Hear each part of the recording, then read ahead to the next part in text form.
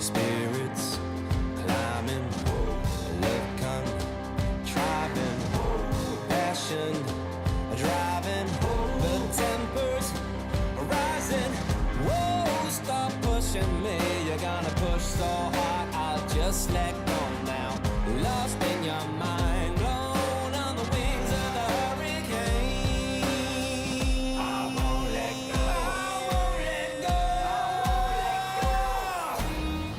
Ain't ever giving up on you, gonna see this storm all the way through. Push right through the driving rain, gonna ride on the wings of the hurricane. Ain't ever giving up on you, gonna see this storm all the way through. Push right through the driving rain, gonna ride on the wings of the hurricane. Ride on the wings of the hurricane. Ride on the wings of the hurricane. Ride on the wings of the hurricane. Ride on the wings of the hurricane. I got this, you know, 'cause I'm in control, 'cause I'm in control, you know I'm in control. I'm in control, you know I'm in control, 'cause I'm in control. I got this, you know, 'cause I'm in control, 'cause I'm in control, you know I'm in control. I got this, you know, 'cause I'm in control, 'cause I'm in control, you know I'm in control. Let me take you for a ride. Close your eyes, come with me. It's a heaven in disguise, just for you. Just for you.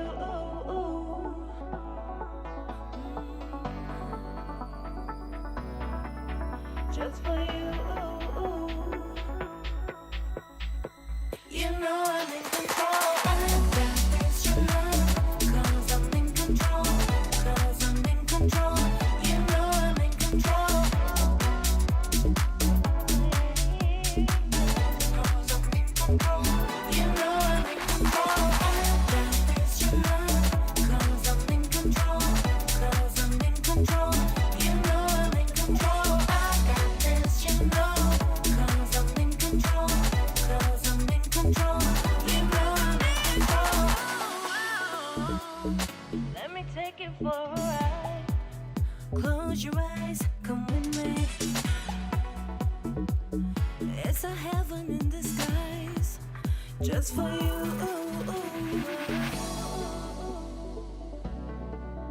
Just for you.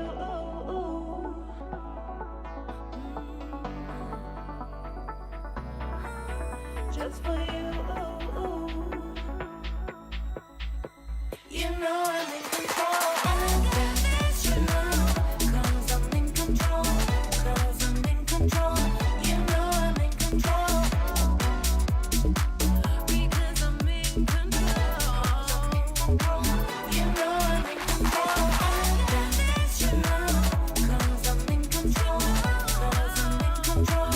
You know I'm in control. I got this, you know, 'cause I'm in control, 'cause I'm in control.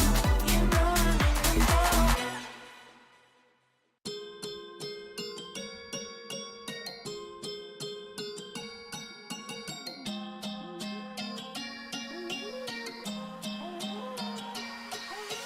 Got a chateau in the mountains, got change, jet set through the islands, I change zip codes like it is nothing. Top 10K first class on my side bang. Shorty went viral on a TikTok, got 'em doing moves in a big mouth, rocking their head doing pop like 20 million streams and she won't stop, can't stop. 911, it's an emergency, call your friends, everybody follow me one by one.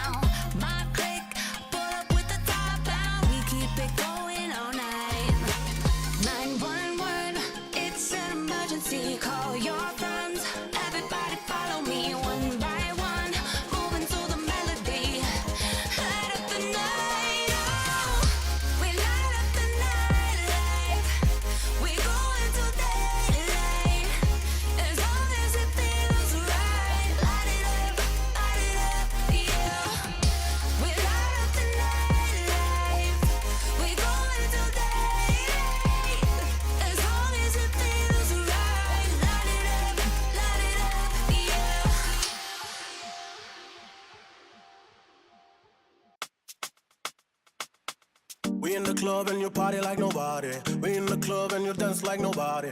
We in the club, girl, you show me your mata, your mata, your mata. We in the club and you party like nobody. We in the club and you dance like nobody. We in the club, girl, you show me your mata, your mata, your mata. Eh.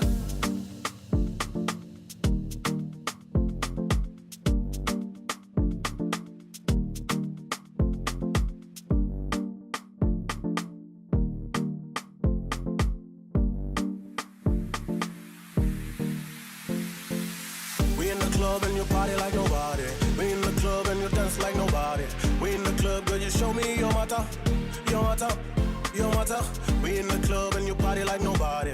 We in the club and you dance like nobody. We in the club, girl, you show me your mata, your mata, your mata. Eh.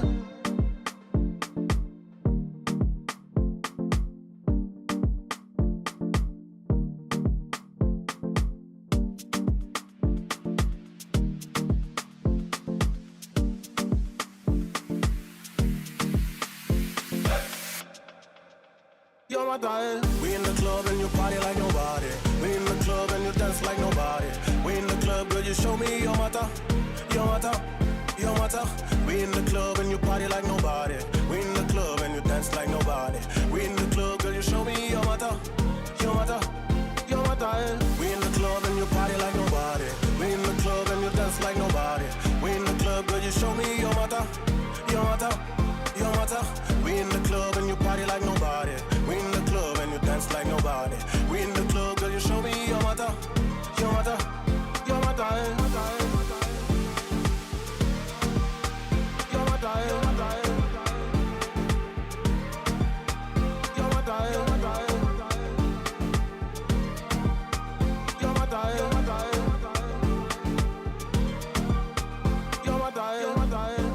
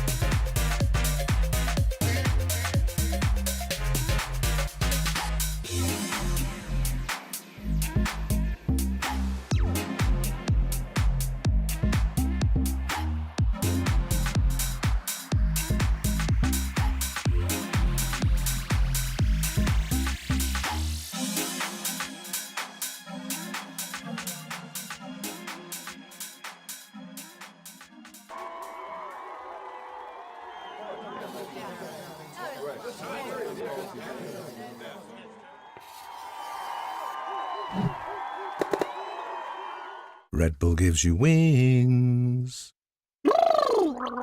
Wingman will want.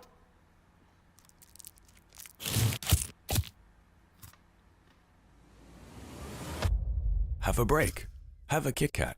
Wingman World will want in a well won't break. Vamos!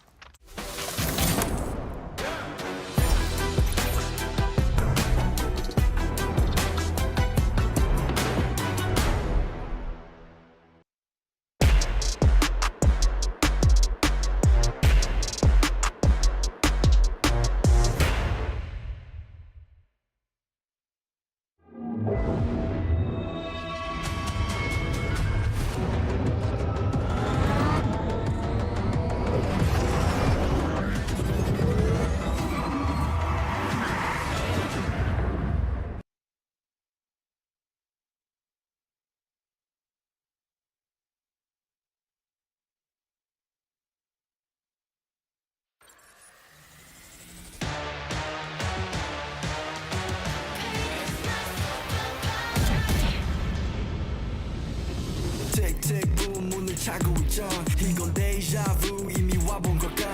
내 성공을 전부 담긴 그릇이 작아. I can't lose 점수 그건 의미 없는 숫자. 내 열을 top 10 걷는 식당 행걸로 채운 옷장 전부 대스탁 상시 주위 red dot 경고는 없어 better not 난 사방에 다 뿌린지 마치 red hot Broken and bruised, what's left to lose here on the edge of forever? If I never win, I'll never fight.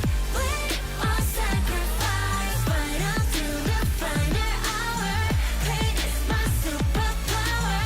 Keep my head up high, run through rain or shine. Cannot sleep without the sun.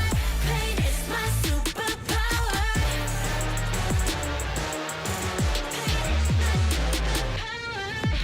할 말 있음 어서 말해봐. Tough guy 되었고여서 도망가. 이제는 시시해 gunfight. I brought a blade. They forgot to shave. 날 주워와 맛보게 fade. 빛이 보여 네 bandits. 끝없는 내 rampage. 이게 나니까 절대 can't change. 내겐 없어 plan B. 오직 plan A. 바꿔 pain every champion into champagne. Broken and bruised. What's left to lose here on the edge of forever? If I never win, I'll never fight. Win or sacrifice, fight until the final hour. Pain is my superpower. Keep my head up high, run through rain or shine. Cannot sleep without the sun. Pain is my superpower.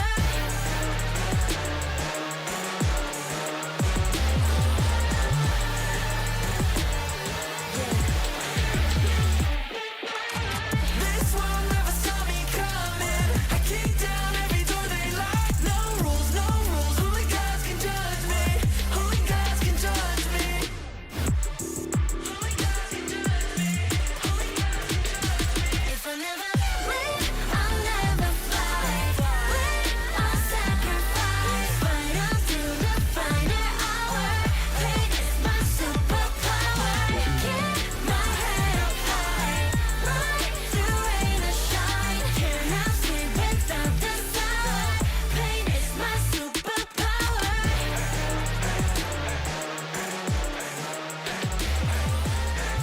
until the final hour.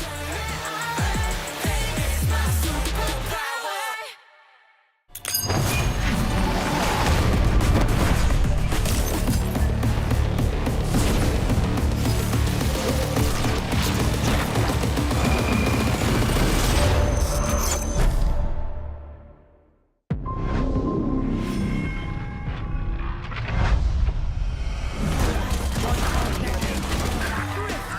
I don't lose control. I just up the score. All I know is go.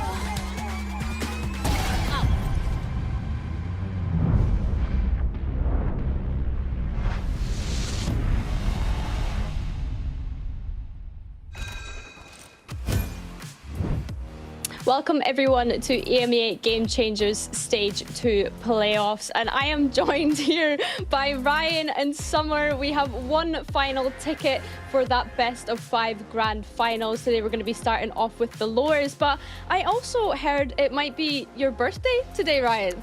Happy birthday. Thank you, and we'll leave it there because yeah, let's move on. We got all the decorations out as well. I can't believe it. I can't believe it. I've been stiff with this like prison wall green screen, and now I'm in some circus. I mean, you did say that we could use the green screen however we wanted to, so I don't know about the brick background, but the happy birthday banners, you know, Nice we just wanted sentiment. to wish you a happy birthday. Yeah, thanks, either way, guys. Summer as well, it's great to have you on Game Changers. How have the games been so far? I know that you guys were on the show yesterday. The reactions, I think, that were clipped of us casting encapsulates everything that we've seen. There was cinema moments, there was like what has just happened sort of. It's honestly everything that you wanted and more in regards to just the games yesterday, yet alone some of the first opening matches we had in playoffs. For sure. Let's have a look at the Game Changers points as well, because we did have a quick look at them on day one, but now as we're moving to kind of the end of this stage, we are starting to see teams lock in the points that they have. I'm talking about Giant X and Twisted Minds in this case. The stage 2 column are the points that they have locked in, but of course we have Gentlemates in G2 and SK Nebula that are still fighting for the points. Those are the minimum points that they will receive this stage, with the grand winner receiving a massive portion of 90 points, which honestly, as we start to look towards stage 3, the competition, I feel like it's close in some ways, but we have a very clear kind of top performer here. Yeah, definitely. I mean, there's no discredit to how Gentlemates have played across stage 1 and stage 2. You know, second to none, had a fantastic group stage even in this stage, and then further on from that, obviously we're talking about qualification, that slot in stage 3. I think it's now up to chance if they don't make it to champs, right? Like, it seems slim pickings as to who can take them down. I mean, it's evident in this group stage, even into playoffs, and so yeah, I mean, fair play to them. But as you look down, I feel like, you know, it's still anyone's game in stage 2. Obviously, this game and tomorrow, and then you've got all of stage 3 to think about as well. You know, there's no solids yet in that format.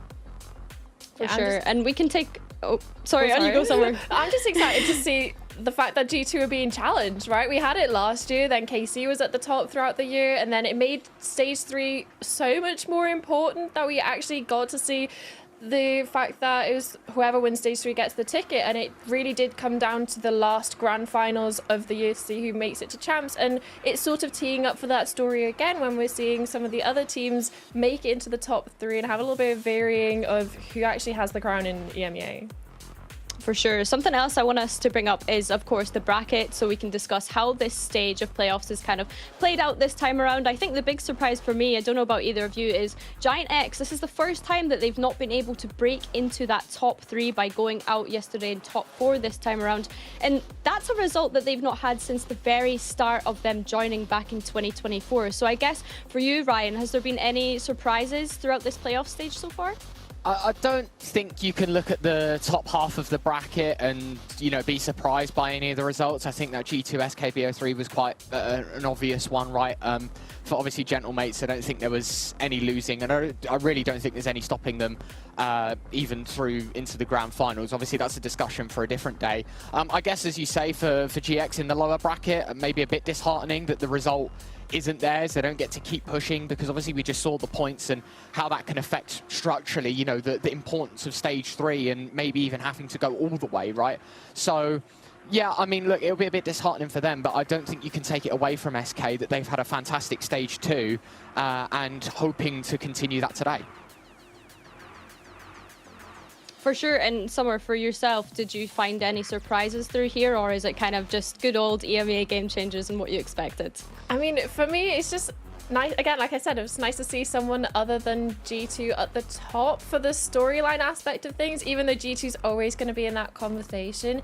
Although you mentioned about GX, this is the first time as an org, again, multiple different roster iterations, but the first time that they've been gate-kept out of that top 3 finish. So it does make things a little bit more interesting when you're looking at the points, and the fact that SK could technically overtake them if they get the victory here today against G2, push into the grand finals. So a lot more chefs in the kitchen, which makes it a lot more fun, and maybe a birthday cake for Ryan will be a lot more interesting for tomorrow and seeing who wins.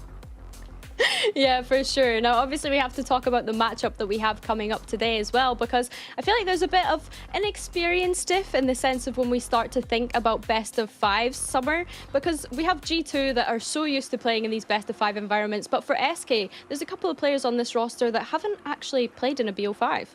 This is the more interesting aspect of things. So sure, G2 as an org have always been up there, but Mimi as a singular player has, this is going to be a 21st best of 5 in her career in Valorant. Yeah, before you even talk about games she's played before coming over to this one, but then it's also the experience of some of the other players you have on the roster. You have champs, you have LAN. There's so much breadth of experience on that G2 roster that when you do compare it, you have to be looking towards this team as the leaders of every stat realistically coming into this matchup. Last year we saw role swaps, roster changes, and G2 kind of being gate kept out of a grand final up until that point of stage 3 last year. Ryan, what do you feel like is looking different for them this year, considering that they were in that stage 1 grand final so far this year and they're now hoping to make it to their second in stage 2? I think they rely more on the consistency, right? Like, obviously, some are touching on the fact that Mimi's been here for forever. Like, yes, sure, the pieces change, but I do feel like the mentality and the motto for G2 Gozen has always been the same, right? Like, I was saying to Summer before we jumped on today, like, the one name I think you synonymize so much with GC EMEA is G2 Gozen. So I feel like it's only fitting, you know, maybe the plot armor, maybe it's just a case of over time they've still got used to whatever roster they're building and the changes that they make. But I don't think it's any surprise that they're here. Yeah, well, another name that I think of when I think of GC EMEA is, of course, G2 Mimi. So I actually had an opportunity to chat with her a little bit earlier today. Thank you so much for joining me, Mimi. I just want to jump right into things since we have such limited time here. You had mentioned that the competition is the highest it has been in EMEA Game Changers. Do you feel like that then puts pressure on you to be able to innovate a bit more to stay in that top 3 in our region at the moment? I think the expectations are more from the outside than from, you know, from us. I think that people just always expect G2 Gozen to be on top because that is kind of it's a position that we have put ourselves in. And if anything, I'm just happy that there is a proper competition in EMEA and you know, just throwing away stupid rounds that shouldn't be possible to lose. And it's just like, it's been a thing for us ever since champs, really. But you know, it's a work in progress. It's a competition after all, and it's difficult to handle pressure. And it's just something that you need to learn how to deal with. I think Amy had mentioned this the other day as well, like getting back to enjoying the game and struggling in pressure moments. How, I guess, are you helping, you know, let the team feel better going into those pressure moments? Because I feel like we are seeing it a lot. I think you mentioned as well the other day about like the mid-round calls sometimes get a little bit messy. So how are you trying to like calm that down and keep it composed so that the rounds do feel more effortless? Sometimes it's more about like someone just being the voice of the team and be like, this is what we're gonna do. And sometimes we have like different keywords to make things a bit more simple. And other times it's just Drew timing out, telling us, calm down, you know, it's fine. This is what we're gonna do. And just enjoy, calm down. It's a video game. Let's have some fun. And we have also been watching this video from like a football coach who has been doing a lot of pep talks, and we're making sure to like try to implement it a little bit in our own comms to make sure that we're enjoying the moment, because ultimately that's just what we are forgetting sometimes. You know, it's a video game, it's supposed to be fun, we're supposed to laugh and like enjoy our lives. For sure. Listen, I love that mentality, Mimi. Of course, you're no stranger to a BO5, so best of luck in the server today, and hopefully we get to see you in the grand final. Thank you so much. Now, on the other side, of course, G2 Gozen will be facing SK, who I think it's fair to say have had quite a Cinderella fairy tale sort of run when we think about them being relegated back in stage 1 to now finding themselves where they're actually pushing for a grand finals, Ryan. So I'd love for you to just kind of talk me through their roster and their journey that they've had here in playoffs this time around.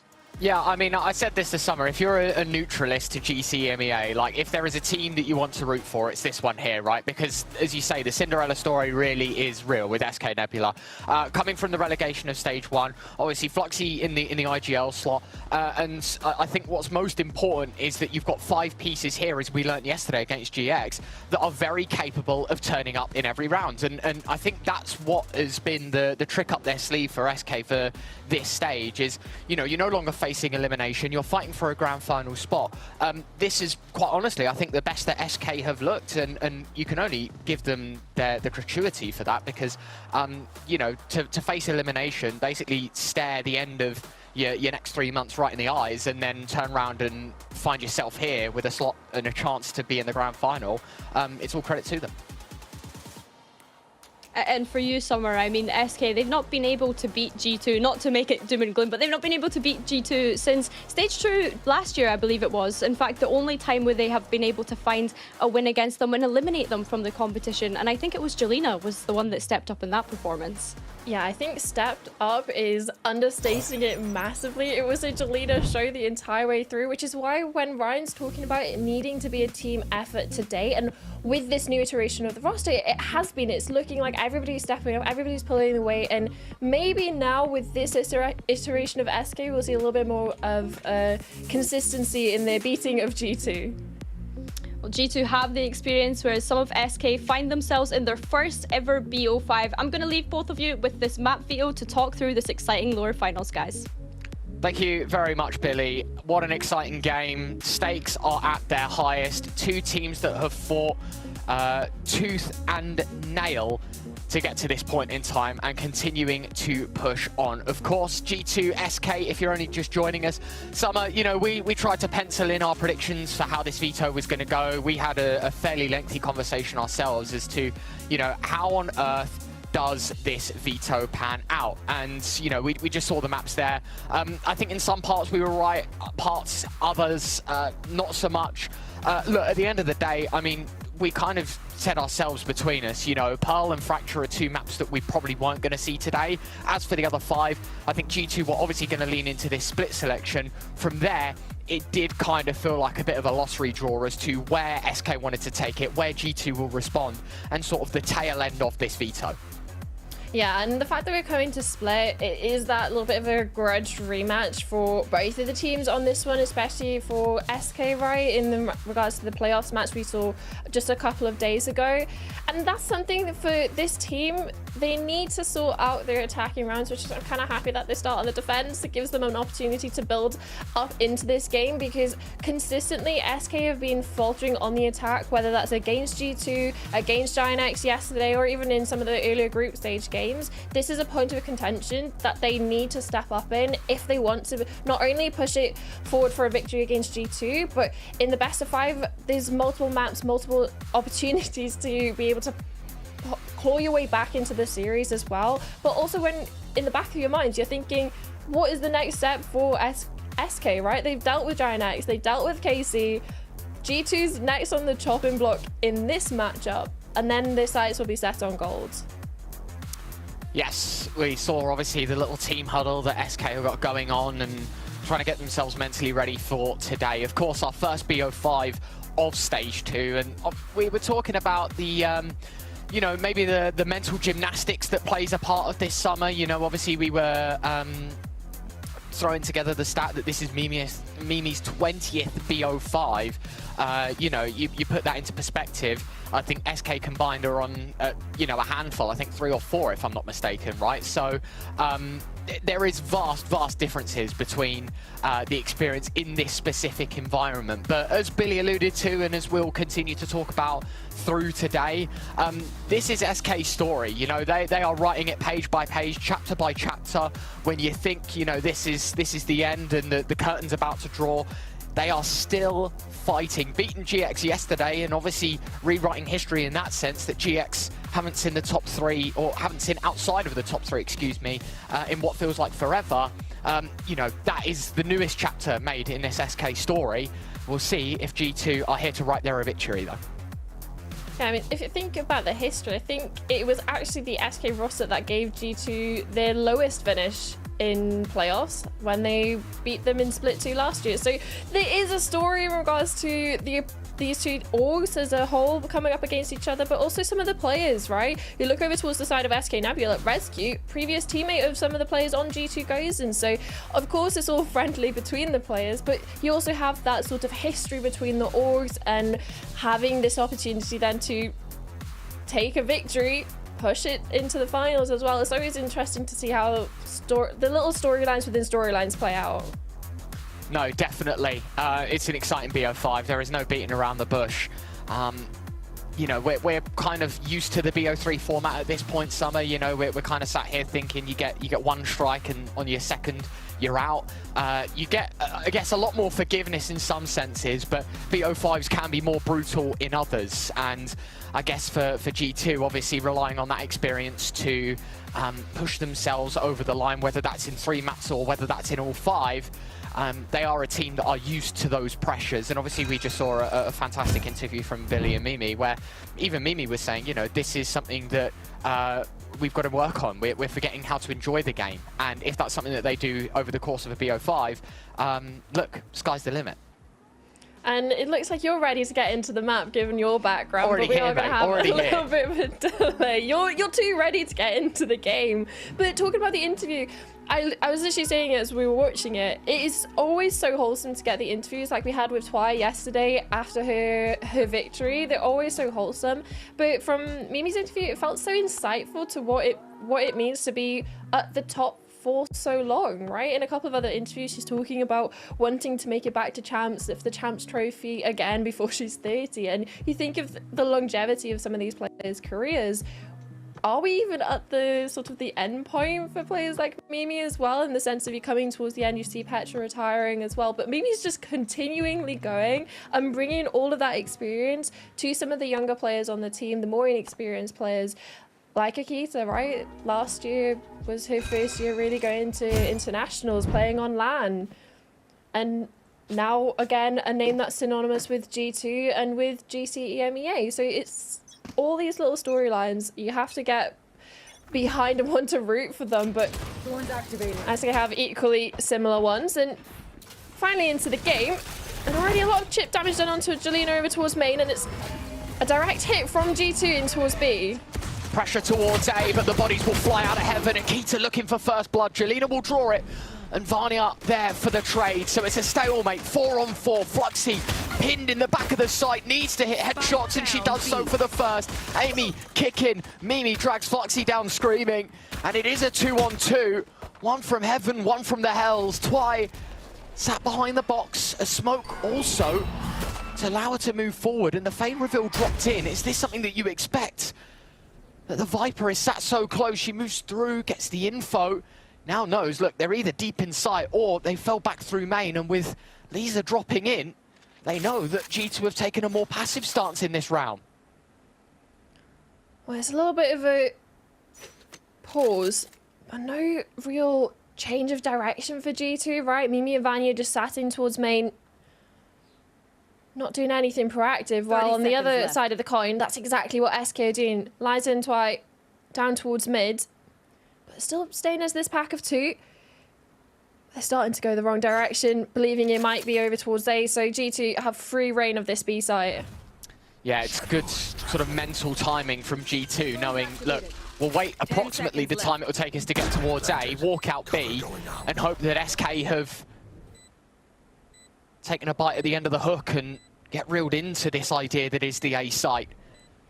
And I mean, they don't just go for the site control, they are going for the rat. Lisa is holding, but SK have got to make a move in here. Silent drop, both players wanting to move forward. Mimi up in the heavens, spots out one. Lisa now stuck, rock in a hard place, got to try and play for the objective, but with the spike in the open and knowing that there's a body towards heaven, you just have to try, swing for the fences. Mimi's hat-trick, G2 with the pistol. It's perfectly played from G2. You're talking about the timing. They get the free sight, planting one of the most annoying positions to try and retake from, especially when you're both retaking from the same position from heaven. Possibilities to wrap main, wrap heaven, or even stay in towards spawn. Need a drop.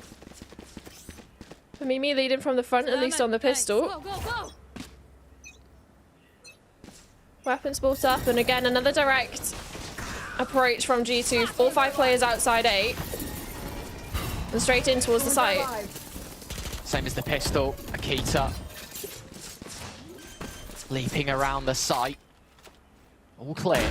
SK with no defenses on the spike site itself. Instead, it's a retake where a lot of these players will pivot from heaven towards main. Amy brings the wall up, and quite the fortunate time to do so as well, because it's so many bodies blocked behind it. And with all of this noise being made, kind of know that the gig is up for SK. Flank is in, Amy! Oh, no. Just stay alive now. You've got the information fed through the channels of G2. Mimi, her 4th kill so far here. Make it number 5 as the Sheriff continues to hit haymakers. Akita clearing out heaven. Fluxy's waiting in the wings. Amy gets one back. The reactivation from the second pistol of this G2 attack. Spike goes off, Amy falls, but it's all the same for G2. They are drawing a second round here. I mean, they do lose one of the Vandals invested. It's at least something for the SK team to write home about as they invest in towards this. But you can see in the replay, it's just a direct hit in towards A. No messing about. With Amy just not getting cleared out initially, sure, she doesn't necessarily get the kills when she peeks out from main, but it's the threat of that position. A lot of pressure on towards the SK side. Go, go, go. Hopefully an opportunity to alleviate with a third round win here. The money. A little bit less one-dimensional from G2 as they split their forces up.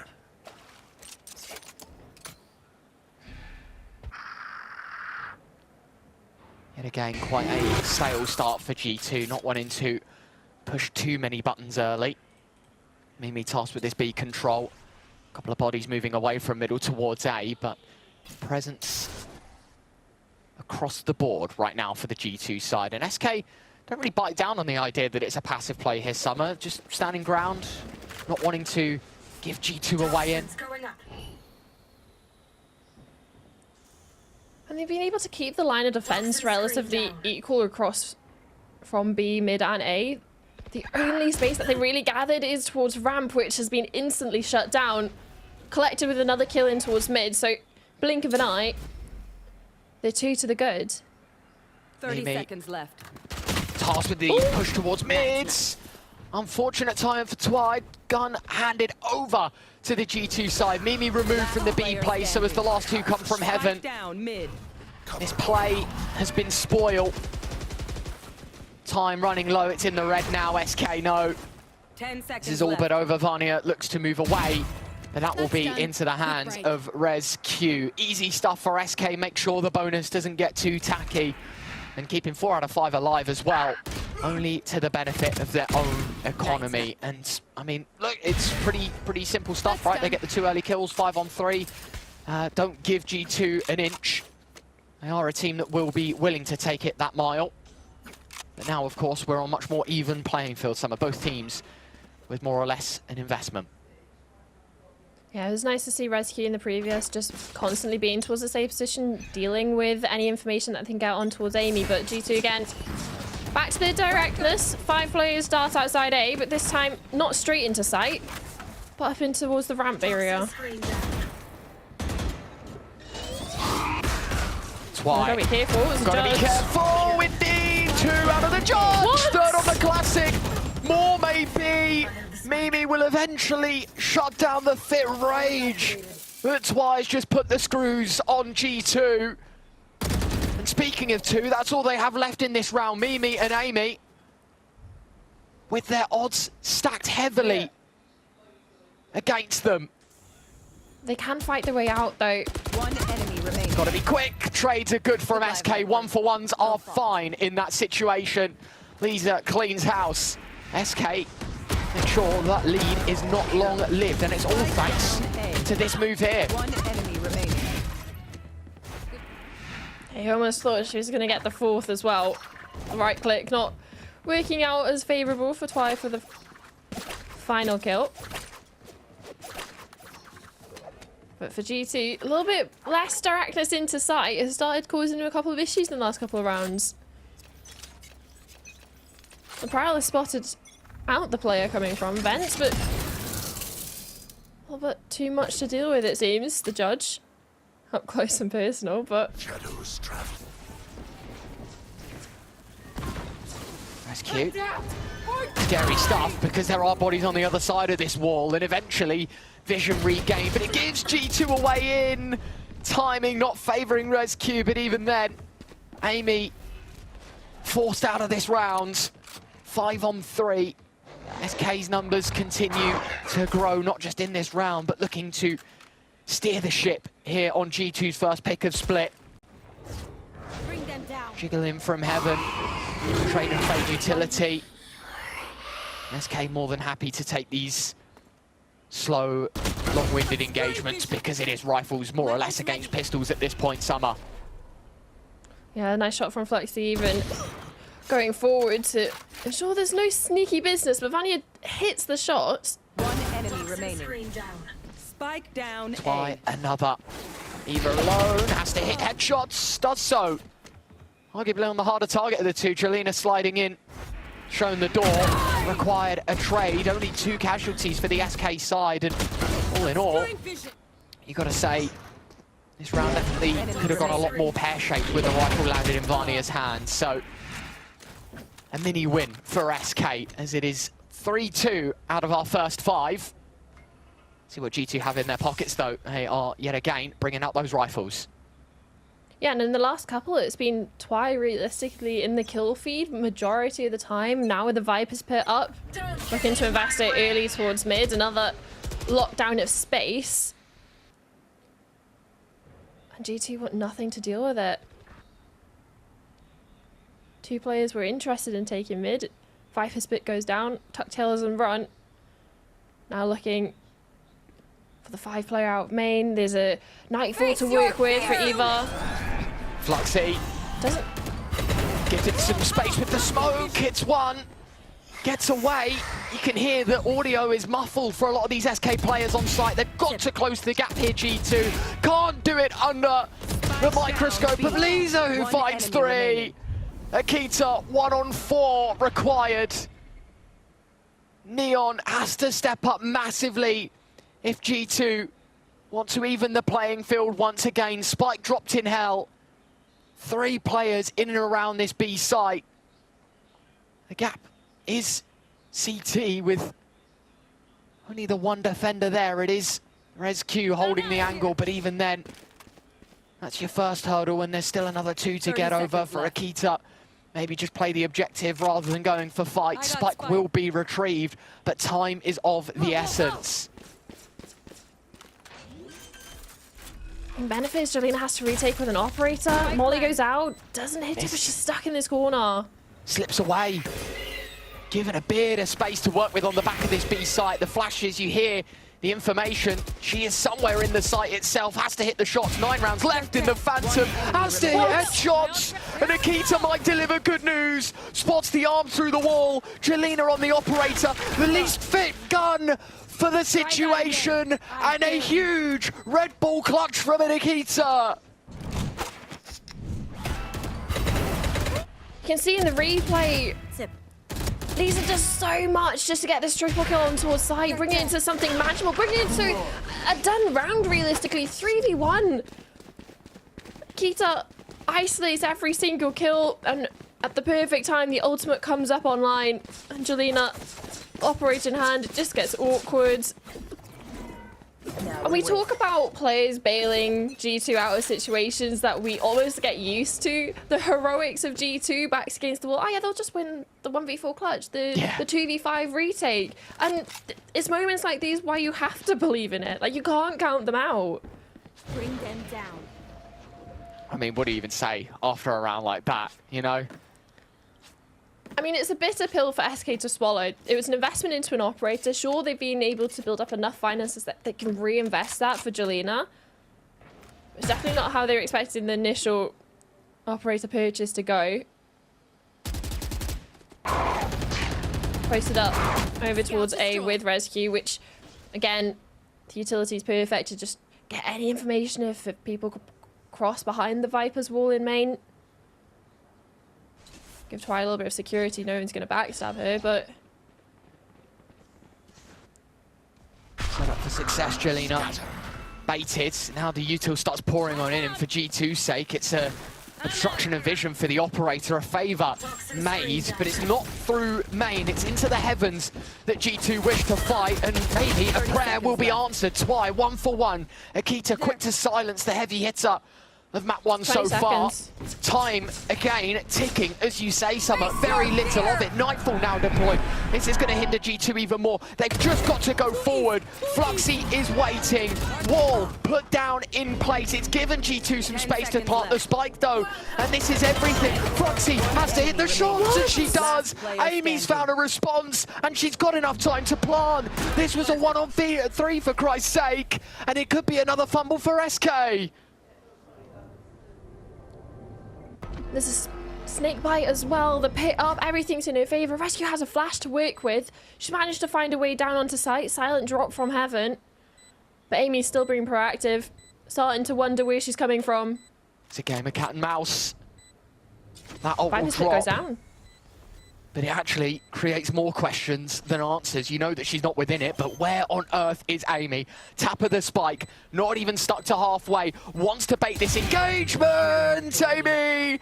Another fantastic round. Unbelievable stuff right now, G2.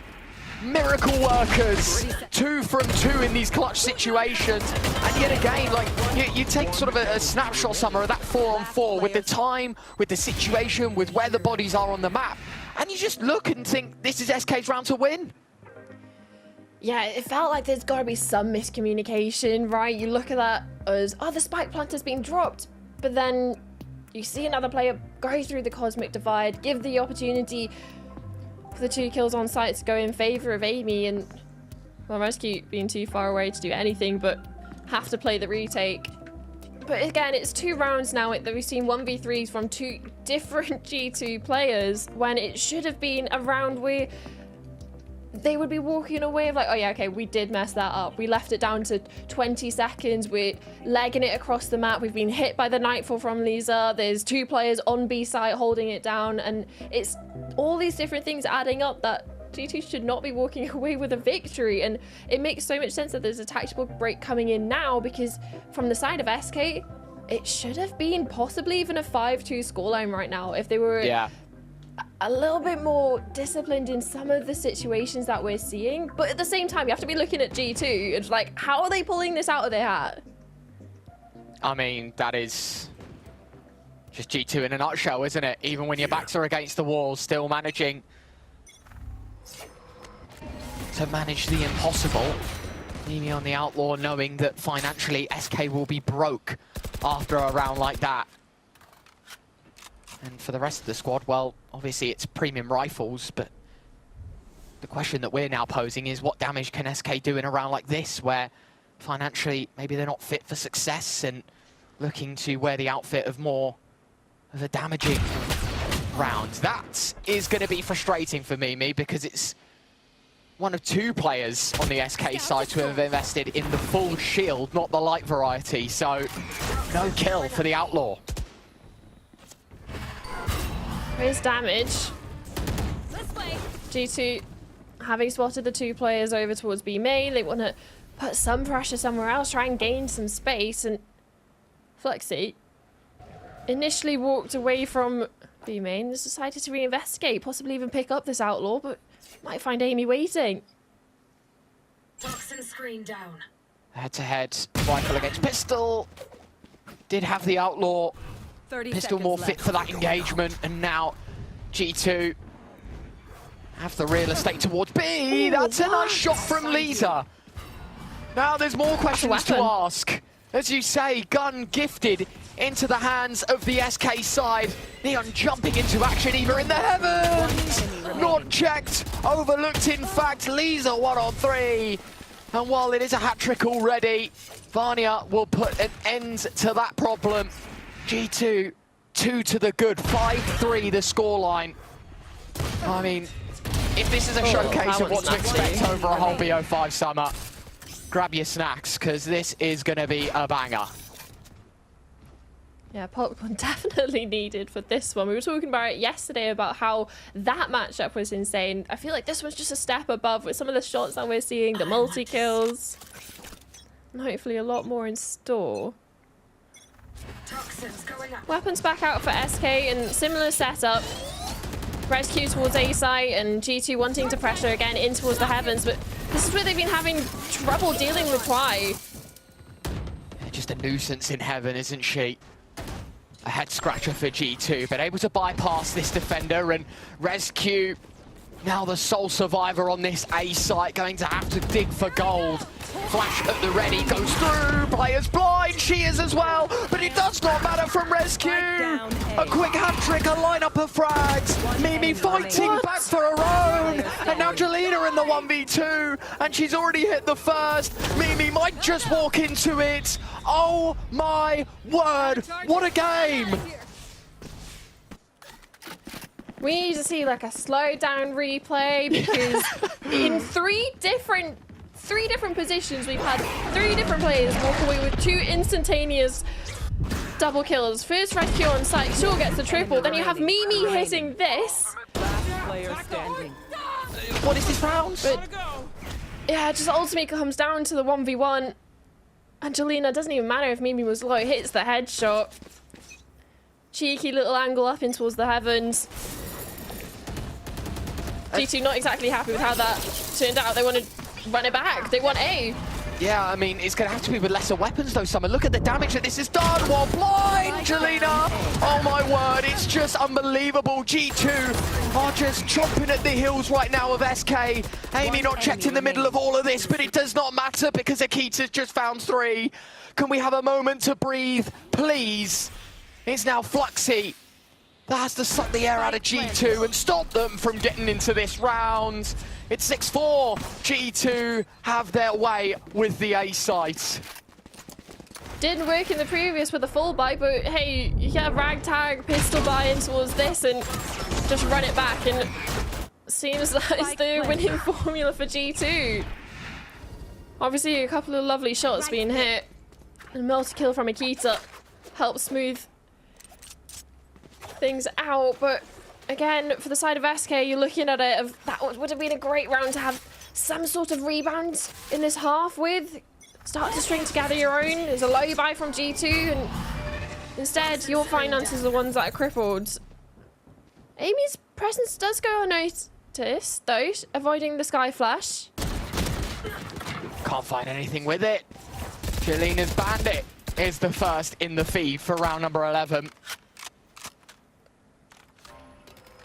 Fluxy low. Lisa now removed from the equation as Akita's able to find one with the Outlaw. 4-on-4, numbers left level. Prowler deployed towards B, but it's of a big disinterest for G2 right now, and you can see pings going out on the map. The wall is up towards A. SK have taken this to heart, though. They know, wait, no push off the back of the Prowler. We've got to get the info. They know that B is clear, but how quick do they arrive? And I mean, even then, A is completely engulfed by Mimi space. Yeah, and given the fact that they didn't actually have that mid control for long, it's taken a little bit longer to get the spike onto site, not taking any chances, jump peeking every corner, waiting for the pack to arrive. But still for SK, sure, numbers are equal. Fluxy's had some health restored, but it's still pistols. Thorns activated. Thorns up, SK.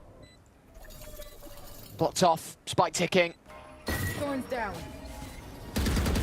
Spam through the smoke, doesn't find much. Flashbang not there either. Neon stun round the corner, slides into action, goes Akita and Mimi.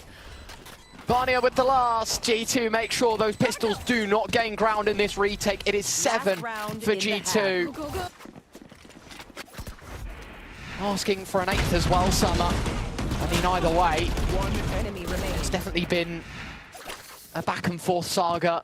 Teams winning on weaker buys, teams winning unthinkable situations. You can't help but think, as you say, you know, at the start when we were 6 rounds in, you know, SK could have been miles in front. Instead, G2 have capitalized on this opportunity. But that's the thing, it's not teams, as in both of these teams winning 1v3s, it's G2 constantly on the back foot, but somehow coming out on top, and back foot early on again with Jelena getting the first pick on towards Mimi. Operator now in hands, ultimate as well to help, so back against the wall, she'll have that to rely on in the close quarter engagements.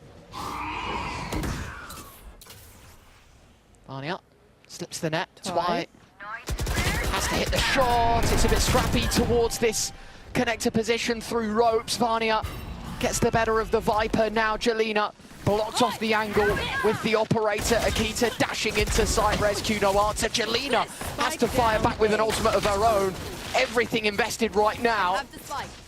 And while Akita finds the duelist counterpart, it's still a 2-on-2. Nightfall now deployed, forcing Eva out of this early position. And now Lisa forces Eva's hand. 1v2 for the initiator. Has to hit heads, has to hit them quickly. Lisa, a hat-trick of her own. And look, ladies and gents, we are going to be going to a break, giving yourself a moment to recap on what just happened in the first 12 rounds. A chance to relax maybe, but the carnage is constant here. SK5, G2 7. Our first half of our BO5. Some cinema in front of your screens. We're back after this. Don't go anywhere.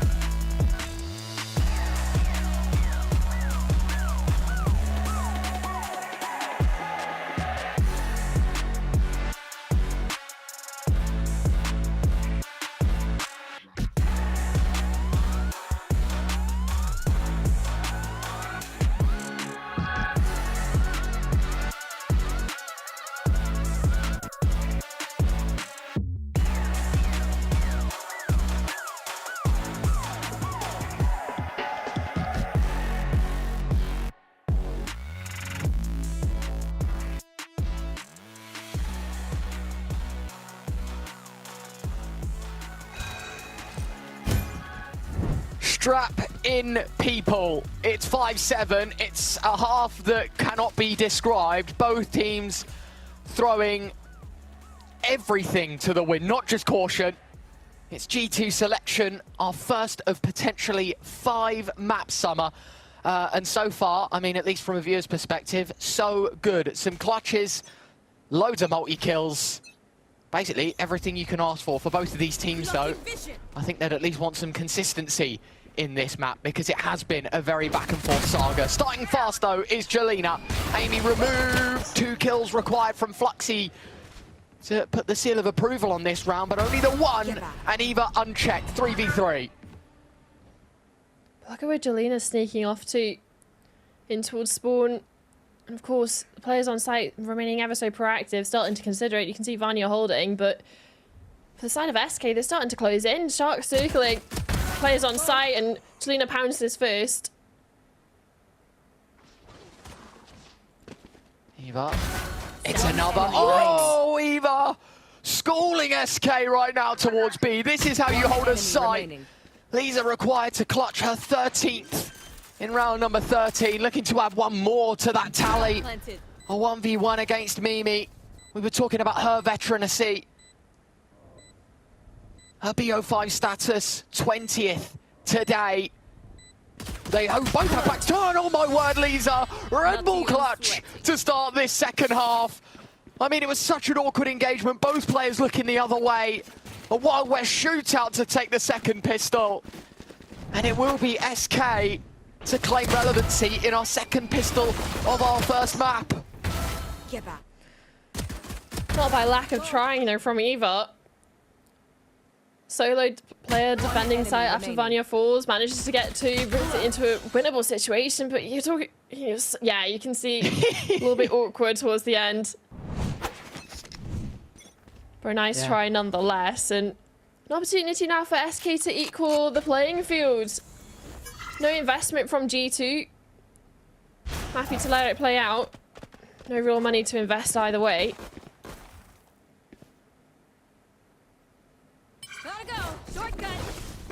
Ball goes up. SK faking the idea that B is under threat. G2 now with 4 pieces positioned on the left-hand side of the map. And that's going to give Twice some good leg room here towards A. Here. Not crammed into anything. You can see ResQ with an idea that maybe someone is behind the box. Always a chance that someone started there.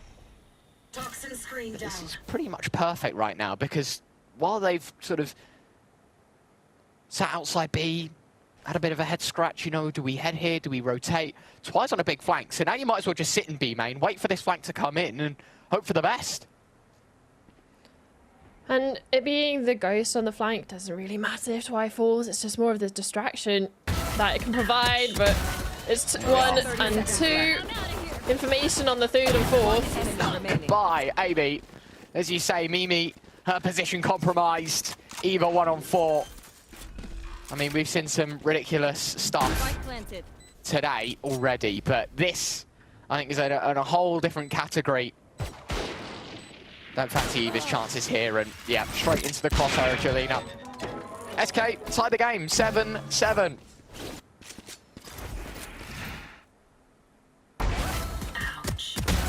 Yeah, nice little double. One enemy remains. Obviously not fully expecting the biggest flank known on this map through A to backstab on B.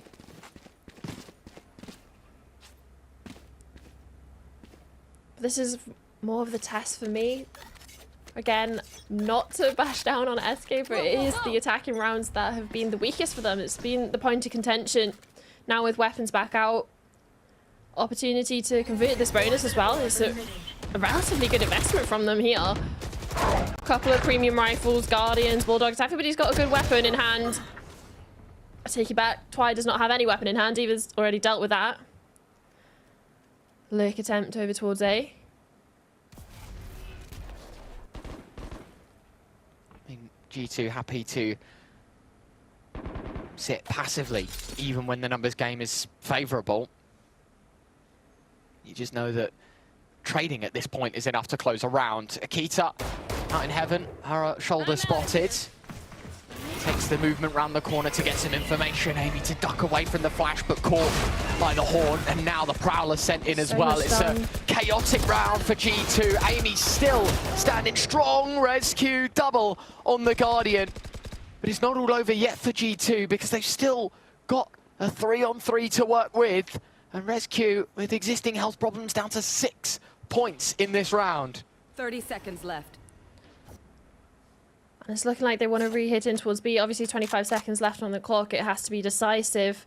G2 decide to vacate site. Opt in to play for the retake. Repositioning in towards heaven. Poison's off. That's the last flash. 10 seconds left. As well being utilised. Timing.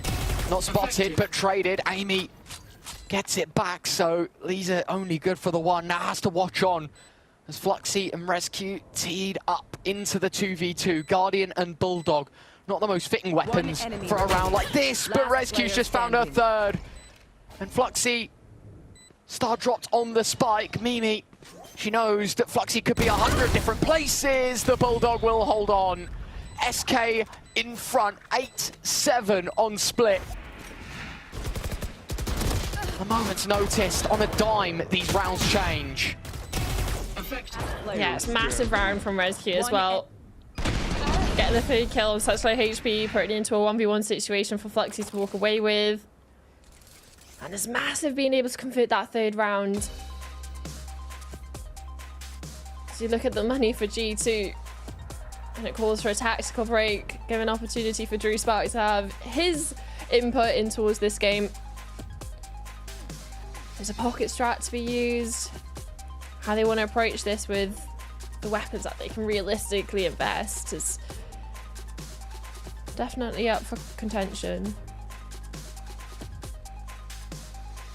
Quite jovial music for a very serious moment. Of course, this round is an eco from G2, but you kind of need to take this minute to discuss your path back into this map. SK 3 from 3 on the attack, and obviously something that we talked about in yesterday's game when we watched SK play GX, and you know, even alluded to it in the pre-show today, and it's that, you know, SK's problems majoritively come on that attacking side. You know, when we were looking at this G2 matchup that happened earlier on in the playoffs, I think, you know, upper bracket game earlier this week, you know, I think it was, what, 2 attacking rounds in 2 maps? Like, it wasn't a good outfit for SK, and you kind of thought, even in that GX game, you know, those problems, it wasn't just a one-off, it seemed a bit consistent. If they can squash those issues today, though, it would be one hell of a time to start having some fortune on the attacking half as well. I mean, it'd be the perfect opportunity to do it. In perfect time. The best of 5 that could push you to the highest place finish for most of these players in GC EMEA history. And for the org themselves. Bot destroyed.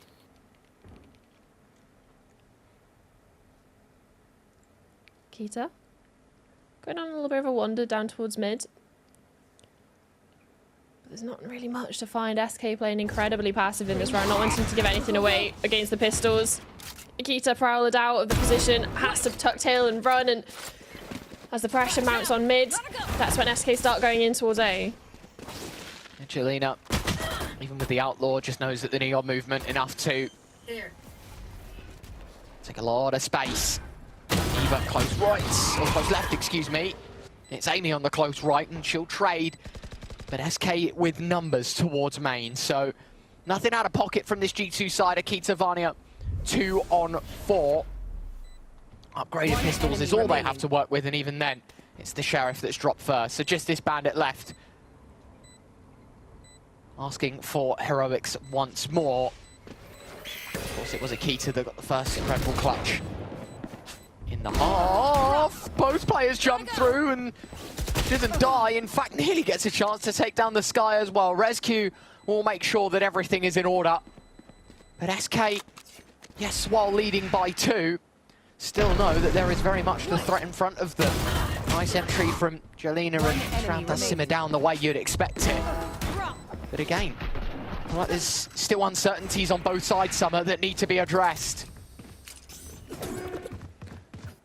G2 opt in for the operator for Kita. Might be their way of addressing the issues that SK are posing on their attacking gambit so far. Posted up likely ahead of the Viper's wall over towards A, so it gives a little bit more freedom for G2 to rotate over. You can see Prowler gets around the angle, and instantly both of the other defenders rotate in towards help over into B to help over towards the west side of the map, which might be the perfect play because all 5 players of SK are pulling the plug and going. They're here, as you say. This is no split push. This is what you see is what you get. SK taking the fight to G2 in the back of side. Fluxy with the opener. Vania will trade. TPs across the board as Vania tries to escape to better cover. Goes through. The smoke is Fluxy, but her role insignificant in this round. Amy finds another. A 2-on-4 rescue through the smoke. How on earth has she found her way through? Both players towards spawn, and now it's all in the hands of one. Eva alone. G2's pick really put up for debate because SK have found double digits, 10 on the board for this attack. It's chaos on the site hit itself, and you're looking at all the initial kills going in favor of G2, but it's this flash through the smoke.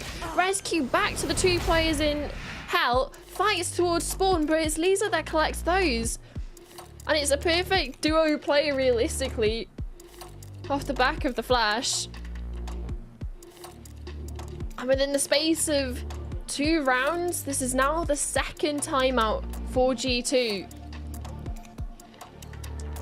Problems clearly not addressed in the first, and off the back of double digits hit by SK, G2 have to be feeling the pressure now again, back onto a situation where you're looking at the money. Vania, sure, and maybe a conversation for Mimi have enough to invest, but players like Amy and Eva definitely don't have the funds. As you say, looking for their 2nd minute of wisdom, this G2 side. And with your backs against the wall at this point in the game, you kind of do need to pull a rabbit out of a hat. Vania with some decent creds, Mimi not far behind, but by and large, I mean, G2 kind of have to bow out financially of round number 18. Gonna have to try and live a better life in upcoming rounds rather than the present, which kind of feel like gives SK all the chips here when it comes to split. So they've got round number 18. Can G2 deliver more of that magic that we saw in the first half?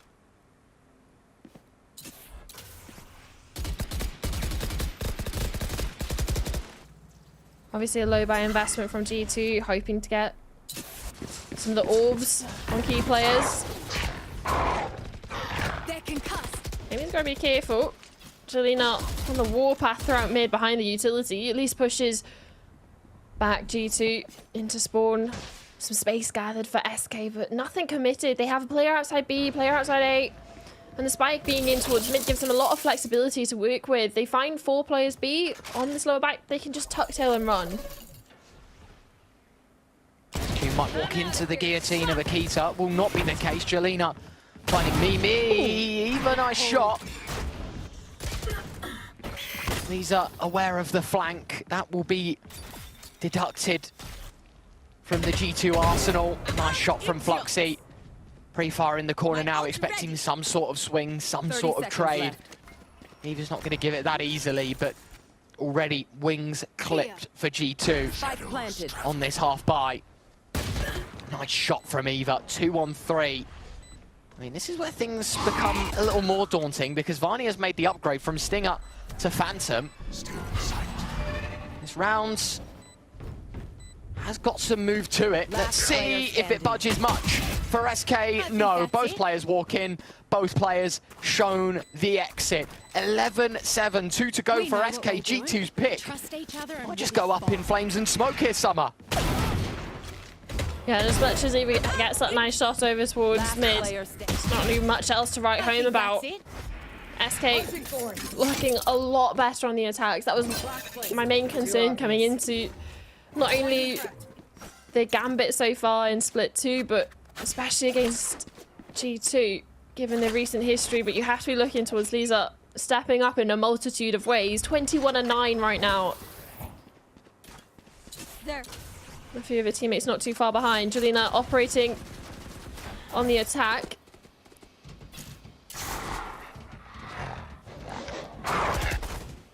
Wanting to get an angle up on towards A Heaven. Post up. There.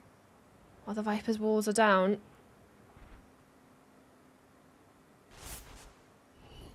Wall. I mean, you can see obviously on the X-ray, but it's so tantalizing. The silhouette moving back and forth. Amy kept alive by her utility, but still work to be done. SK inching closer to this A site. Omenol TPs. I think it's given up the game here. Look, they know it's not B, clearly, because there are numbers rotating, or at least looking towards A. I think they're cautious that the only other window of opportunity is in middle. But they have to start going soon. 35 seconds left on the clock. Dealing with the Vice utility over towards Heaven, but they have to deal with the Vice on site. Viper pit as well. Still garden available if it's needed. Important kill. Mimi, Amy, both kills found. Jelena gets one back. Amy still within the pit, trying to be a nuisance. Jelena running through, and the util hacks at the legs of Jelena and forcing Fluxy to run. SK denied of their 12th. A combination, Mimi, Amy, both with kills. Cavalry arriving at the perfect time. And G2 will have themselves their 8th. This defense, I mean, look, it has to be basically faultless from here on. It's a good start. So far, so good for G2. Yeah, relatively simple in regards to the A site hold. It gets down to 25 seconds. You hear the drop coming in from Heaven. You pop the Viper's pit and play around it. Obviously with an assist from Mimi. And it's buying time, realistically, that helped G2 push that round into being their first defensive win. Of SK had no option but to force their way through the Viper's pit, force their way on towards that A site.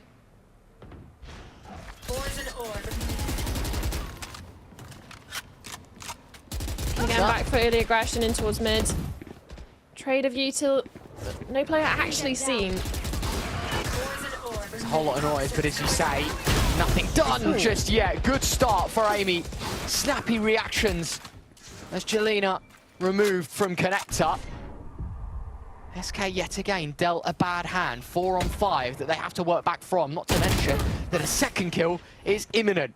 Amy's found Twy, that Viper head-to-head going G2's way, and all of a sudden you are reliant solely on the Astra to create the space inside. You have still got the info gather, the double initiator, Sky, Fade combo, but this is a round where you're cut off completely. 2v5, in fact. Fluxy gone now.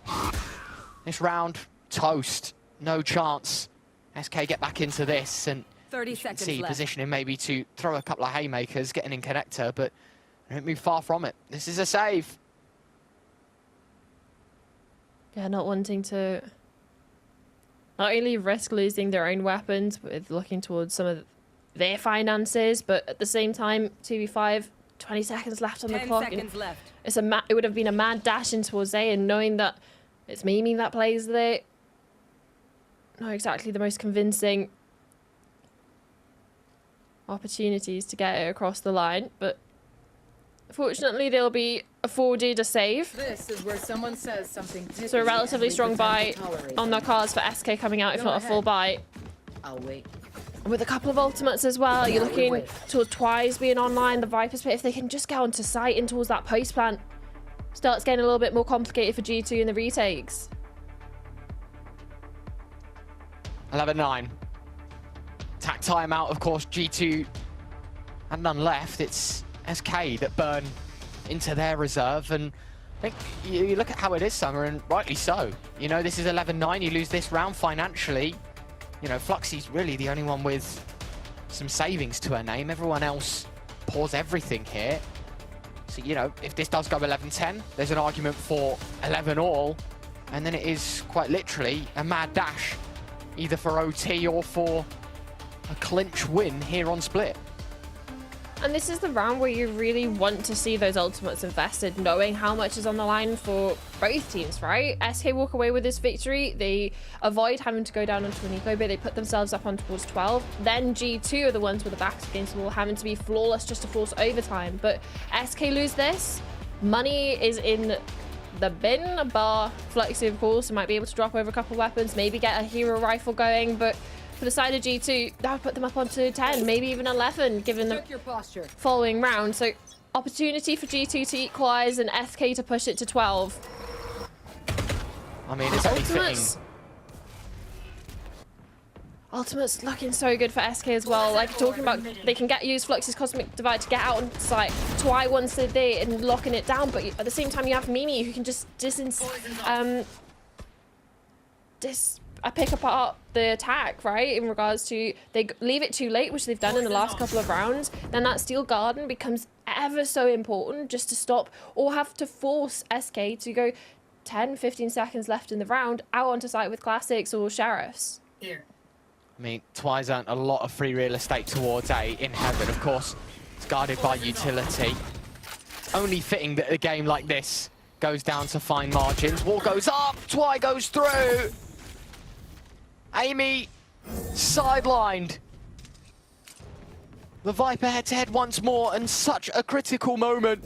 Mimi now in the heart of it all. It's gonna get messy. It has to be Mimi. The reveal actually doesn't get her.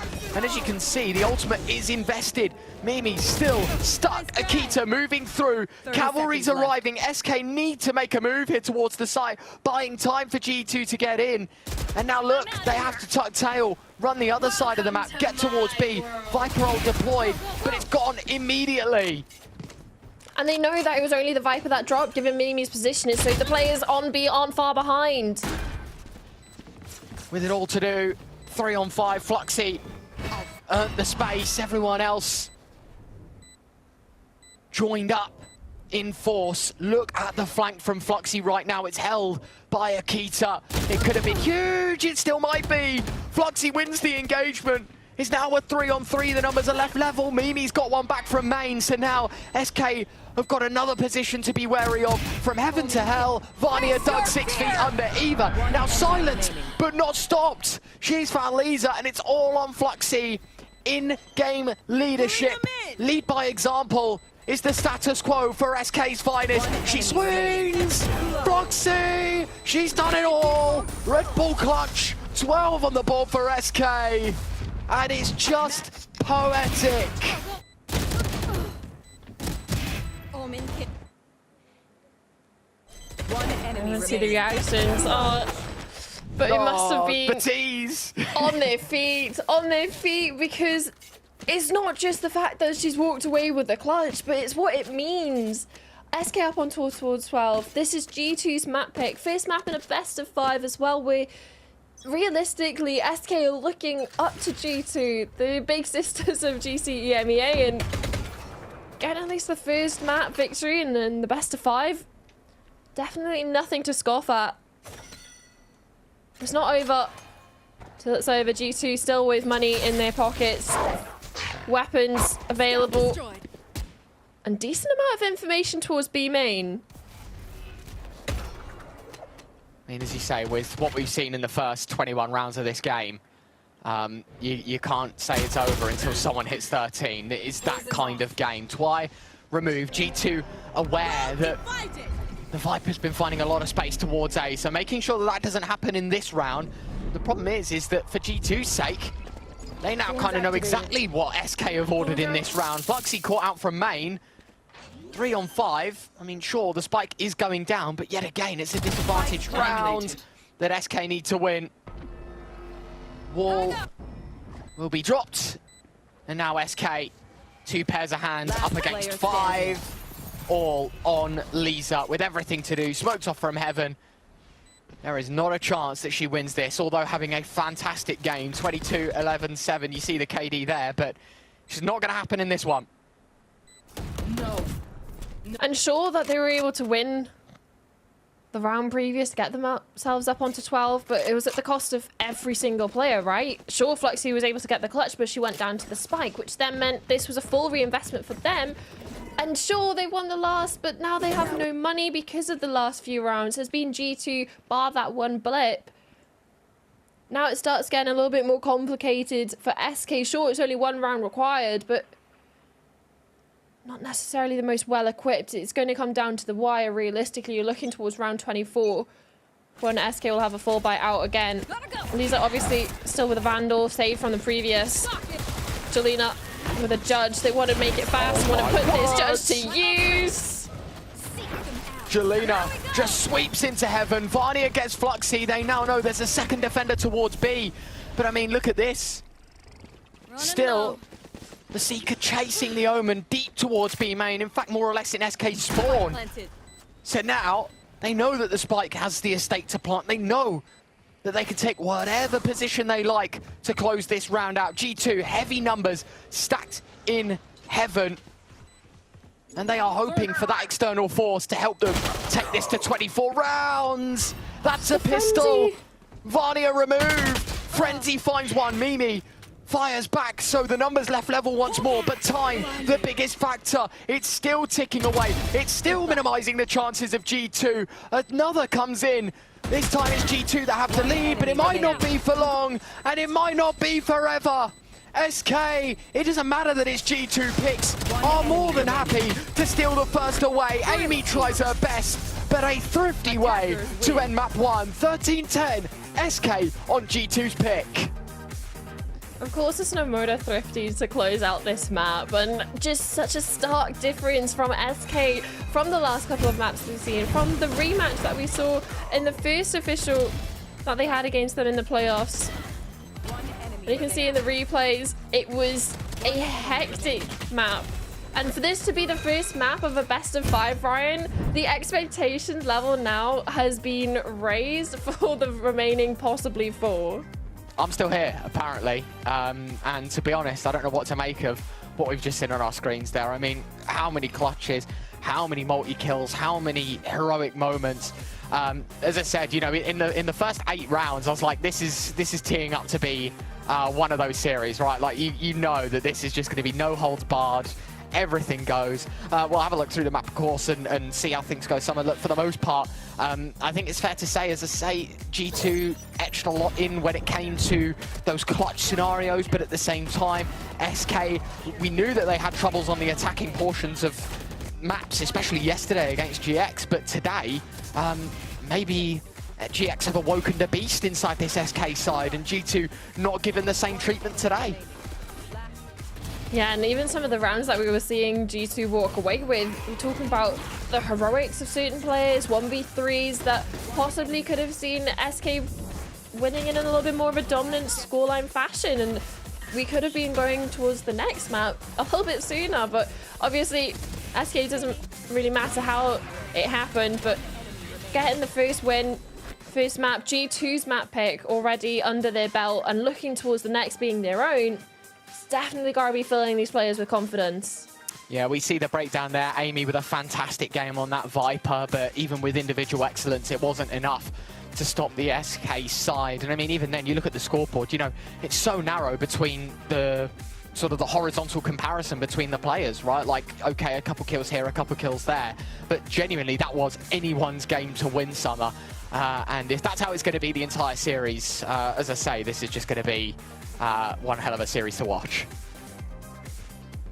Yeah, I don't think there's any sort of complaints about what we've seen on that map in regards to the entertainment factor. And when we're looking towards other things that we could possibly be seeing going forward, my eyes are definitely on some of the players that maybe to step up from the side of SK that haven't necessarily had the chance in the limelight. We talk about Lisa has just been a consistent fragger throughout the last few matches that we've seen, but also Jelena as well. And I believe there's an interview that we have that Billy actually conducted earlier in the day, and I'll throw that to them to discuss about what this best of 5 means to them.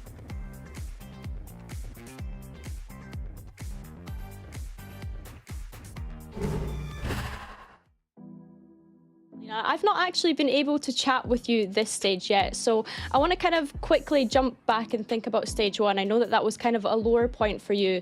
What do you think has kind of changed from stage 1 to now to become a top 3 team, and how did you kind of work to get that confidence back individually? I mean, individually, I've been just trying to play the game a lot more, but I think like the biggest difference from stage 1 is that like when we went and played the contenders to qual for this stage, we went for the bootcamp together for the first time as a team, and I felt like we got to know each other and we kind of started vibing more, you know, as a team. I think it helped a lot. Yeah, that makes sense. And obviously, some of the players you already know, right? You've been reunited with an old friend of Fluxy, who you played with super briefly when we think back to Alliance Coven back in 2023. Yeah. How has it been having her as an IGL, but also being reunited? I mean, it's really nice. Like, it's really nice. It's really nice. No, but yeah, we used to like play a lot of ping pong back in Alliance Bootcamp. We have a ping pong table here as well. We get to have some fun between games. No, but it's really nice to be with her again. I love that you guys play ping pong. Who's currently winning? Do you check like who's been winning each time you play? I would say it's me, but I don't think Lola would agree, so... Listen, I'm sure Lola's all right at ping pong, but I will take your word for it, absolutely, Jelena. I want to also ask about your chamber. It's looked absolutely incredible. I think it's been 35 first kills and 12 first deaths this stage, which realistically is all you can ask from a chamber. Was it your decision to pick up this agent? Yeah, it actually was. When we were looking at the comps, I saw Comeback playing Chamber, and I was like, I went to everyone and I was like, guys, what if I play Chamber? You know, like, and we just ended up trying it and it worked out, so we kept playing it. Honestly, I love that. And it's so great as well that you kind of have the ability to say, hey guys, I want to play this. So that for me is a really good sign of all things going on at SK. Listen, best of luck today, Jelena. It's been great to chat with you and we can't wait to see you in the server. Thank you.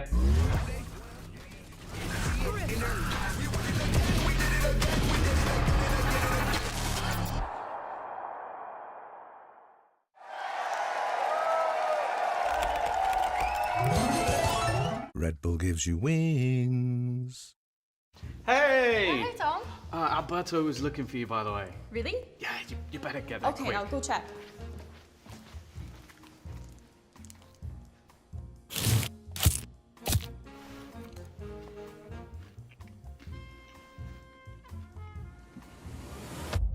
Have a break. Have a Kit Kat. Tom Biz. You've had your fun. It's my turn.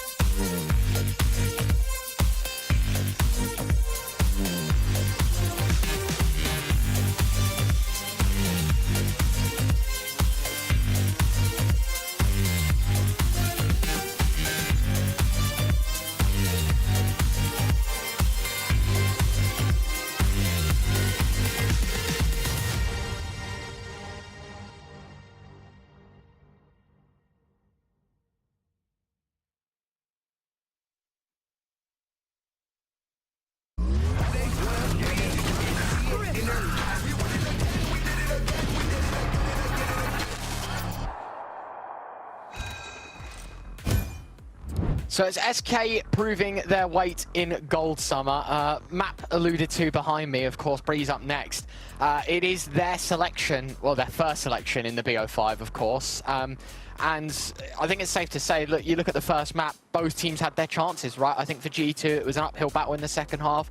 We talked about SK's woes and troubles on the attacking halves of maps, and it seemed to be no issue in the previous. Of course, BO5s are the biggest test, though, to the mental aspects of Valorant, not to mention, of course, how draining physically playing these long series are. That's where G2 goes and are expected to thrive. So even though they go a map down on their selection, you kind of really, I mean, never count out G2. Not just because it's a BO5, but they are just that kind of team. So we see what they put up here on Breeze as we head into Agent Select.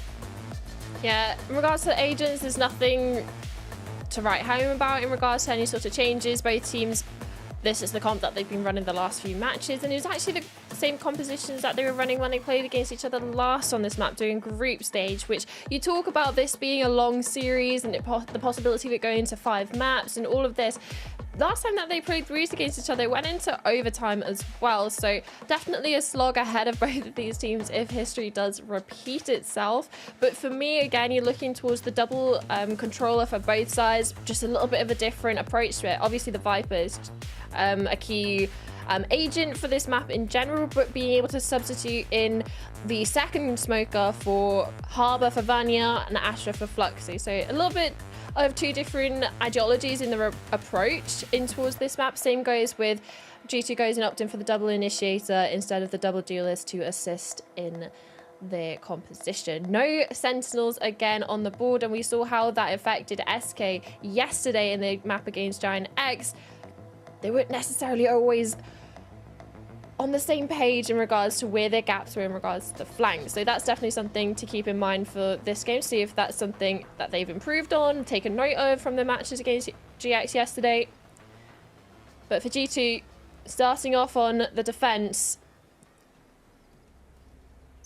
hoping to set the rights of a missed opportunity on split to collect a map. Early removal of the owl drone. So Sova, duty quickly rested.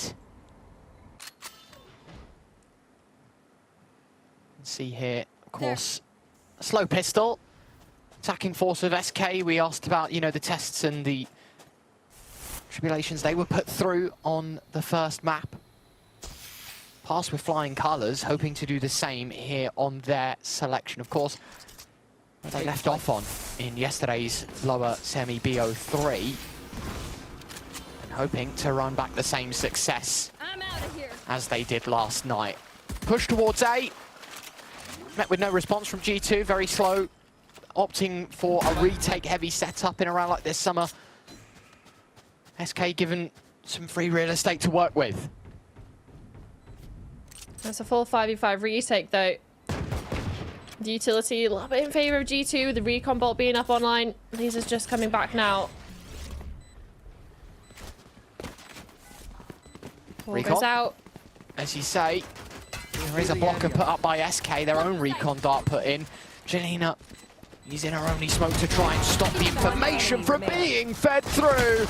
Not that it matters. Amy trying to find everything in the 1-on-5. 2 kills to it, but SK override another pistol. 1-0 start. SK picking up right where they left off. One enemy remaining. Yeah, lovely little lineup for Jelena. I feel like the Bandit's been a key piece for the SK side when you're looking at some of the highlight reels that they had yesterday against GX. Dangerous weapon in the hands of the SK players, but talking about weapons, or lack thereof for G2. Oh, you say that, there's one on the ground. Yeah, that's a Guardian as well to be picked up. It's the second biggest investment made by SK in this round, so got to be careful. One might not be enough though. SK, yet again, walk out towards A. No defense for G2. I mean, this round was always about damage, and it's time to see if G2 can put that to the test. I mean, this might be the end of it all here. Oh, Kita consider it for a millisecond, but Flexi puts that to bed, and there goes the one weapon that they were able to recover. So, a Cove available. Trying to be stuck to half here. I mean, it definitely could be damage. Vania falls, but this does put the screws to SK a little bit. Twy up close just to make sure nobody jumped back on it. Time still ticking. It's being stuck. It does eventually fall. It's from the hands of Amy. But Twy gets removed, and SK able to pick up the pieces, but 2 casualties. SK up to their second. Scary stuff there. I think G2 given a bit more space than what we would have liked that summer in the post-plant. Yeah, I mean, the Cove makes sense. Stick it to half, you send the utility out first. Vanya goes down for her troubles, but it's the wall as well that starts to make things difficult. Just counting your lucky stars. Jelena hit that shot instantly as she went through the smoke. Otherwise, already stuck to half. It was milliseconds from being a G2 thrifty. Poison orb emitting. Although, it doesn't seem to have much effect on SK's investment coming in towards this one. 3 players with rifles, 2 with Guardians. You wouldn't have expected them to lose the majority of their players in the previous. Spam, Jelena saw the shoulder of Amy. It's out towards B that the bodies go. Amy's found one. Rescue trades. That Guardian put into action. Akita on a wild flank. Let's not forget the spike is a big issue in all of this as well. Fluxy taking a time, has to get the kill. Akita delivers a second towards middle, and Akita firing on all cylinders. SK's round starting to crumble in their hands. Rescue moves forward, spots Mimi out towards middle, knows that Amy's in and about towards spawn, and that's a nice shot. 3 more to go though, 40 seconds left on the clock. Time is ticking. The objective is the biggest issue right now. Yeah, with all 3 remaining players for G2 converging on the spike position. 30 seconds left. It's not exactly unknown where the SK players are going to be retaking this space from. Let's just look forwards. Double firing squad on towards Rescue, and a lot asked of Jelena, but unfortunately not even going to get an opportunity. Mimi shuts it down early on, and for a round that started off for SK looking incredibly strong with the buy, with the investment. very quickly shut down by G2 and this double push from A. Neatly taken care of, as you say, for SK, second best in round number 3. I mean, we talked about the investment that they had, SK, on sort of that traditional bonus buy. You now head into round 4 where you expect the weapons to be their best, and it feels like they've had no deductions, right? Like, such a deep investment in the last round, and still in this one, 5 Vandals to their name. And that's the same situation echoed for G2. They too, wielding 5 Vandals, so no holds barred in a round like this, and this will be a tone setter if G2 can take this one. You disallow SK of really having good footing in the early portion of map number 2. But look how much space they've got mid. Like, maybe just doesn't expect this at all, and why would you? SK made no noise, tiptoeing all the way up in towards Nest. A lovely trade, though. Amy making sure that G2 don't bow out to a numbers game early, and Akita taking matters into her own hands. Twy caught out towards B. Of course, that now means that the wall that they were going to rely upon to cast later in the round now gone. Amy, even more bad news delivered for SK. Fluxy walks into Eva. And Lisa, who was a front runner for SK in map number 1, now has to find a 1-on-4 here in our 4th round of Breeze, and time of the essence. She does have the spike on her back, but there's just not enough time to get this round going, Summer. This is just a straight save. Yet again, SK no. Have to forfeit this round. Succumb to their wounds. 10 seconds left. And G2 level the playing field. So a balanced start yet again after the first 4. Same sentiment as Split.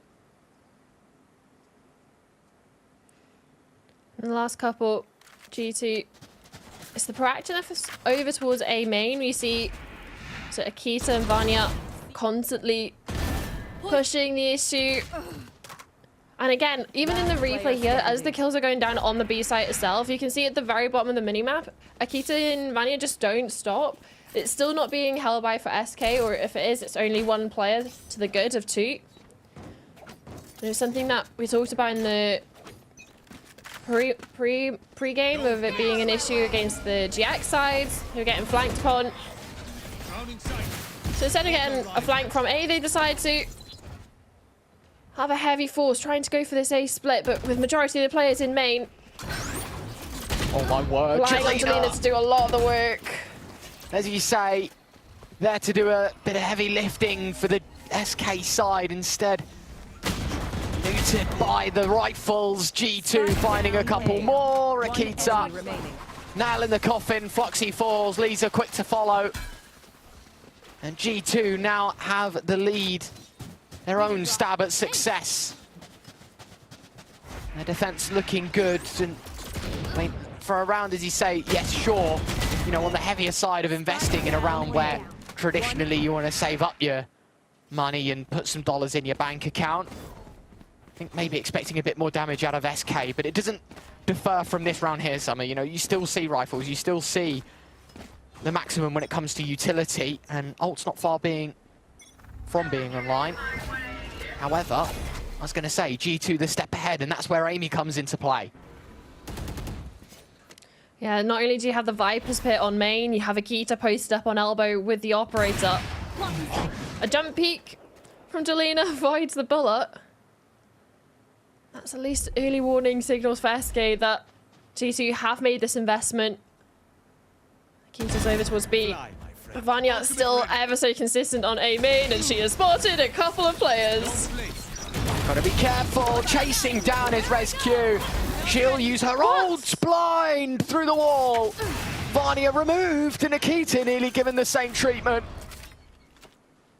Spike down, less than a minute left. They have plenty of time to work it out. Instead, they're going to be here to force G2's hand. How do you fare in the retake when the numbers are against you? Akita walking forward, that wall dropping could spell the end of Lisa, but tucks into cover at just the right time. Spike still ticking, recon dart sent out, but to no avail. Rescue holding the cross. Amy knows that she's kind of between a rock and a hard place, relying on the swing from behind. That's where Lisa comes in. Eva will trade. Lisa's double on for the hat trick. Eva, excuse me, giving it a damn good go. Twy there to trade. And all is well for SK. Just about. It's 3-3. We're looking towards Jelena as well. Happy with the free upgrades. Operator picked up off the floor. So that's something in SK's back pocket to be able to work with. Possibly going for a little bit of a slower round now that one of the duelists a little bit encumbered by the scoped weapon. But it's not infected G2's investment at all. Akita, again, back out with it. Different angle for the beginning, wanting to push down mid, but again, Twice utility proving a little bit difficult. Tap away, rescue nearly. Amy getting caught.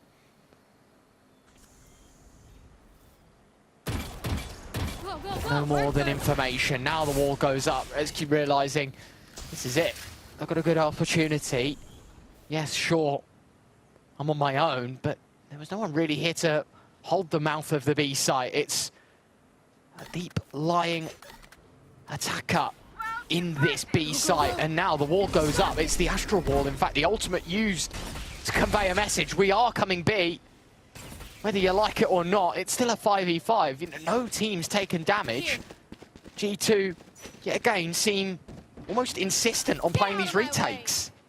Yeah, but you look at SK for the post plant. You have the Viper's Pit close to being online with the plant, now invested. You also have Liza as well with the Hunter's Fury, can play deep. So there's so many layers for SK. Hunter's Fury, got to be careful. This could tag up a few players, and you can see it's firing through. Damage done to teammates, but looking for enemies. Speaking of which, SK reduced to just 2. The ultimate gone. Now, there's a blockade for this defuse to happen. Fluxy has to activate, and she does so for 1. Jelena pulled off. Mimi stuck the defuse.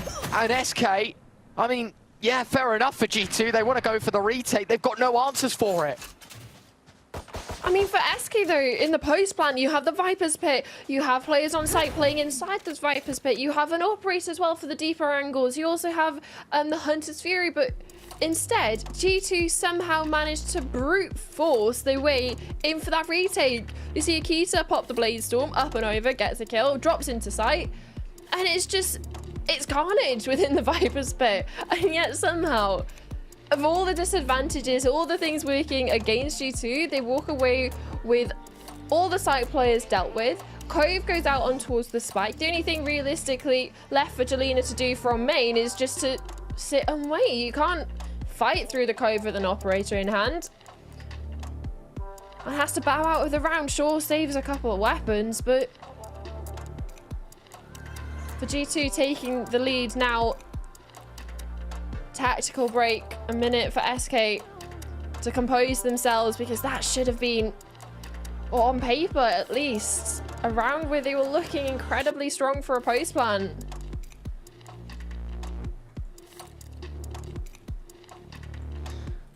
So your minutes pass, Summer. Time to get back into action for G2. Yes, they lead, not by much. We are only 7 rounds in. SK, I mean, got off to a hot start. You know, 2 from 2, won the pistol and the conversion. It looked promising. Since then, it's been G2 at the wheel. And SK haven't really been given the chance to steer this game their own direction. Jelena, hero operator. I mean, it's a bold investment in a round like this where you're surrounded by just pistols, but I guess the give and go. Take a shot. If you die, you can fall into another pair of hands just as capable. You need instant impact, and Jelena looking for that towards connector. Noise made, our drone to follow. But it's nothing more than information. Yeah, for SK in this round, obviously, Jelena saving that weapon over. You're just trying to look for something. Get maybe a little bit of an over-aggressive peek from one of the G2 players. A pick even would be massive for the SK side, and they try and snowball their way into sight off the back of it. But G2 ever so passive, not giving anything up. Obviously, Amy taking a couple of shots early on, but otherwise 30 seconds left. It's a little snail trail of SK players in towards A. So many red dots on the map towards this side of the map. Akita going to be tested on. Spotted, knew that Fluxy was heading around the corner. Got to hit the shot here, rescue. Information fair. Akita, long range with the shorty. 2 kills back though for SK, and this round is far from done. Amy's low as well. 23 points of health, and the last of it might just be fed into the operator. Jelena goes back checking round the corner, hits the shot. Just Mimi and Vanya left. This was, as I say, a very top-heavy investment made by Pistols and a singular operator and Guardian. It's now the 2-on-2. Jelena moves in. It's Fury. Mimi's found Jelena, and now it's all on Lisa. KO won't invest in, maybe a bit overkill, but it ensures success for G2. Bit hairy for the defense on the retake summer, but by and large, G2 will just see it that a round is a round. Yeah, I mean, using the KO ultimate just to deny any extra damage being done by the Hunter through makes so much sense. Realistically, Lisa's only way back into it was through the ultimate, obviously not having a weapon in hand bar the Sheriff. Comes down to the wire, but again, G2 weather the storm. Now, another one is coming with SK fully reinvested. Jelena, another operator in hand. And a decent amount of pressure early on over towards mid. Rescue runs up elbow to ensure no shenanigans. And in support of Jelena's crawl up mid. Here. Ping made towards B. You kind of feel like that's SK's ultimate goal. Spike still needs picking up, and the pieces need to group up. This is an important engagement. Both players baited into the shot. And both players just feeling a gust of air just whiz by. Akita's down to 50. But there is no frag made. Still a 5-on-5. 50 on the clock. SK divert their attention towards A. 3 players in connector. It's in the hands of Eva. Has to go nuclear. Drops the shock dart. It's good damage, but herself low means relying on external forces. It's the assistance from the Harbor. It's the rotation from Mimi on the KO. There are bodies from both parties in on this A site. Here. Yeah, it's going to be another 5v5 retake over towards this A site, and we saw G2 struggle against the lower buy now with upgraded weapons. SK wanting to take the fight. Here. On the players rotating in. Don't want to give them an opportunity to get up close and personal either. I mean, that's Jelena blocked off the angle. This is going to cause issues because SK relying on that operator. Shock dart deployed. Recon soon after. Jelena's going to get spotted, but the wall between herself and foe could give an escape route. Amy is able to pluck apart the sniper. Twy in the heart of the side. Twy, it's 2. G2 falling like dominoes. Mimi's got another. Lisa from main. And Eva knows her days are numbered in this retake. 8 points of health. Yes, escapes with the operator. But Summer, it's a round lost. And again for SK, the difference down to 1 again. But this time at the end of round 9. And a lot of the advantages that they're finding, maybe not necessarily with kills, but in regards to space and opportunity to pull the round in their favor through mid, a lot of it, either the sneaking up, sure, gets the tag on towards Akita, but it's through the double doors in towards the A site. This split has been ever so dangerous.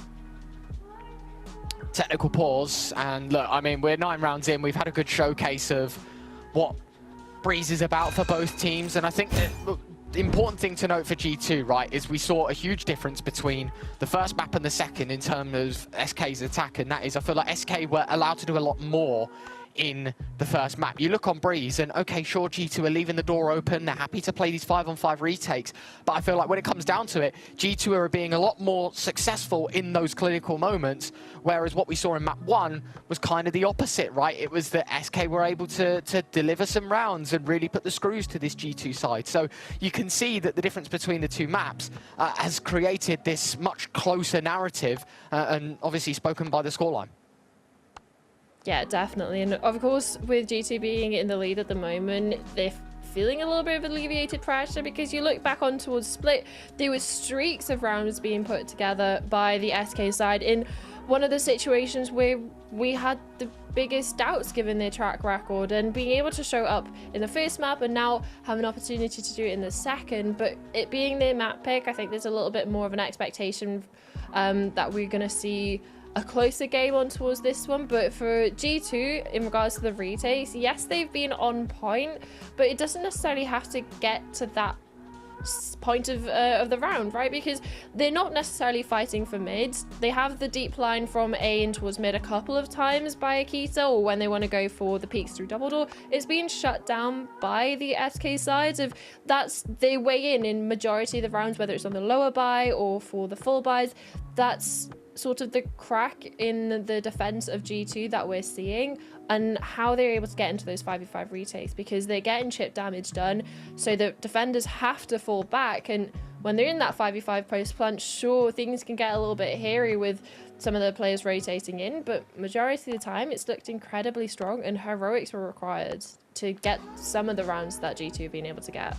Yeah, I mean, you obviously talk about heroics, and it feels like that was sort of the whole title of the entree of this BO5, right? In that first map, it was multi-kill after multi-kill. I think we had, what, 3 or 4 Red Bull clutches, if I'm not mistaken, in that first map. Like, it was way too much, and I mean, it was enjoyable to watch, but it's not sustainable over a BO5, and I feel like G2 have been able to calm that aspect of their game a little bit.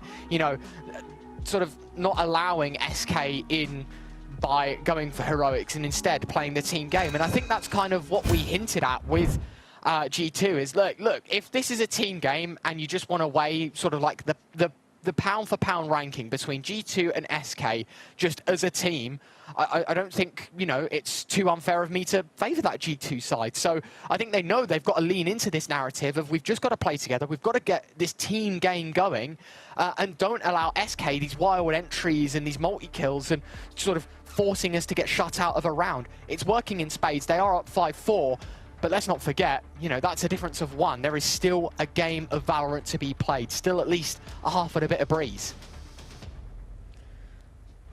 And we'll get back into the gameplay after a tactical break from G2, because sure, like you said, they're up 5-4, but the last couple of rounds have been coming down to the wire, and even the last one that we saw, a 5v5 retake, got completely shut down as they attempted to go for it. Fortunately, they were able to keep that operator alive. You saw Eva saving that one just before we went for the break, but now refocusing back into round 10, again wanting to go for this mid control, but look at the smokes, look at the denial in vision. But do you know what, it doesn't matter, Akita's just going to walk through it.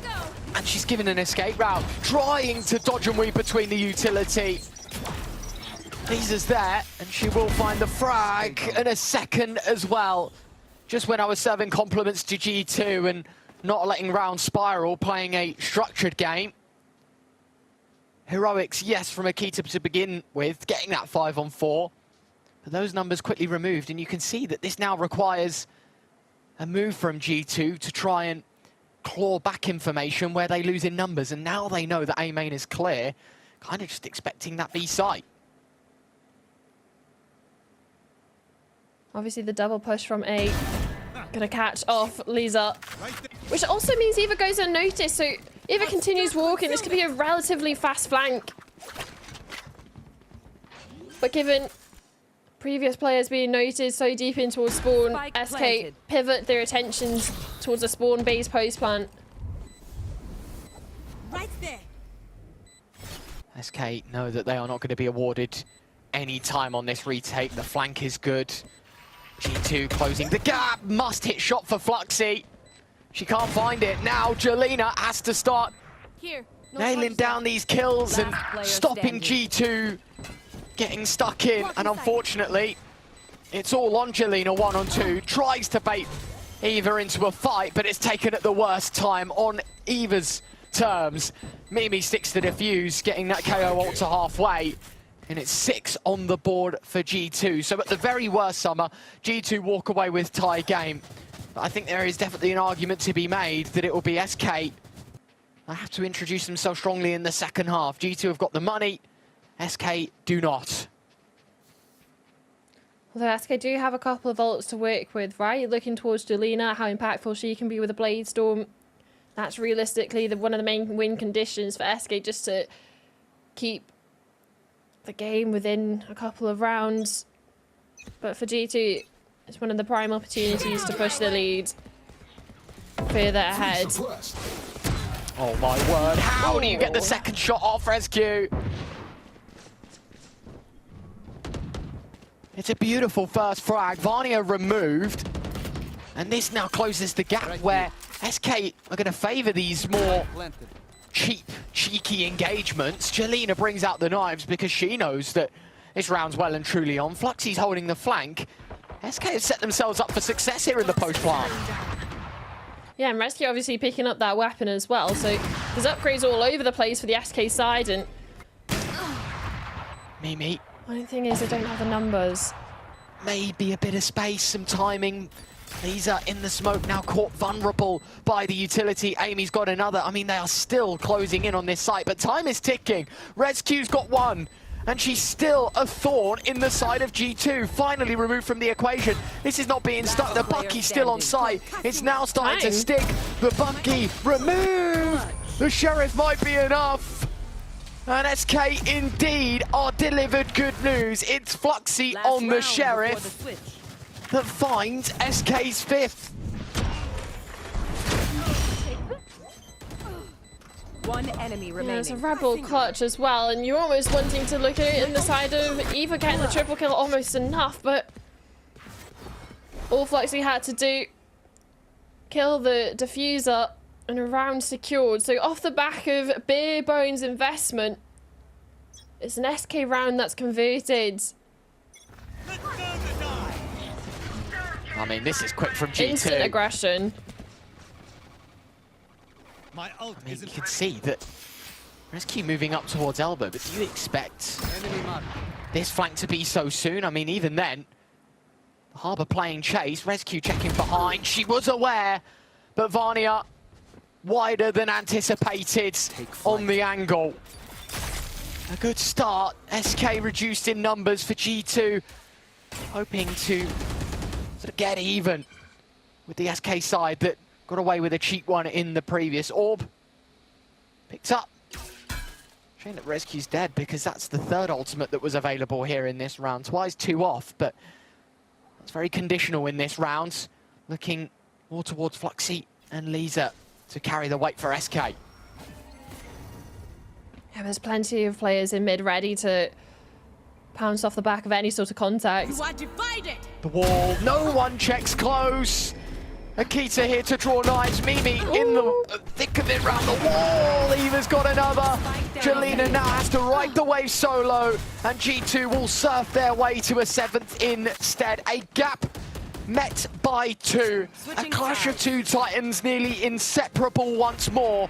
And while G2 have the lead, there is no backing it down from SK. A second set of 12 up next. Don't go anywhere. We are back after this.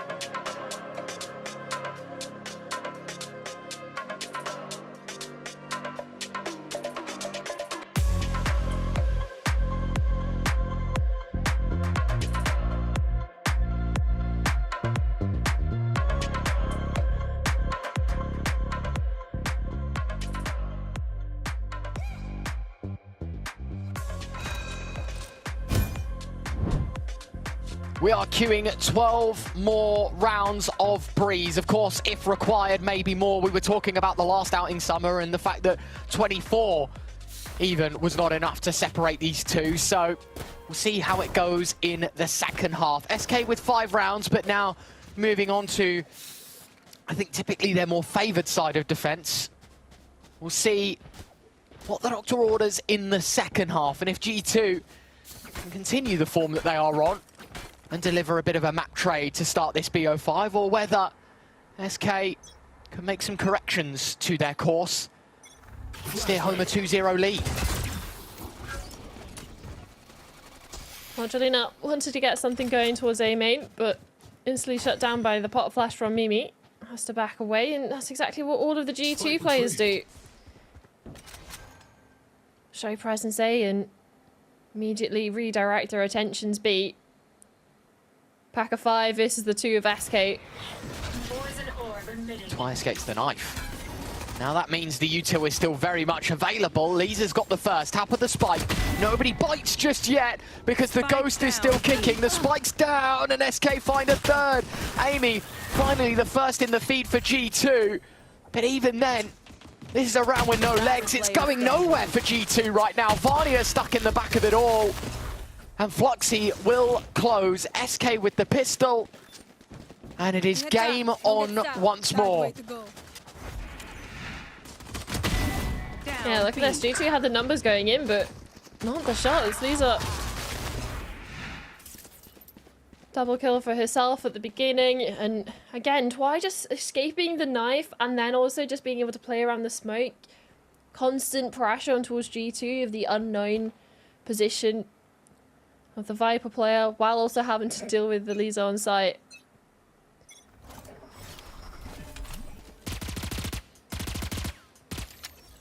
Quite so another pistol loss. Yeah. Anticipating another B push here, and she'll be right. No KO knife to stop the util. It's done good damage.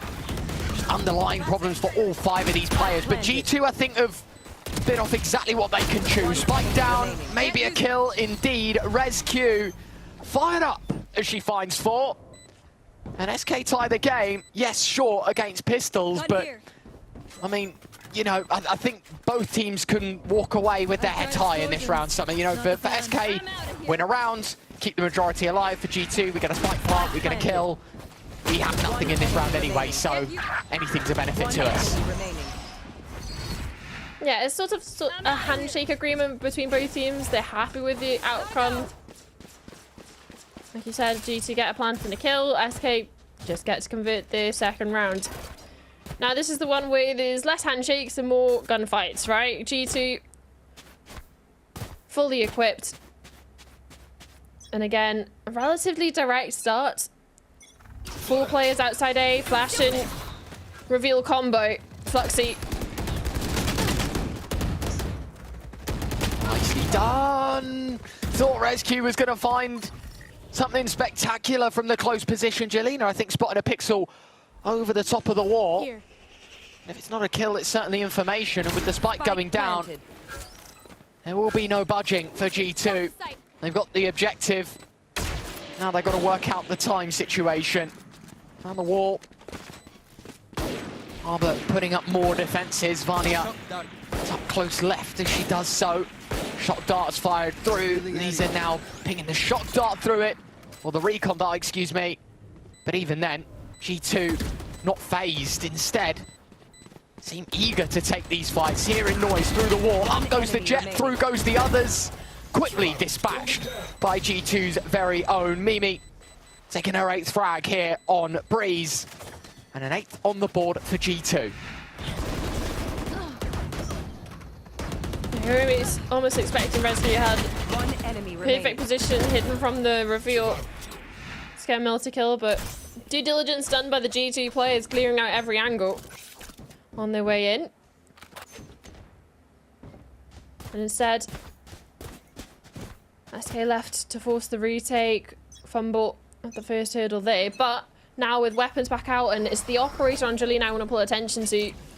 Already going aggressive in towards elbow. An opportunity then for Lisa to be a fast rate towards A, because that's where they need reinforcements. I mean, this is so quick from G2. Akita's already through SK's defenses. Fluxy now, rock and a hard place, has to go huge. Can't find a thing. Instead, G2 just take it up a gear. Tap of the spike, Mimi making sure. Have a look. This is where we're planting. Not that it will really matter, but worst comes to worst.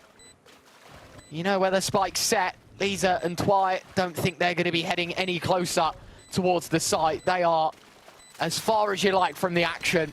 Out on B, middle of nowhere. It has to be a save, and rightly so. They have no bargaining chip in this round. There is no ultimate. There is no reintroduction into this. So keep your money, keep your guns, but allow G2 to take a 9th. It's a heavy investment for SK, right? Jelena had the operator. Cost every pretty penny she had in her pocket, down to 0 credits. Didn't necessarily get the impact she would have hoped, and instead, now we see an operator on the G2 side, a free investment for them. Handed over to Akita's clutches. And with SK sort of staring down the barrel of losing the competitiveness of this matchup, right? Because we were looking in the first map, they were able to get a string of rounds, push the lead forward, and it was a slight comeback from G2 that was required to keep it so close. And instead in this one, it's G2 who have the opportunity to hit double digits first. Not at fault of trying though for SK. Couple of weapons invested. Ultimate online as well for SQ.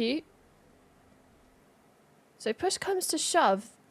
There's definitely things for SK to work with here. But for G2, they're just trying to find a pick. Trying to find a elbow peek.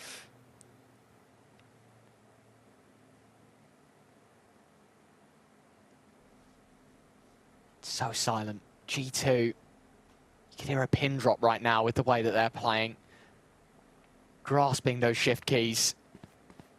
There will be some noise now made towards B. The drone sent in as well, and I think it's more or less it. Look, nothing towards A. Heard, it has to be the other side. Rescue now stuck in place. Stun goes up. Akita goes over, tapping away with the classic Jelena. Will find nothing. Spike down, Mimi.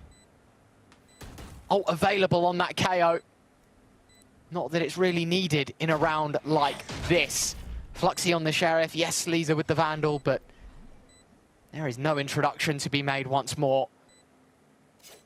G2, they will move to double digits, and yet again, a patient default, set play straight towards the B site. It's working, and you know, I think we even had this conversation before the stream started today, and we were saying, you know, you think about Breeze, it's probably a map that we're going to see today. What we saw with GX is the repetitive, my word, excuse me, repetitive hits towards the B site. It was quick, it was pacey, it was in the face of SK, and that's where SK struggled the most, right? Is when those entries happen, when the B site was sort of split in two. And it feels like from yesterday to today, SK playing a different team, but given the same treatment. Yeah, it's definitely something that was difficult for them to at least get a handle on, especially when you saw in the GX game, you had Neons dive bombing it in towards backside, and you had a Jet following it up. Fortunately, G2 only do have one duelist, but it's a similar sort of treatment. Like you're talking about the updraft dash over, the assistance with the flashes from Mimi, the utility from Vanya and Eva as well. So there's a lot of stuff that goes into making the SK players on the B site feeling as uncomfortable as possible, and not allowing them any sort of real space to start getting that multi-kill treatment that we saw in the pistol and the round 14 following it up. Which makes sense that there's a tactical break coming in now for the SK side. Moment to discuss what's actually going wrong, because the defense, it started off great, pistol win and follow up, and since then it's been silence for the defenders and a snowball effect for G2.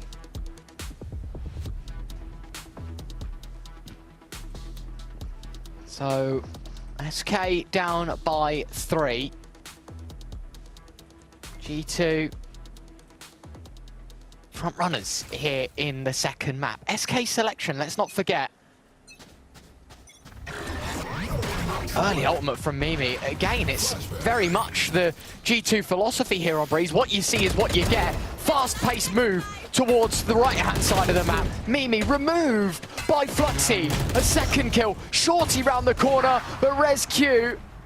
Sisters in arms on this A site. Stun goes round the corner, denying the KO from being picked up. And in fact, maybe a bit overkill, but just remove Mimi from this equation. 2 on 3.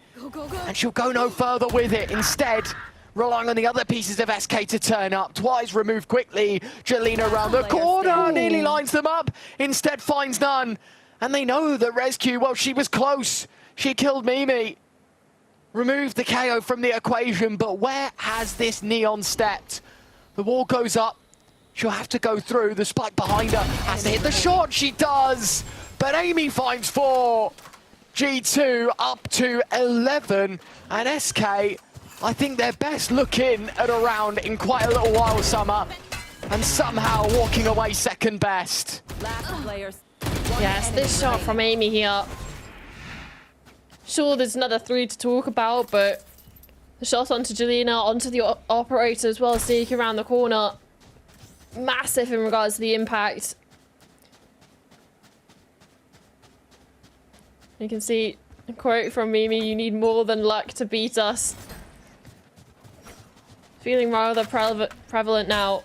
Quad kill for Amy, puts them up on towards 11, and almost desperation from the SK side, pushing through a smoke that's just been held by an operator. Early pickup for the G2 side, a 5v4. Plenty of time to navigate it. Peek on the corner, Jelena wins out the first, a second, nearly a third. Down A. Eva left low. Fluxy puts down 1 star, picks up another. And in fact, smokes aren't walls. She'll go through. Could be a bad time here. Eva pulls the gun out, but Fluxy is able to hit the mark. Amy and Mimi 2 on 3. You kind of feel like if G2 walk away with a round here, this would just be a dagger to the heart for SK's hopes of Breeze.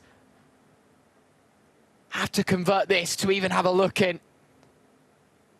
Talking about stepping up, though, if there is one player you would nominate to be put in a situation like this, it would be the legend of EMEA, Mimi, alongside Amy. Knife goes out. No information. Stick of the spike. It's in the open. It's brave. But in fact, it's all for the KO. And now the pit used as well.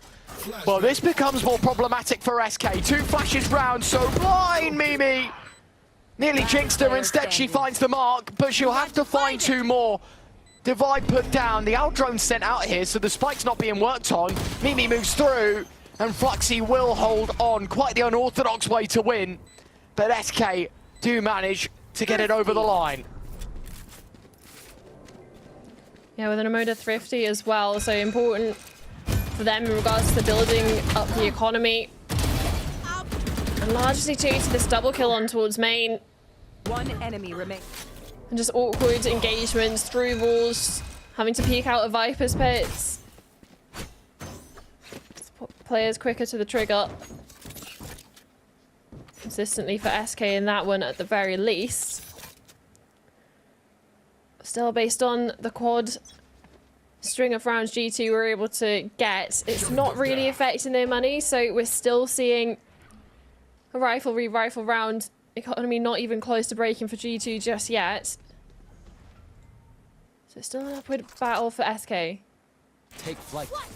As you say, there is still so much to go in this map. You can already hear voice lines, you can already see the jaws in the sky.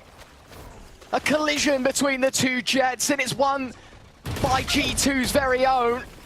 Fluxy spamming away, ResQ sat for support, but both players now tagged up. Both players need to start hitting shots. A good start from ResQ. Fluxy removed. Akita did draw the knives, but quickly put to rest. Lisa and Twy 2 on 3. SK. See what they can do. That's a nice shot from Lisa. And another one from Twy. This round gets pear-shaped. Shock dart on the spike. Tap of it. Jump around the corner. Eva, nerves of steel. When do you swing? When do you play? Another tap at halfway. But Eva, she'll hold on. G2, map point. Match point. Almost a moving headshot there, main, at least from our perspective. And up onto 12. Important round, and it's this entry kill here from Akita. Both jets up in the sky. Blaze Storm's out for both. G2 started as they meant to go on. Now pressuring. A map victory, a trade of map picks as well. Remember, this was SK's choice. Now Bare Bones, full investment. This is as much as they can force into. SK, some of the players only have Sheriffs to the name. It's never stopped them before. All the more important for G2 to cross their T's, dot their I's. Not take any chances, because you look at players like Jelena, up close and personal with a shotgun, a couple of kills, upgrade a weapon. Things can go pear-shaped real fast, but for G2 so far, it's just a little bit of pressure towards mid, a little bit of pressure towards B, and a combination of their players in A main ready for the site hit. Eva's first point of contact, the spearhead to this G2 push. Amy now walking in with her Foxy. Sheriff was heroic on this A site. Closed the game against GX, but nothing found here. Spam through the wall. Lisa trying to do damage. Spike taps. Baits out the Sober ultimate. Lisa trying to delay the inevitable for G2. A second of 5 found. Jelena up close, smoke to go in, leaping into action. The Bucky hoping for some success. And Amy removed, but Akita and Mimi find both. And in fact, Mimi will close 13-8. G2 will respond. Dominant fashion as well to close it out. 4 players surviving. Of course, financial worries for SK for majority of that map left them with sidearms, Buckies, just to try and stave off a map loss. But instead, we go to the situation where we're 1-1 in a best of 5, and it doesn't feel either team are letting up in regards to the competitiveness that we're seeing throughout. But for SK, definitely going to be taking a step back after that one of it being the map pick. Started off relatively well, but unable to get things going really in that second half. Yeah, and I think you've got to give credit to G2, because I'd be interested to know how much of the tape that they watched of yesterday's game, because they kind of give the same treatment to SK as what they received yesterday, right? A lot of defensive failure specifically came from these fast-paced moves, and just when you think, you know, they're going to go for another rush, they're going to try and make it a snappy execute on a site, they just drain the life out of the round. They take forever getting into this position to go forward, and G2, they know how to mix their rounds, and that's what threw SK off, I think. We'll have a look at the scorecards right at the end of that map and see how individually everyone turned up, and I think you've got to give it, you know, across the board again for the G2 side. I think there were excellence from everyone. Obviously the replays here, I've got to say Akita, I think, found her ground in the second map quite nicely. Rescue again on that SK side was problematic, but yeah, I mean, look, it doesn't matter if it's individuals that step up, it's the team performance that matters most, and I feel like for G2 they just had that in spades. Yeah, and looking just at the recap as well, there's not really much separating the G2 players, right? You have 3 players all up on towards 18, and then Mimi and Eva not too far behind, obviously being the more supportive element on the initiators. But you look towards the site anchors, your entry players as well, all pulling their weight in this map, especially when maybe it just wasn't necessarily there on split, but on here, G2 were firing on all 5 cylinders. Yes, a full house from G2 as they claim their second map. You can see Barney top of the sheets there for G2, but as you say, very much a team performance for SK, hoping to bump those numbers up a little bit after the second map and moving into the third, because things only get more difficult from here. You know, G2 are a team that know how to fight through 5 maps, seen it plenty of times before. Of course, a short commercial break. When we return, it is that third map. G2 strikes once. Can they strike twice? We'll find out after this.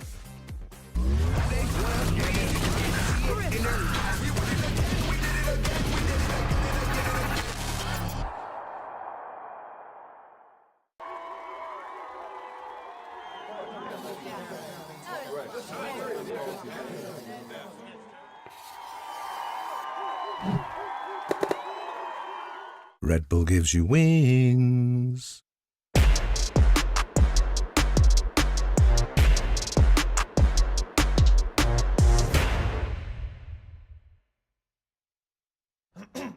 Wingman World while what?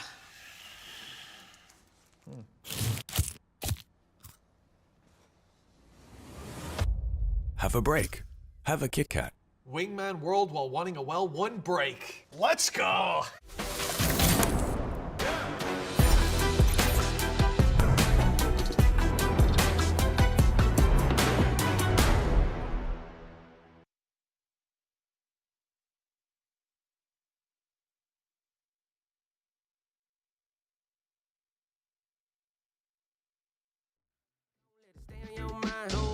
Don't let it stay inside. Gotta let it out with the sunshine. Maybe walk it out. Sometimes gotta scream and shout. Let them know that you're here, no doubt. Took a long time, but we here now. I know you're ready for the hardships. Know you're ready for the progress. I know you living your truth, but don't forget to always stay honest. So do a little dance, do a little wiggle. Yeah, it's your turn. Learn how the universe works. Yeah, come on. Can't control the world, but I'm trying to control myself. Yeah, I'm trying to control myself. Yeah, we can't control the world. Yeah. But baby, I just can't hold it.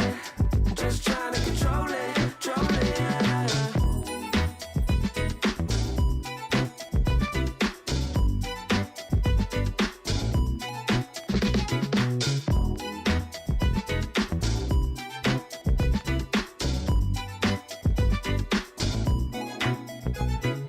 We gon' celebrate like we never have. Slow wine with your better half. Never hesitate to get the bag. Money talks and we always chat. That's why hard work and dedication can get you to a better place, better space. You ain't got time to be wasting, but don't chase it. We can't control the world, but I'm trying to control myself. I'm trying to control myself. Yeah. We can't control the world. What we doing? But baby, I just can't hold it. I'm just trying to control it, control it. Yeah. Just trying to control it. Hey, just trying to control it. Yeah. Let it out, let it out, la la la la la.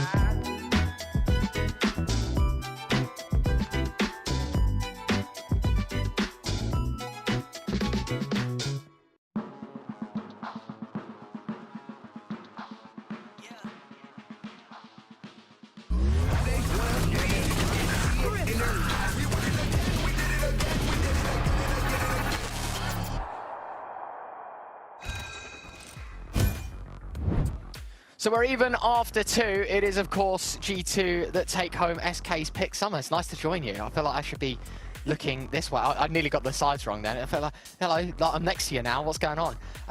Look, an exciting game ahead of us, of course. It is 1-1 after 2, and it's safe to say for G2, I think a better introduction into this series on the second map than the first. SK, of course, taking G2's pick, but the same treatment given, right? So we have traded maps effectively, and we head into map 3, not really knowing how to treat the rest of this veto now.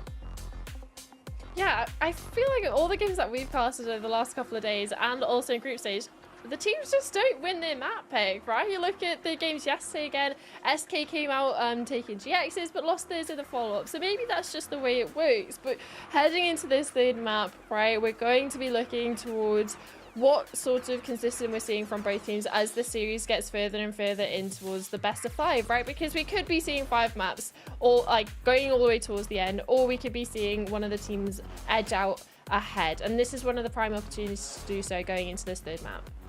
Yeah, and usually the map's behind me, so you'd know what it is. But if you're only just joining us, I guess someone said it, a bit of a secret, if not. Look, I'm really excited to see what SK can respond with, right? Because I think we saw yesterday that their grit got tested, you know, when a map up to none, conceded the second, rebounded on Breeze, obviously a map that they just lost. For G2's case, you know, the storyline always is that narrative, that G2 classic of it doesn't matter where they are, it doesn't matter what the scoreline is, it's G2. You know, they can always pull a rabbit out of a hat. So it will be very exciting to see what we see on Lotus.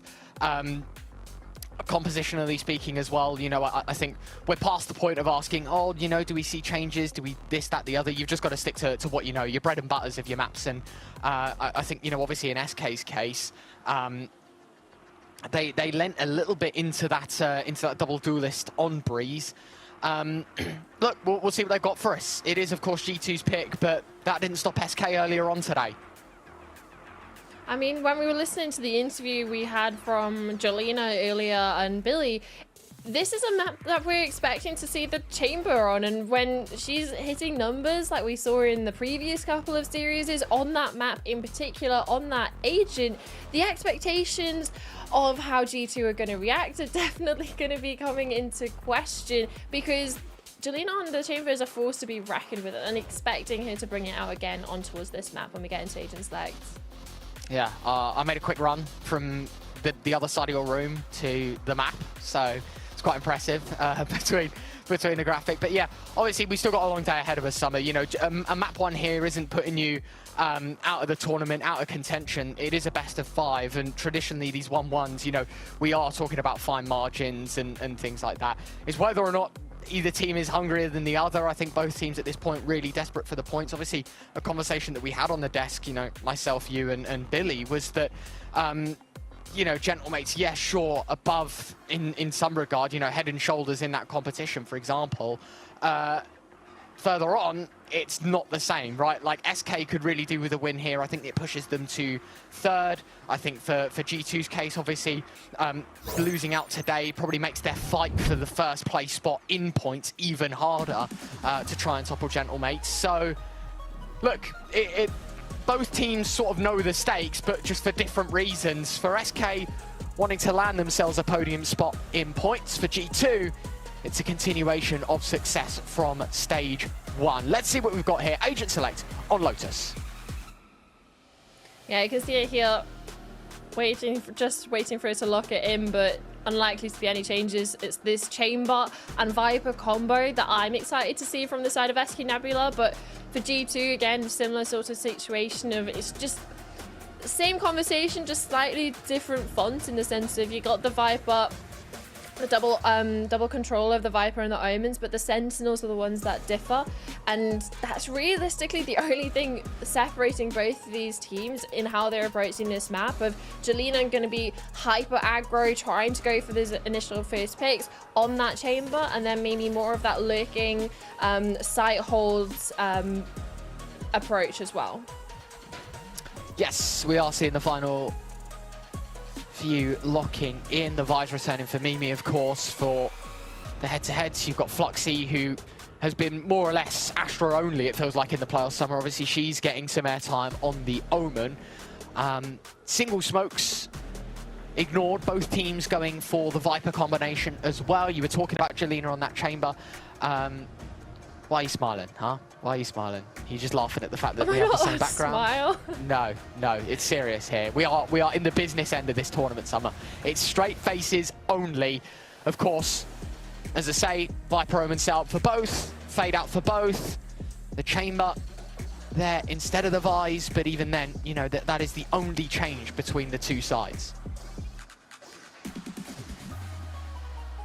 I'm interested to see how we're going to go in towards this one. Again, looking towards G2 goes in, starting on the attack, being a little bit more of that pace setter in regards to how fast we're going to be seeing those rounds. You think of Breeze, you talked about it in the post map of one round it would take 3 million years for them to even find an engagement, and then another round it's 3 milliseconds, they're already in a post plan and they're fighting spawn. So it's being able to have that variability and coming in towards this map now as well, with G2 goes in starting on that attack, hoping to lead the same momentum that they finished Breeze with in towards Lotus and really put the pressure on towards FK Nebula to respond.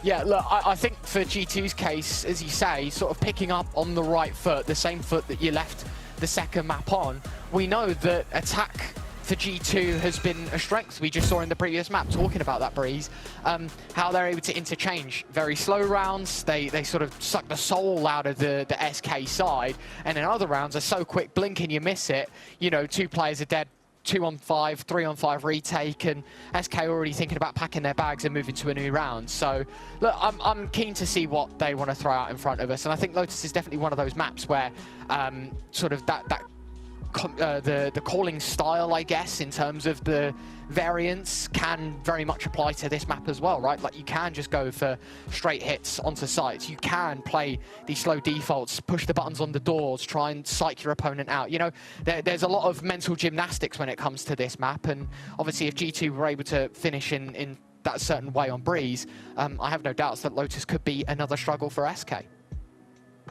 Yeah, I mean, especially when you see both teams with the double control of having that Viper on both sides, it's a relatively decent agent, right, in regards to locking down the C site hits, but also when you're looking for on towards the attack, putting those wall up over towards A, you have a lot of Luke opportunities, just being able to put pressure on those players, whether that's sneaking up behind the wall. It's the reactions that I'm looking for from both sides respectively, whether they're on the attack or the defense. If that wall goes up, what sort of protocols do they have to deal with it? Are we sending a reveal towards the back of it? Are we fighting for a main of sending players ahead of the smoke so it doesn't necessarily have the impact, even when there is no player behind the wall, that the possibility of someone being there, right? If there's so many different levels to it of how they're going to respond, whether it's, okay, we're just going to completely leave it, play a retake, we're going to play a lot further back and take some space somewhere else, of being able to play that push and pull across the whole map, while also not necessarily losing the advantages that they have of having that Viper,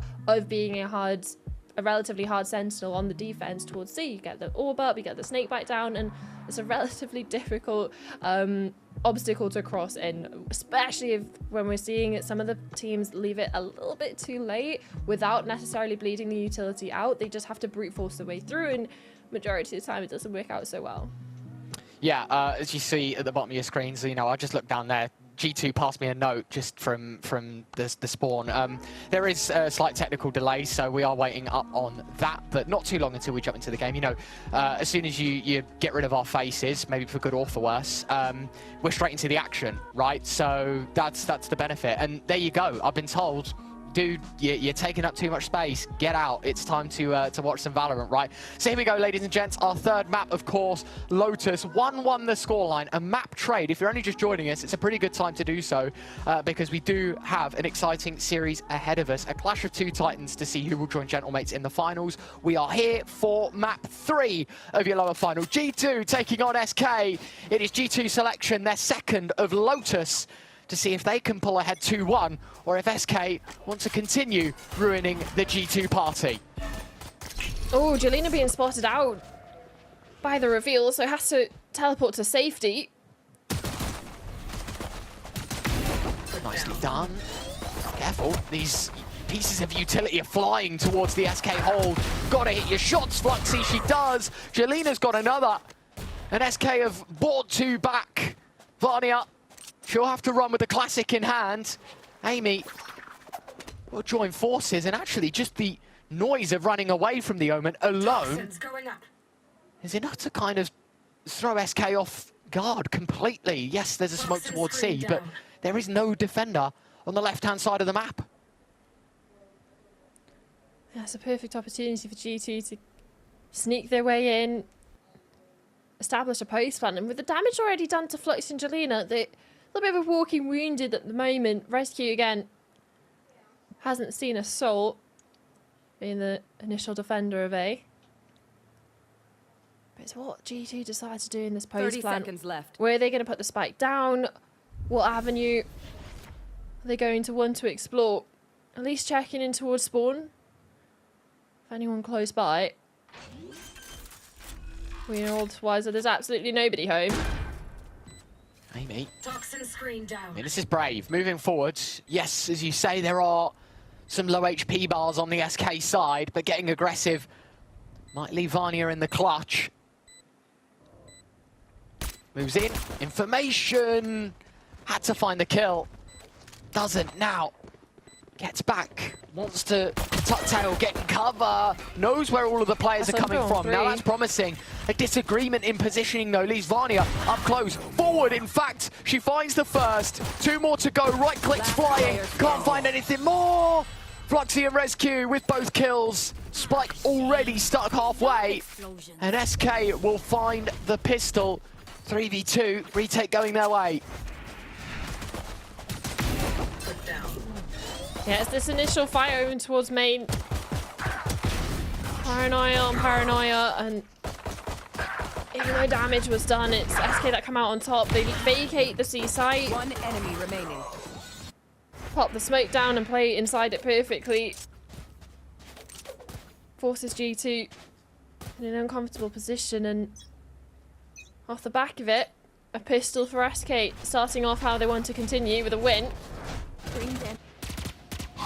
But Akita's invested a bucky into this round. It's not a massive investment, but you get a double satchel into sight. Rescue could be under pressure. Grenade, snake by, and smoke is enough to deter GT from wanting anything to do with the C site.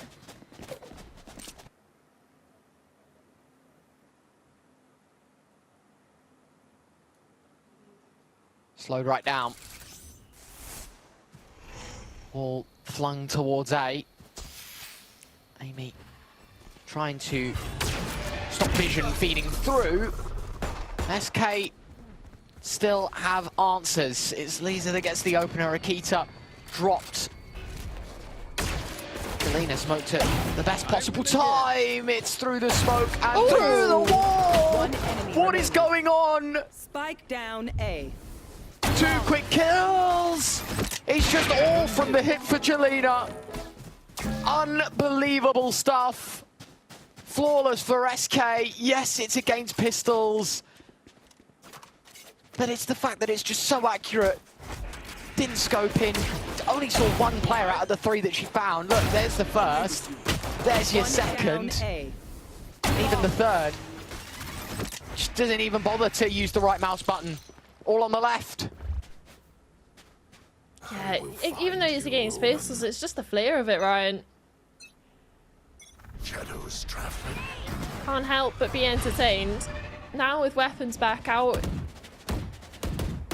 it's not a buy to be scoffed at for SK, which is something that they've been relatively consistent in, right? For the bonus round, doesn't look like a bonus at all across the last few maps that we've seen.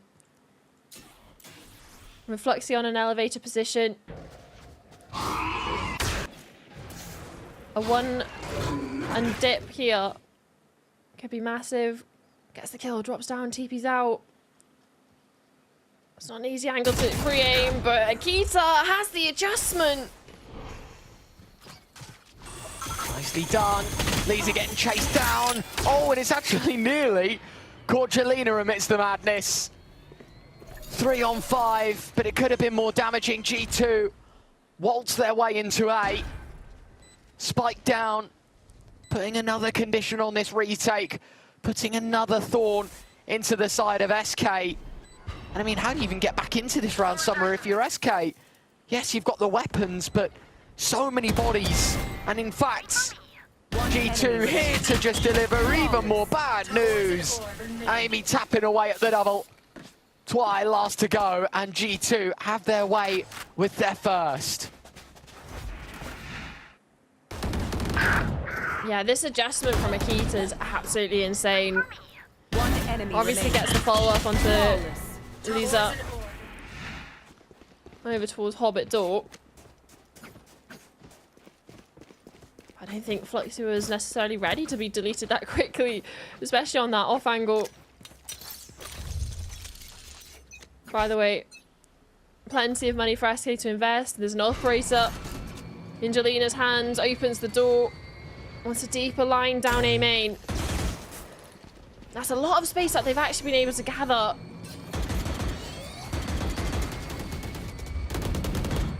G2's presence isn't unknown outside C, and with a deep line on A, definitely a lot more confident to push forward.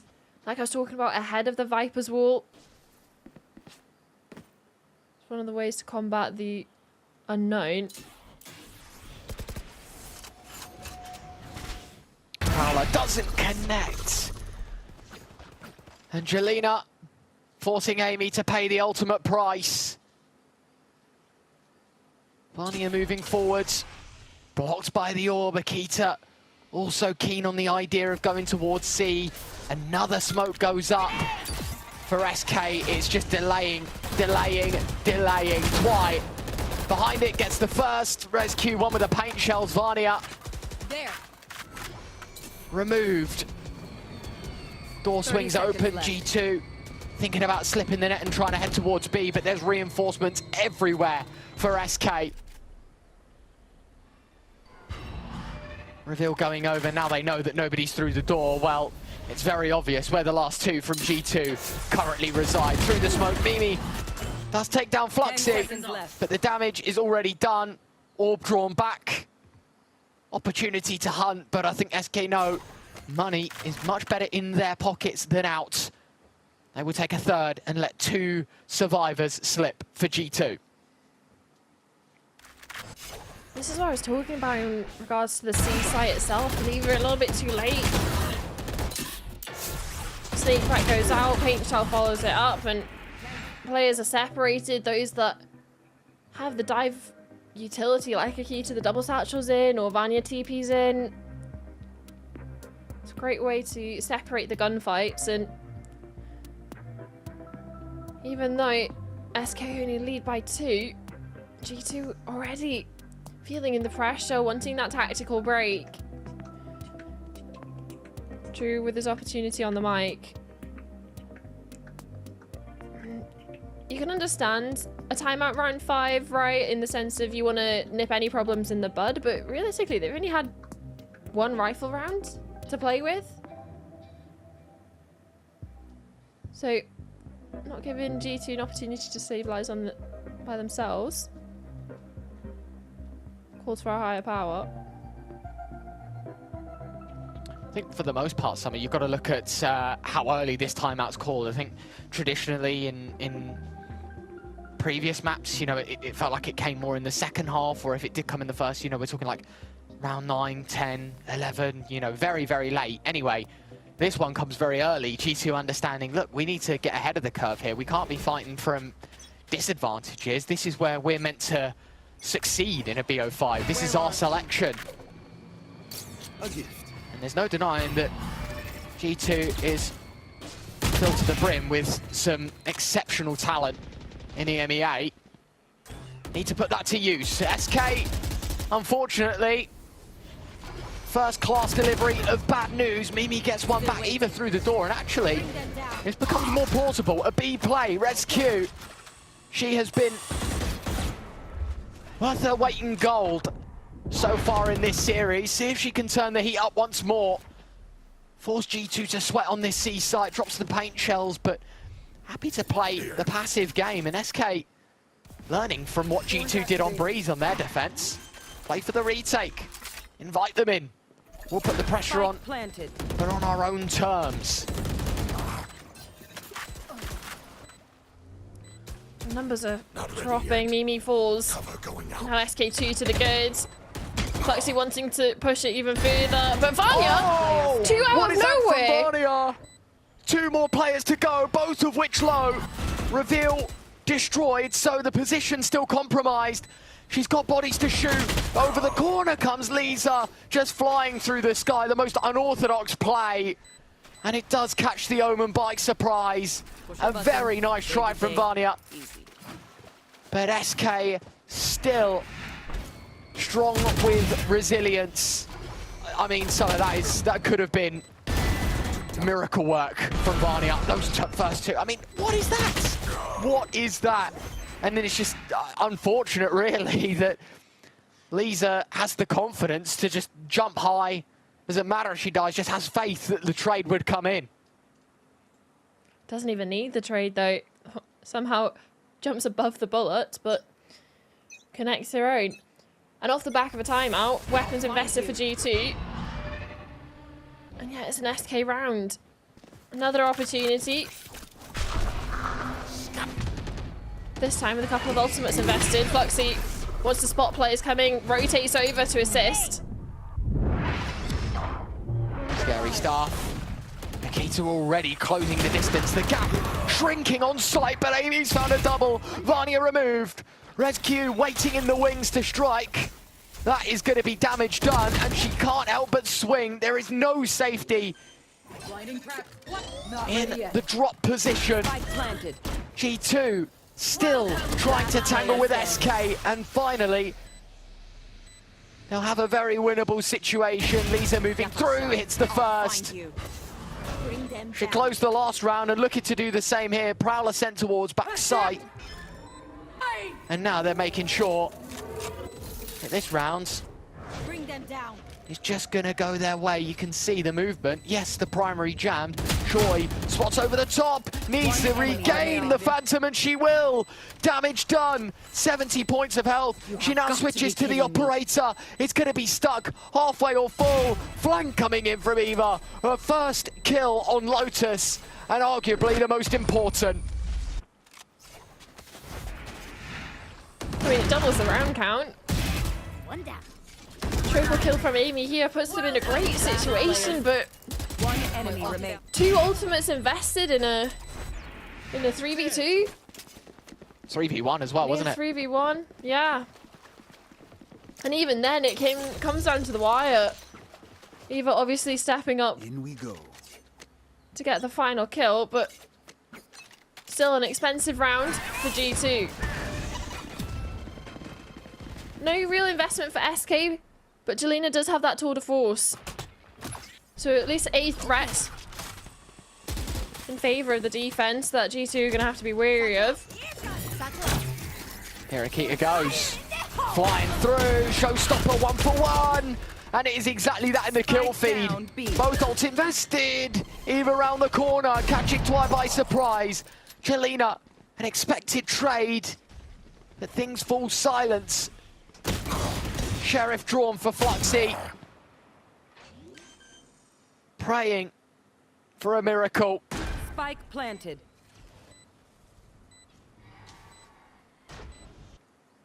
Spike down. Nowhere to go. SK reduced in numbers, reduced in weapons. Cover going out. G2 might just have their way. Yes, util trade, but this is just delaying what feels like the inevitable SK.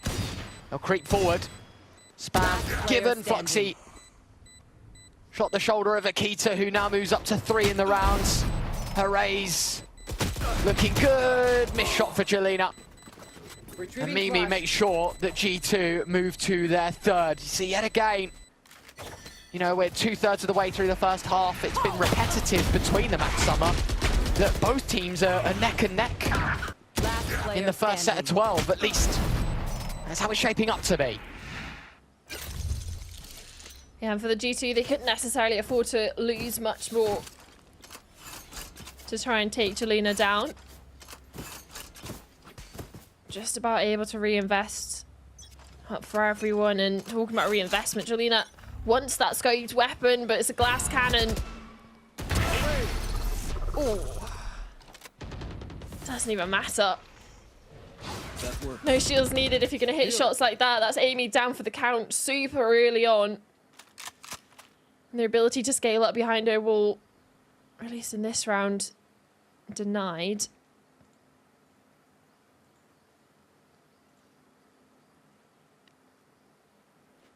Full silent. G2 mulling on the 4-on-5 that they have to work from. Mimi intrigued by what's in front of her towards B. And this is some good information. Has to hit the shot. Rescue fortunate to be alive as she backs up into cover. But actually, there's a level of disrespect about this. She doesn't sit back, she moves forward. Now able to clear out what's between A and B. The answer is nothing. But C is the destination. One defender, Twy. See what she's got in the locker, finds the first. Spike drops. Now blood will be drawn, but from both sides as Mimi gets the trade. Nightfall used, Lita trying to shoulder barge her way through with the brute force attempt. Utility, Mimi able to find another while Jelena gets one. In fact, another on the C site, a hat trick in the round. And SK will find justice in round 8. Some of these rounds are just so chaotic when it comes down to the site hit itself. Yeah, this shot is absolutely nasty to open it, but when we get onto the site, again, the snakebite not being held for when the site hit comes through, you can just put that orb up. Twy puts the snakebite on the floor, and relatively easy pickings for damage as players try and force their way through, able to isolate, but then you're looking at what happens after it. The SK players are so quick on the rotate, constantly keeping the pressure on G2, not allowing them to get into a comfortable post plan or even into a post plan at all.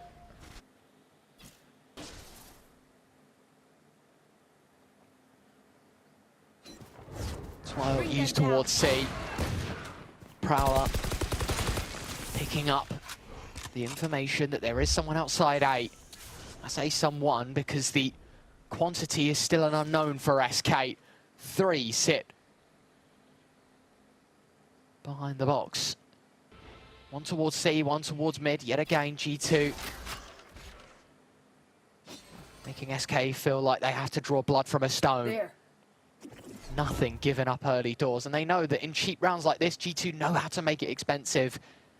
They have clashed heads with SK a few times and deliver good news. Flash goes out, G2 ready to move in. Akita mind sweeping the utility to try and give clear pathing. And then, not all over! Oh, it's fantastic from Lisa! There are still defenders, still opportunities. SK make it 3 in front, 6 on the board in total. The lead vastly growing. Down B. Fantastic hat trick from Lisa. Nothing more than it. G2 looking for damage, but now they need to start looking for round summer.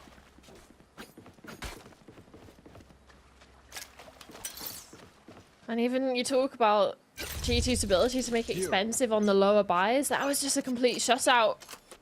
Multi-kill from Lisa yet again. Still waiting. Fortunately for G2, they have the ults in their favour. Close to Mimi's. Vanya's and Eva's up on 9, so getting out on site. There's things to work with, but again, this has realistically been where SK's thriving on the initial site hold, especially towards C. Now even bolstered up with Jelena on the operator. With information, there's no one out over towards A. Rotates to starting to come over in the form of rescue.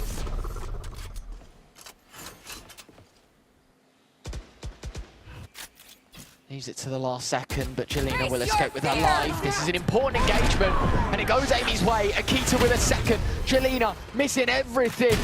Right now, Vanya to close the gap. She cracks open the C defense, but it's not the final destination. G2 have pivoted. It's towards B with the bomb. Spike planted. Fluxy one back. Fluxy? Oh, Fluxy. Looking to take matters into her own hands. But now it's all on Rescue's shoulders. She's got a 1-on-3 to win. Looking to defuse the spike, but amidst the amount of bodies that are stacked up, she knows she has to go hunting.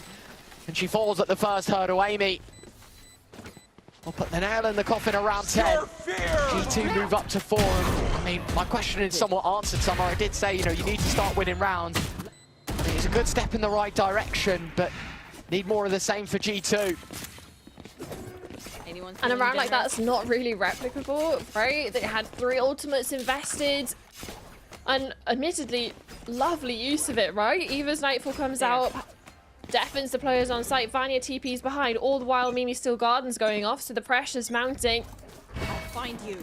Adrenaline rushing, and G2 come out on top. The bait and switch into C.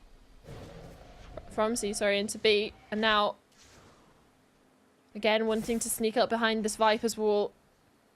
Pop out of the smoke into sight.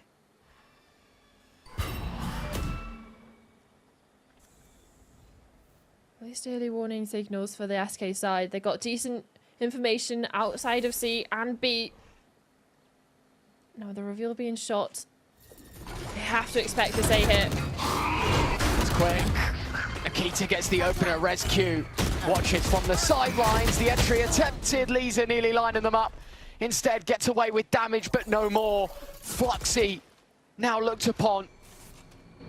At least that's what you would expect as G2 piled up the bodies towards A, but instead it's a push at the door. It's a fake, a decoy thrown SK's way. Poison's off. 30 seconds left. There's a paranoia for them to re-clear tree, but Fluxy wants to go for a wander herself. Neither of them ready for that engagement. I mean, SK is so out of position here. Fluxy was on site. They had another player in heaven. Instead, it has to be a retake. And Fluxy, well, she's good for one. You now turn towards Twy and Jelena. Good start. Flash. Blinding. But it has facilitated the operator to get on the angle. And now they can start to put the screws on this defuse. They can start to stick the spike. Because G2, well, both bodies round the corner. Missed shot. It's unorthodox from Jelena, and it allows Mimi to run rampant from tree. 5 on the board for G2, and yet again, it feels like both teams near inseparable in the first half.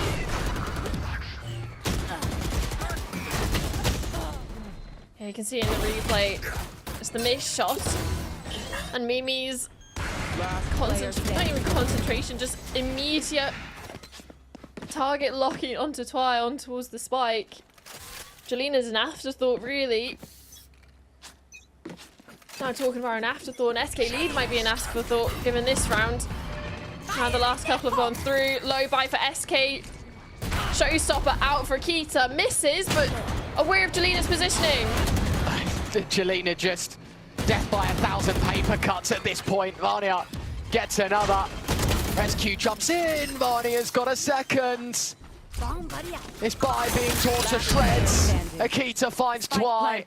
Fluxy 1 on 5. And it feels like the 7-5 scoreline that has been monotonous between the previous 2 maps will be broken, lifted to a 6-6. Unless Fluxy can pull out one of the best rounds you will ever see. One smoke has the paranoia, and Akita makes sure it does not go any further. So after 12, it's 6-6. Both teams inseparable. SK now move over onto the attack. Let's see and test their grit as we move into the second half. We're going to a break. When we return, the second half of map 3.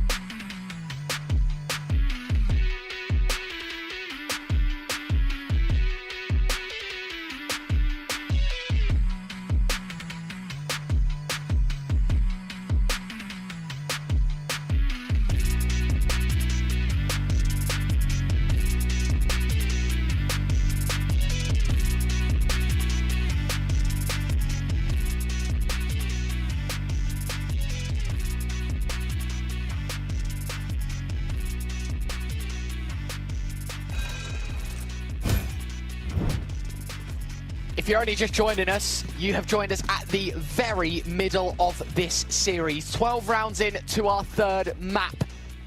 Halfway through, potentially an entire BO5.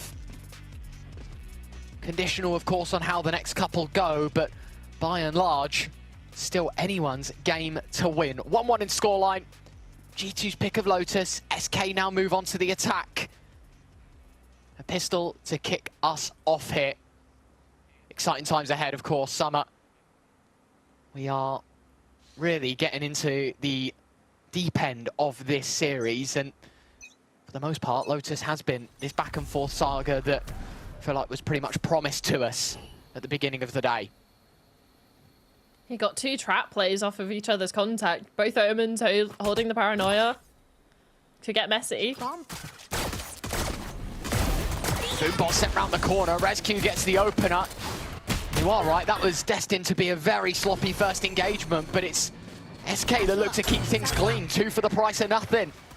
Just information fed through the systems of G2. And out towards C, the spike moves in.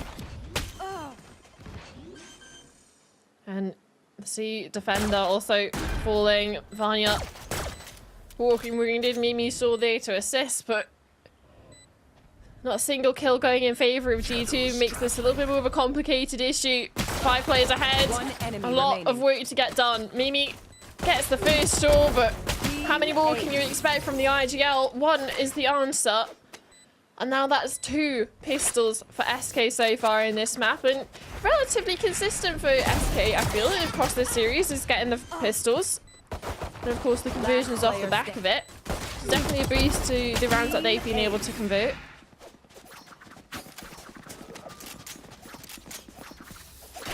Nicely done, as you say, from SK.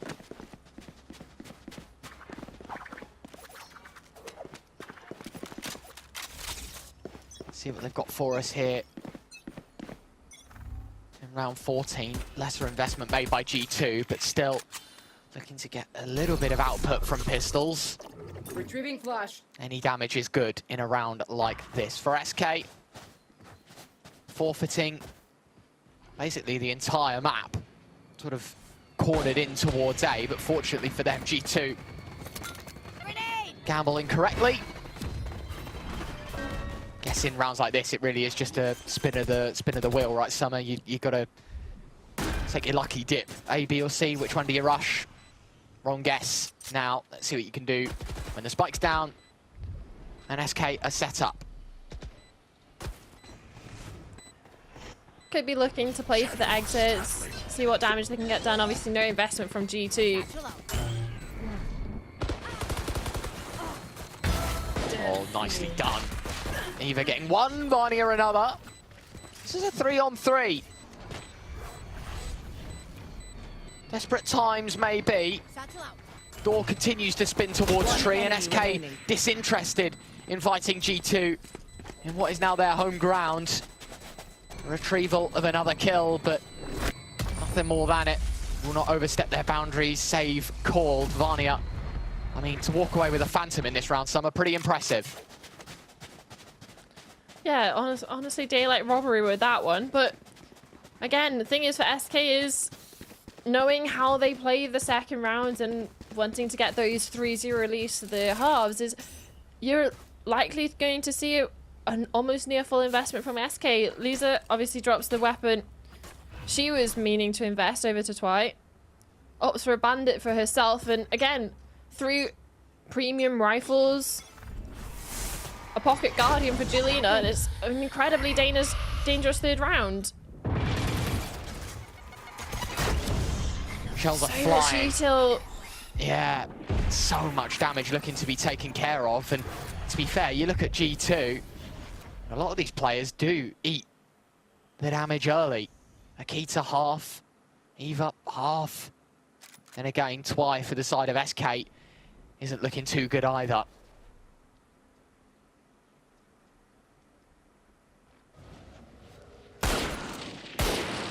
Decent amount of space though gathered for SK, and with the door open, or soon to be opened.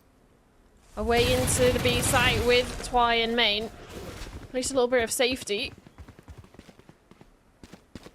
It's mainly the chamber piece, leaving behind over towards A. Obviously with assistance in Fluxy, in Hobbit. Start to make things difficult for G2 on the retake.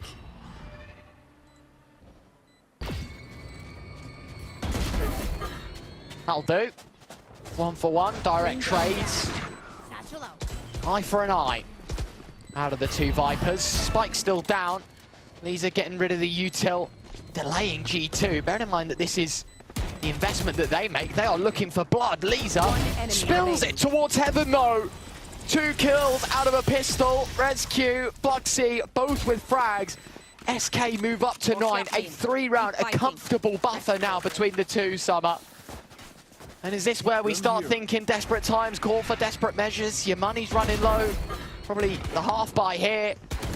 Take a full in the next, and that investment there kind of sculpts the entire rest of Lotus. Bear in mind, G2's pick. Normally when you start seeing the maps come out further down the line in best of 5s, that's when you tend to see the closer matchups. More similar experience or success on the maps as that you get deeper, but right now it seems that SK are starting to ramp up. There is a hero rifle in the hands of Vanya, but unfortunately, you take a peek at the map, SK currently are nowhere near. Instead, wanting to try and deal with some of the utility set out towards C, but ball still stands. So at least a positive for G2 have some security to leave that site. I say they avoided the hero vandal, they might just be walking into it.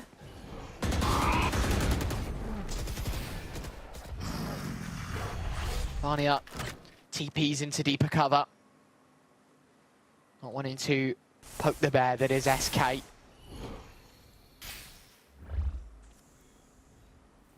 Very slow out of this SK side though.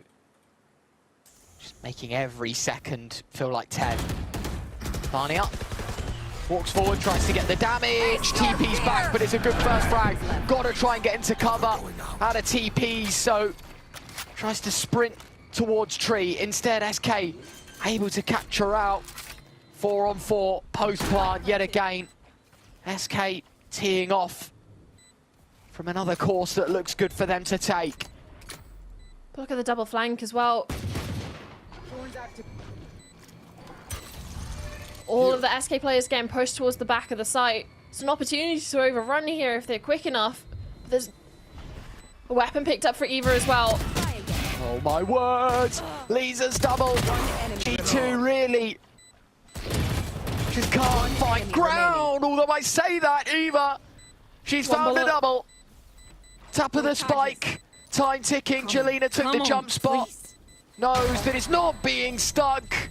And while the kills are fantastic, there is no time.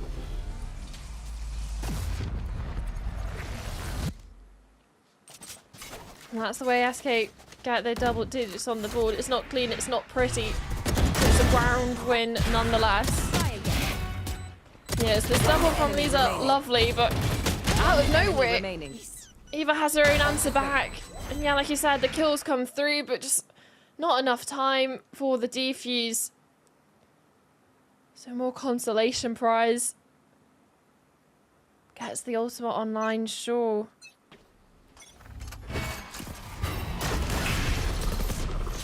Darts in, takes the TP out after firing. Jelena looking to set SK off on the right foot yet again in round 17. And you can really feel now that the pressure is on G2. You've got to win this round. You've got to put these rifles to use. Prowler into the smoke. Fluxy takes the run away, and Prowler back. Well, now Vanya's position's compromised, and it's quite obvious where she is, but Fluxy TP's right into the Omen. Nice trade, Shaw out of rescue. Eva, but Vanya's there for the double! And Vanya dreamed of being a doctor, but born to kill. Gives G2 their 7th, a new way of life. Talked about those rifles being important. And Vanya lending her helping hand and getting G2 back into the picture.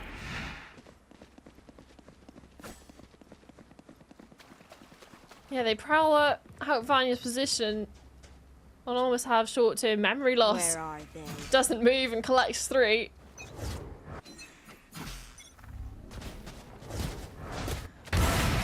Didn't like the success over towards A, tries it towards C, and Mimi, operator in hand. Yoinks! Rescue out of the sky.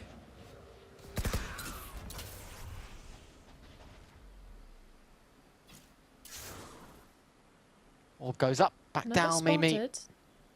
I was going to say, I think the information was fed through there, but no one with quick reactions to find that girl. Nicely done by Jelena. Evens the playing field once again.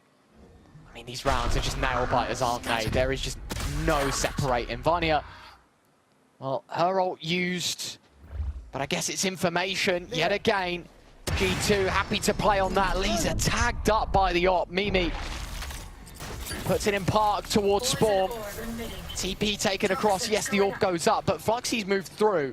Amy's holding the entry under the guise that nobody's going to be there. Amy looking to ride this one out solo, but Lisa through the top of the 30 wall. seconds left. Will catch up the Viper. Tap of the spike from SK. This time it's stuck. Planted deep.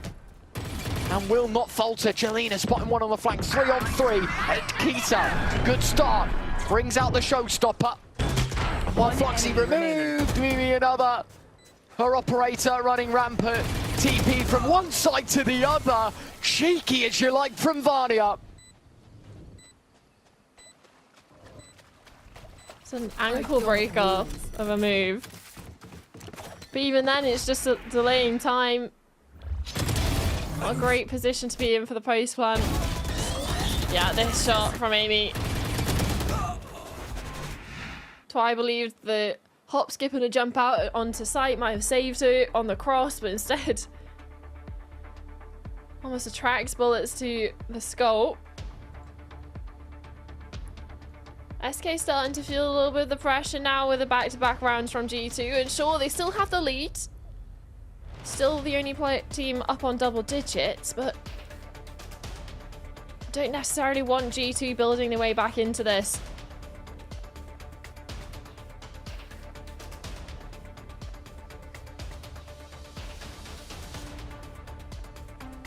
Tone setter, isn't it? How both teams react out of this pause. SK, I mean, they were flush with cash, but now some of you look at the money and, well, yeah, okay, there is an argument for investment here, but long term, it's not like SK have got millions and they can buy for the rest of this game. It is very shallow pockets, in fact, for both teams. So at this point in the game, you know, 10-8 on the scorecard. 1 round the difference between success and financial destruction. Now we win. See what SK bring forward in a round like this. 3 stingers, Bandit, Jelena on the classic. I think maybe Headhunter obviously there and could rely on the ultimate, only 2 points away. We'll see what SK make of this situation. Yeah, it's not necessarily the prettiest buy, but they do have things to work with. They get onto site, showstopper almost online for rescue. Isolation, Twy, back against the wall, 3 players, and Paranoid. Simple pickup for G2 to get the entry. Off the back of a showstopper, they absolutely tuck tail and run. Don't give an opportunity for rescue to equal the playing field. Spike planted.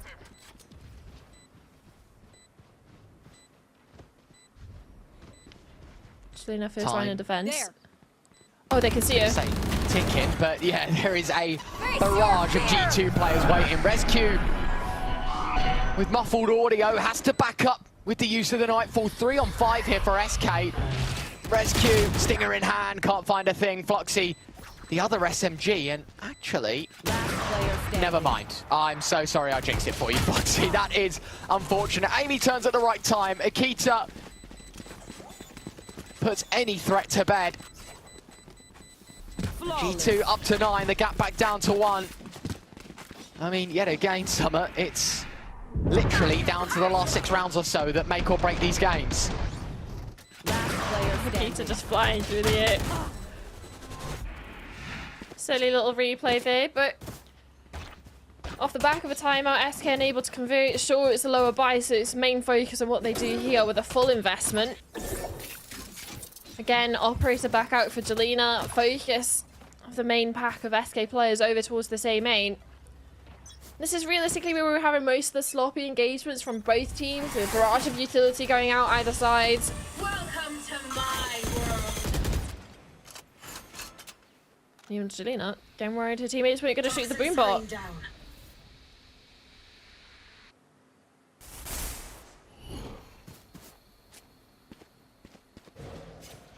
There. SK. Slow but steady towards the A side of the map. Trying to dig their feet in once more on an execute. Pushes them to 11. G2 will have enough money. It's SK that run into financial trouble should they encounter a loss. But of course, G2 want to level the playing field in terms of scoreline. Mimi, ready with the ult. Ready with U2 already. Trapped on site. There goes the wall. Thorn shortly after.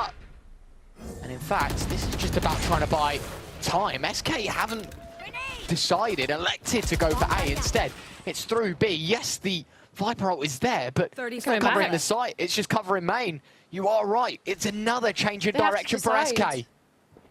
They have to decide soon. There's 20 seconds left on the clock. Spite is still towards tree, so it's expected to be A, but this is where the Steel Garden comes through, but just in time, Rescue gets the kill.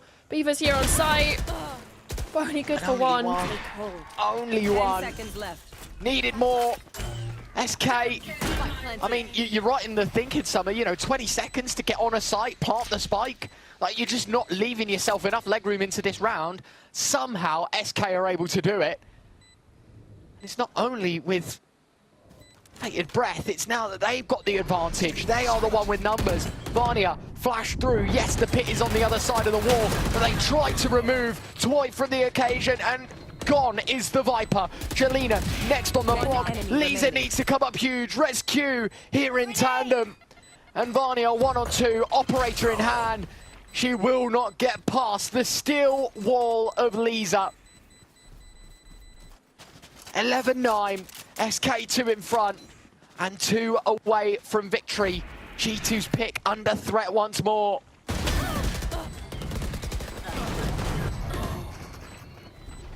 It's a good little dump of utility to get into tree, deal with the Viper's pit. And then it's just an awkward cross out of tree. One player directly to your left, one player directly in front. It's pick your poison, really, of who you decide to fight.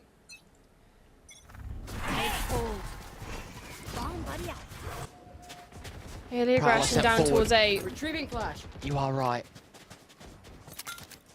Finds no It's one. all cloak and dagger. At least now they're going to know where this site hit is going to be coming through. TP gets cancelled by Fluxy. Or at least a baited one. Mimi, oh my word, it's just so much utility. Burning. Acid at the feet. Gotta be careful.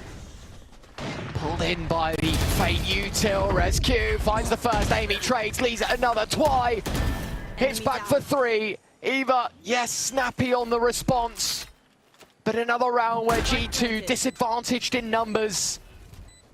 There. They've got grit, but this will be the ultimate test.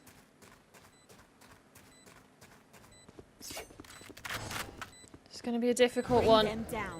Fortunately, there's not much utility for SK in the pocket. It's going to be straight gunfights. Paranoia available for Vania. Pops it out, but Eva's already dropped. Vania, 1-on-3, will not make headway in round 21. SK up to map point. Match point.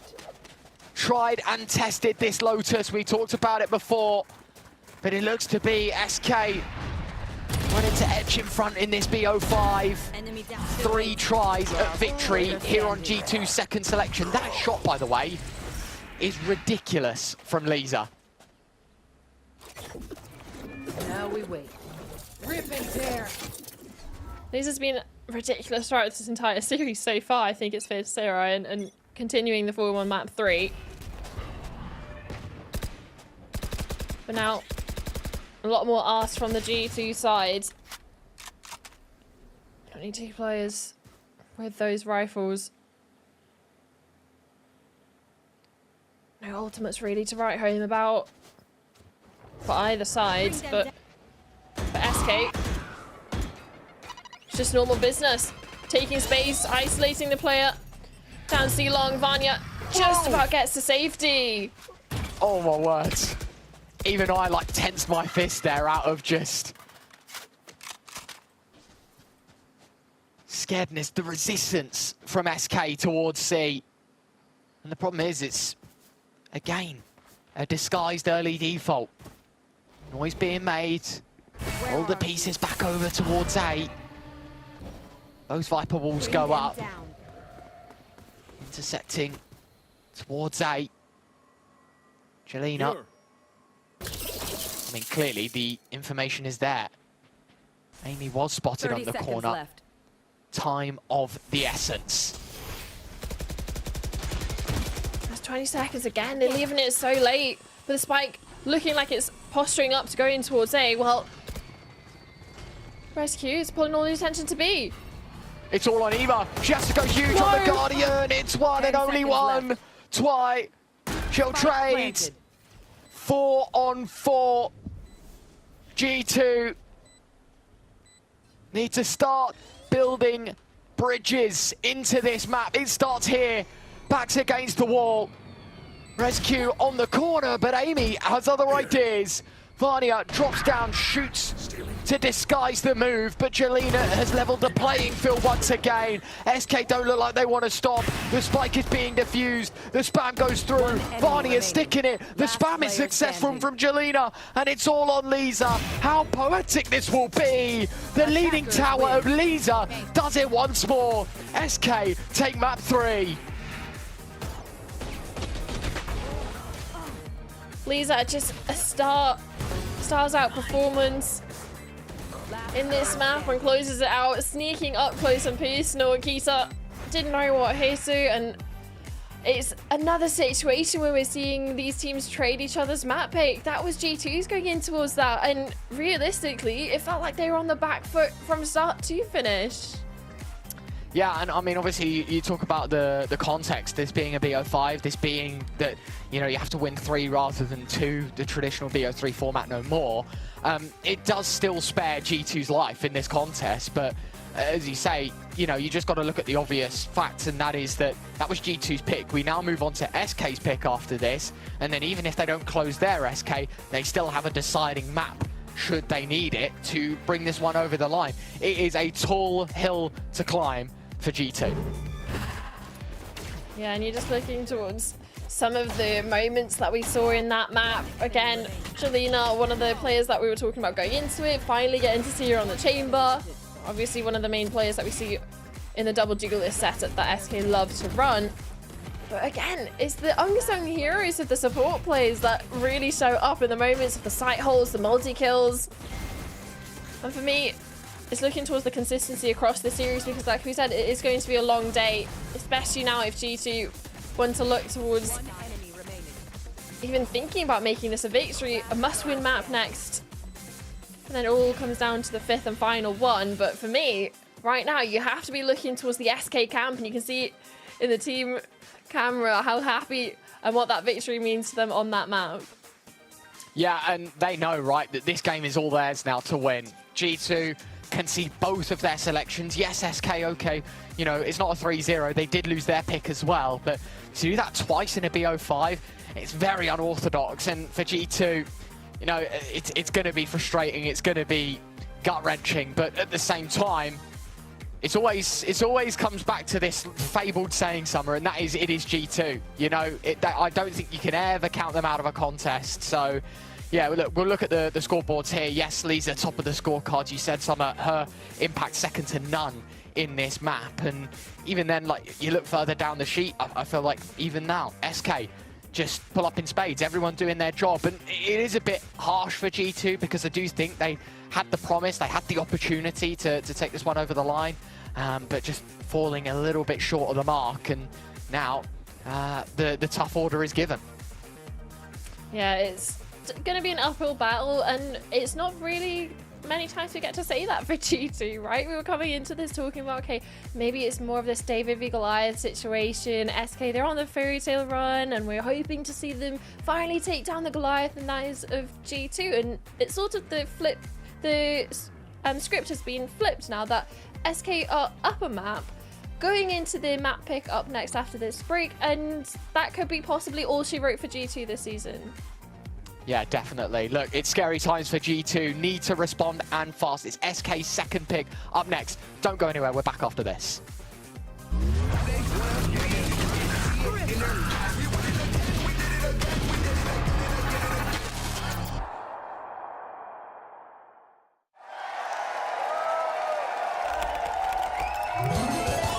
Red Bull gives you wings.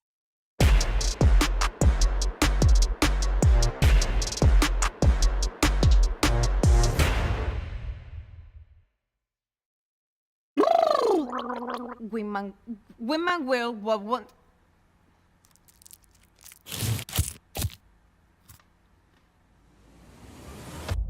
Have a break. Have a Kit Kat. Wingman World while wanting a well-won break. ¡Vamos!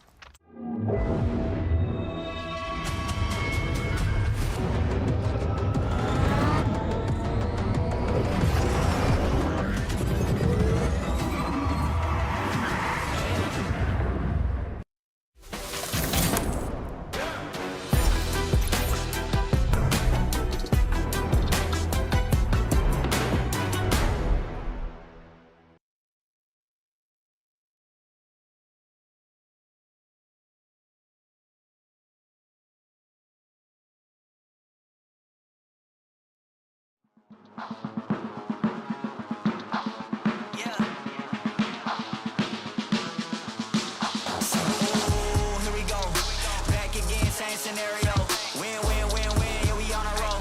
Yeah, 2, 4, 6, we like 10 and 0. I should probably tell them something that they didn't know. Back then we was down with nowhere to go. Might have been down, but we didn't fall. Now we running it like some intervals. Ooh, what now? Tell me who you see when you look straight up. Like, wait, who? Us now. What you gonna do when we pull up on you? Like, ooh, touchdown. You already know what it is when I come through you. Ooh, shut down. Shut down. Say, oh, what now? Tell me who you see when you look straight up. Like, wait, who? Us now. What you gonna do when we pull up on you? Like, ooh, touchdown. You already know what it is when we come through you. Ooh, shut down. Say, ooh, shut down. Say, ooh, give me that crown. I need that now, right now. Ooh, don't make a sound. This is my time. You hear the crowd. Yeah, we need that rain. Me and my team. Deja vu, this here a dream. We done all seen 100 times over back when we was just teens. Now we going dumb, told them we the one. They would count us out, now we counting up the funds. Now without a doubt, they be throwing up the ones. Like they was always rapping, yeah, believe them if you want. Now they show love, came with a dub. It is what it is, it isn't what it was. They all love to hate when it don't work out. Tell you that they always been down when it does. Look. Say, oh, what now? Tell me who you see when you look straight up. Like, wait, who? Now, what you gonna do when we pull up on you? Like, ooh, touchdown. You already know what it is when we come through you. Ooh, shut down. Say, ooh, shut down. Say, ooh, what now? Tell me who you see when you look straight up. Like, wait, who?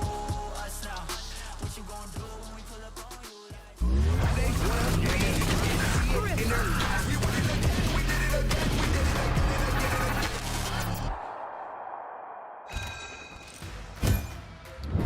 You join us on the fourth map and potentially the last. The background's changed once more. You join me in the middle of the map. Haven up next. Summer, look, pleasure being here so far, and we have got a fantastic series already written.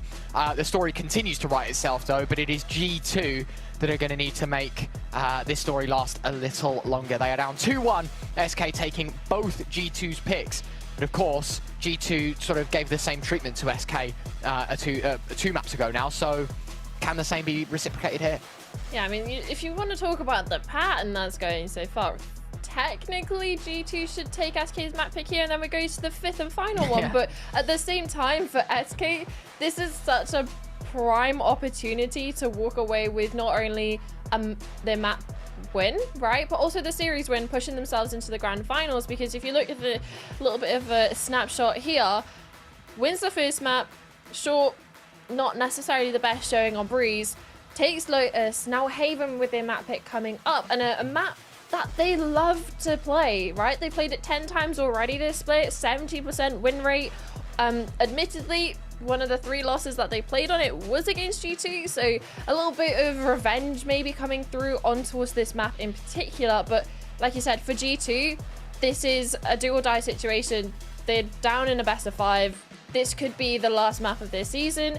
And when you talk about the expectations, we didn't necessarily consider too much of them not making it back up to the grand finals for the rematch against Gentlemates.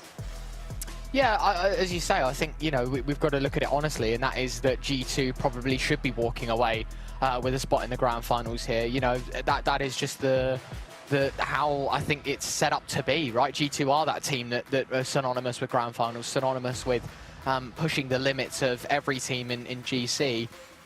Now, however, it seems like SK are looking to sort of have the torch passed to them, right? They'd be the team to take on Gentlemates and see if they can get the revenge story. It all boils down to this for G2, right? Whether you win this map and it pushes to a 5th, if you don't, as you say, it's the end of your stage. Yes, sure, you're back in stage 3 to try and, you know, pull it out the fire effectively, but for now, you're just focused on the here and the now. 2 maps required out of 2 for G2 Gozen. For SK Nebula, will they get 2 stabs at the attempt of gold? And should that be the case, G2 left with a bronze medal at the end of today. But for now, we focus on map 4 as we head into Agent Selector Haven. I mean, I actually had mirror composition last time these two teams played up against each other. Both were running the double duelist, the Neon, Phoenix, and the initiator that they originally had was the Sova, but Eva switching away from the Sova on towards the Phase. So a slight change for the Gozen side coming in towards this rematch might be the things that keeps this series going for the G2 side. But starting off on the defense, you're looking to see what they can do to stop the aggression that you're expecting SK Nebula to come out with this double duelist, especially with Jelena now back on towards that Neon. Definitely. And look, SK have got many cards that they've been playing through this series. G2 Gozen, we know, are a team, even with the odd stacks against them, can perform under the brightest of spotlights. This is a pretty huge one, though. Blinding to most. G2 looking to capitalize here on Haven. Agent select over with. Team talks given. For SK, it's the realization that you're 13 rounds away from making the grand finals. For G2, it is a warrior's speech given. We've got to win both maps. We've got to secure Haven to even have a chance at the last. This is your playoffs lower final. This is Haven. This is map 4. G2 versus SK. Just looking at what sort of setup we're going to get from G2 initially. Already got attack balls incoming, but you're looking towards Amy, starting over towards C, tripping garage, and Mimi looking to play off of it, but hopefully we can get this sorted for you guys as soon as possible, because honestly, it is something that we want to get into as quickly as possible, because this could be a momentous occasion, not only for SK, but the players on this side of SK, right? It would be, and also for G2 not making it again into the grand finals, not getting that chance for the rematch, but mainly for the SK side, some of those players have yet to hit a grand finals in GC EMEA. This is the highest placed, they've met the highest place that they've ever gotten in GC EMEA, which is third. An opportunity to up that record here now, pushing themselves into that grand final, securing a minimum second. But for me, it's just more of the expectations on the players and on the individual players, and seeing how they perform under pressure, because it's the age-old saying of pressure makes diamonds, and seeing who can actually shine under it and who starts to crumble. Yes, we are really taking a break with our KitKat technical pause. It's a gear issue from SK. I'm pretty sure that was the same reason as last. Nice thing is you get a last update. You know, we're always feeding the information through to you. You know just as much as us now, right? In fact, that's the first we knew of it. So there's your reason. Hopefully a quick solution before we head back into the action. Yeah, look, a fantastic chance for SK. There's no denying that. But the gut feeling for me, Summer, and I mean, maybe, I don't know, it definitely doesn't come from a place of bias, but I mean, you've got to understand that even if SK are on 12, there's every chance that G2 get back into this game. That's the game that you fall in love with here at Valorant. You know, that is GC. When competition is so stacked here in the EMEA division, there is never saying never. Stories continue to write themselves. And while we put pen to paper for map number 4, it could be G2 that are written out of contention. And there you have it. SK one map win away, as you say, Summer, from their best finish yet. A grand final in GC EMEA. Good start. G2 plugging the holes early towards the A site. Doesn't even need to see her opponent. Connects a shot through the smoke. Flash out of garage by Mimi. Spots some of the players starting to rotate over. Calls for an initiative push down short, but thing is, Rescue still unnoticed. 3 on 5. SK cut out from this round, it feels like already. Rescue blind. She'll tap away through the box to try and get some extra damage. It's Jelena that walks up short looking for aggression. Neon dash around the corner. Crossfire just met. Jelena walks right into the middle of it. Rescue just spamming the mouse one, hoping to hit some heads through the smoke, but this looking bleak. Foxy finds one. But she is the only survivor left. 25 on the clock, 1 on 4. This would be one heck of a clutch. And as she turns the corner, there are 3 bodies in her way. So G2 start on the right foot. A nice little bait and switch. Keita drawing all the attention, allowing Eva to get a relatively free kill in the back of Ita's head. And now, talking about the adaptations we're expecting to see, Amy, a relatively dynamic Cypher player, right? Can never count on exactly where she's going to be. So for SK, that's going to be something that they have to keep in mind, the constant switching of trips and positions. With no investment, 5 classics, they decide to rinse and repeat the pistol. Heavy pressure down towards long as they start creeping up. Manya spotted up high, Paranoia out, but the flashes are pretty good. But for both parties, because Mimi's just launched one through, gets one. Rescue trades. Vania expected someone to be under heaven, but in fact, bodies have already scattered. Ants around the A site, try and get in cover, but G2 there to squash the issues. 2-0. SK, quick dismissal of the pistol to gain any damage is good in a round like that. Now they move on, round number 3. This is the much more appropriate round to start your campaign if you're SK. Good damage done in the previous. But with Mimi, you look towards the Outlaw. A couple of players susceptible on the SK side, and a lot of damage in pocket.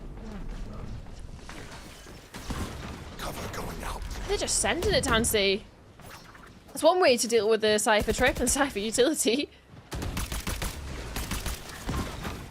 And he blocks off. SK given some space towards the B site. Just inching their way in. G2 still readily prepared. Tap of the spikes, and now the gig is given up. Nisa looks to stick. Lena on the other side of the cage, crept in and sleeps the first, but 1-for-1s all across the board. G2, well, edge and advantage.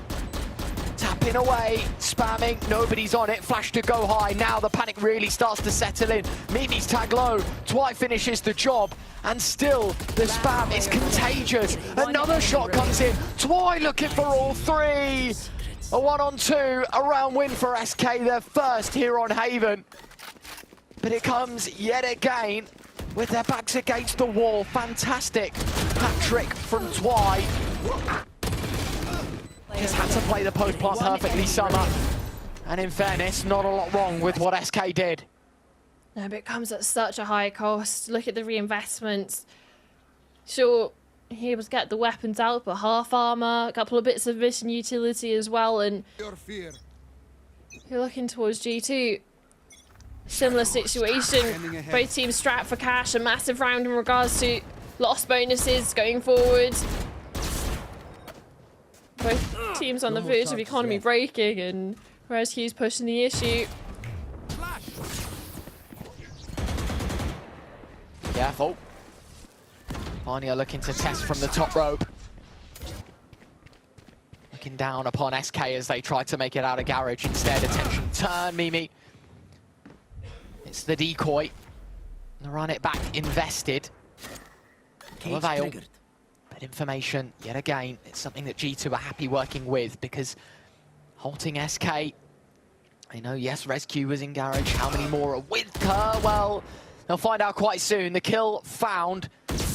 And while, yes, an obstruction made towards B, it's kind of open towards the site itself. The Mimi, she'll find another. Vanya claims more.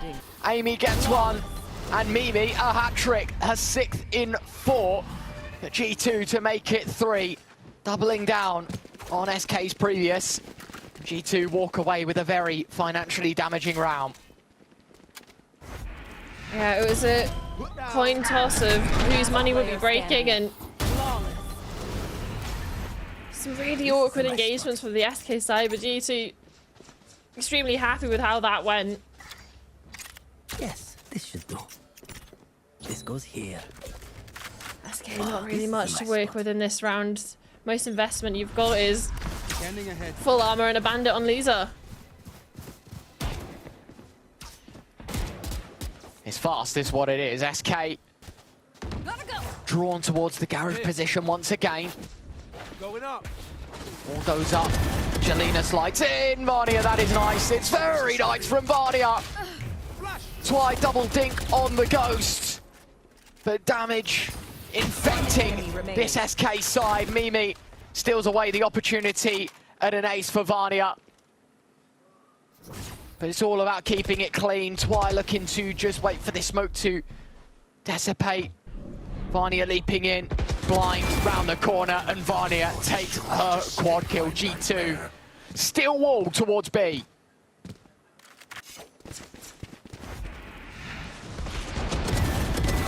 Yeah, does it neon sliding in front. Lovely little collection of kills. You see a little snapshot into the SK camp though. Looking a little bit stressed, some of those players.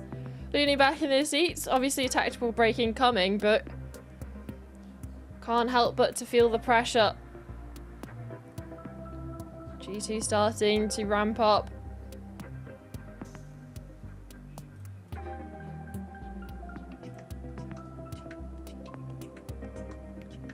Minute of silence to get a 6th opinion, as you say, maybe more conversational for SK. What are we doing wrong? For G2, it's let's keep applying that pressure to SK.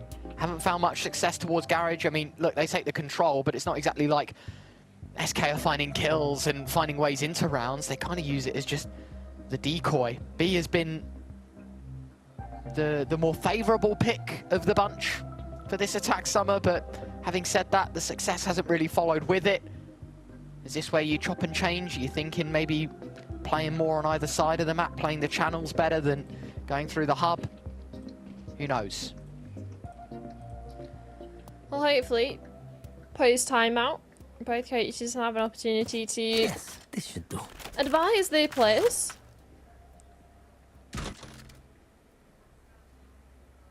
An interesting little fact that you can see there on the screen for Flux and Twy, this is the first ever BO5 and the best result in Game Changers. My So intel is there. breaking records for the players now and hoping to push that further, but a response is going to be required, being 1-4 down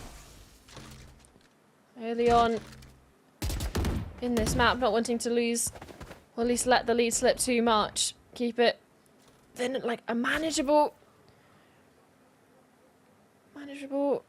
gap. Talking about gap, Mimi. Found one underneath Fluxy's crosshair. Should never have been Mimi's kill. Jumping inaccuracy, all the rest of it, yet lands on the platform. And a heavy blow taken for SK. Losing their head of the table pretty quickly. 4 on 5, Fluxy, you're going to have to manage from the spectator screen for SK. I mean, same again, looking for that garage control. So far, so good. Mimi, 8-2 on the Phoenix. Looking for more, though, and she'll be gifted the opportunity to do so. Another run it back deployed. Cage does not matter. Mimi just leaps into action. It's all from the ult as well. She's still got her life to play with. The flash holding her back. Even her own utility is stopping her from finding success. 2 on 5, 15 seconds left. If SK wanted to make a move, it had to have been done some time ago. This one will bow out due to time expiring. G2, 5 from 6. Yeah, I just want to see the replay here. Like you said, it was the run it back from Mimi and out of the world triple kill, almost alien even, off the back of the first one here. And double in towards Garage. Sure, Twi gets the trade, but it's a trade that doesn't really matter. It's just the ultimate that goes down. And for a player leading from the front, Mimi the IGL 10-2. Opponent foot down. One of the more experienced players on the team. And yet, stepping up when the team needs it most, when they're facing in this map, not their pick. And possibly one of the last maps they might play this season. Shock Dart does miss. So Trip stays active on B. Run it back of their own. SQ trying to serve the same treatment, just straight into the heart of the site, clear out everything. Vania TPs into the attacker spawn. This is to cut circulation, no chance of a rotate. But actually, there's a couple more than just one of Vania. 3 bodies out towards Garage, now filtering through back into the action. SK disadvantaged in numbers. Chances still presented. Mimi to block off a lot of vision though from this attack. They all just come flooding through. Mimi, immovable object for G2 right now. She'll start sticking the defuse. Amy's got her back. It is 6-1. G2 just pinballing from strength to strength right now, Summer. There is no stopping the cannonball that is G2 on Haven. Yeah, the momentum is firmly in the hands of G2, I think it's fair to say. And sure, it's a lower buy, but even the little bits of utility, like we see the reveal there, just working so in favor of the G2 side. And for it to be the first stage Mimi's played Phoenix. Don't hold back. Do you have any notes, really? Look, 12-2, consistently utilizing the run it back in the most prime opportunities. Look, if this is how it's going to be every game, G2 might have just found another duelist. Mimi is playing incredible right now. Of course, still have 4 very strong pieces around her.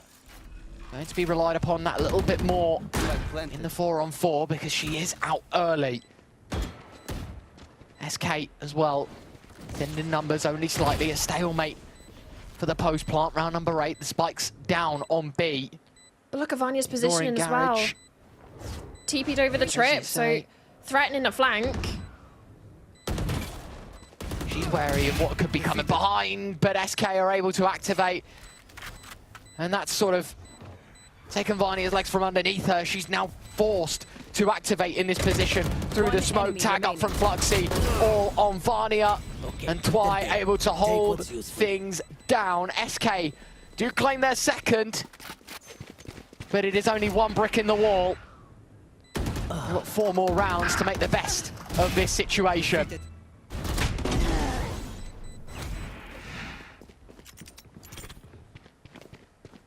Still plenty of opportunity though, that's what you have to remember, Ryan. First across the board, the second follows relatively quickly after, and now an opportunity to put a third, especially when you look at the amount of ultimates that SK have online. 4 up unavailable, Rescue not far away, halfway, but it's still looking towards what they can do to possibly switch up the pace, because we're seeing relatively slow and drawn out rounds, and then they have to force their way through after breaking a couple bits of utility. And maybe it's the pace change that's needed to catch G2 off guard, because right now G2 look like they're cruising. Yeah, there's no denying that, right? They look fantastic in every portion of the round. They're finding the entries, they're closing rounds, everything in between is looking really good. I mean, it's so interesting that obviously the stats thrown up there that Mimi, you know, very unorthodox pick for her on Phoenix, and looking like the strongest piece of the puzzle right now. I'm not going to beat around the bush here. She's played brilliantly, and this is something that I think is going to be quite infectious for this G2 side. Is, you know, Mimi's finding the kills. We know that G2 are a very momentum-based team. We know that they wear their heart on their sleeve in that sense. So this is just going to be a momentum builder for the rest of this map. You know, if it keeps going the same, G2, they're gonna roll through this map and move into a 5th, and it does come down to that decider. At the same time, SK, if they can claw back some ground, you know, we go into the halftime break where things look a little more presentable, then who knows, right? It is a tale of 2 teams. We've still got another half to play, no matter what happens here. It's just dependent on how hard SK want to make it for themselves. I mean, you're also looking towards Mimi, right, as the IGL, also getting all these kills, being one of the spearheads for the team. Even though they're on the defense, you can't help but expect inside the team the atmosphere that's there. If your IGL is fragging, the rounds look like they're being called with relative ease. There has to be that, obviously momentum based anyway, but on top of that, just the vibes being up and high for G2, something that can carry a lot of teams forward. And Mimi, again, on similar shenanigans, flash out of garage, deals with Twy's camera. All the while, SK make their way into A.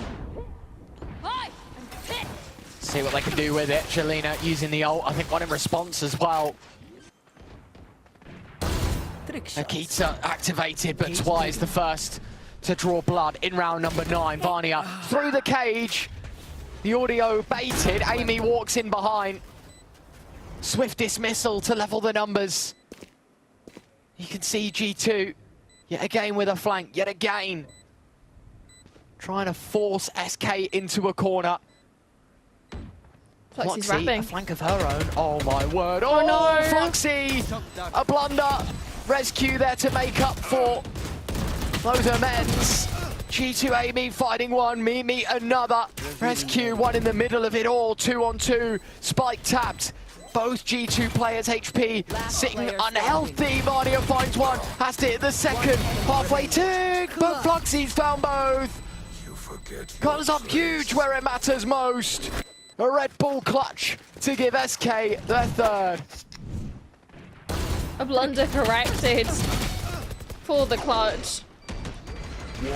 It's here, Vania, such low HP. It's a shot to the toes that deals the final blow. Back-to-back rounds for SK.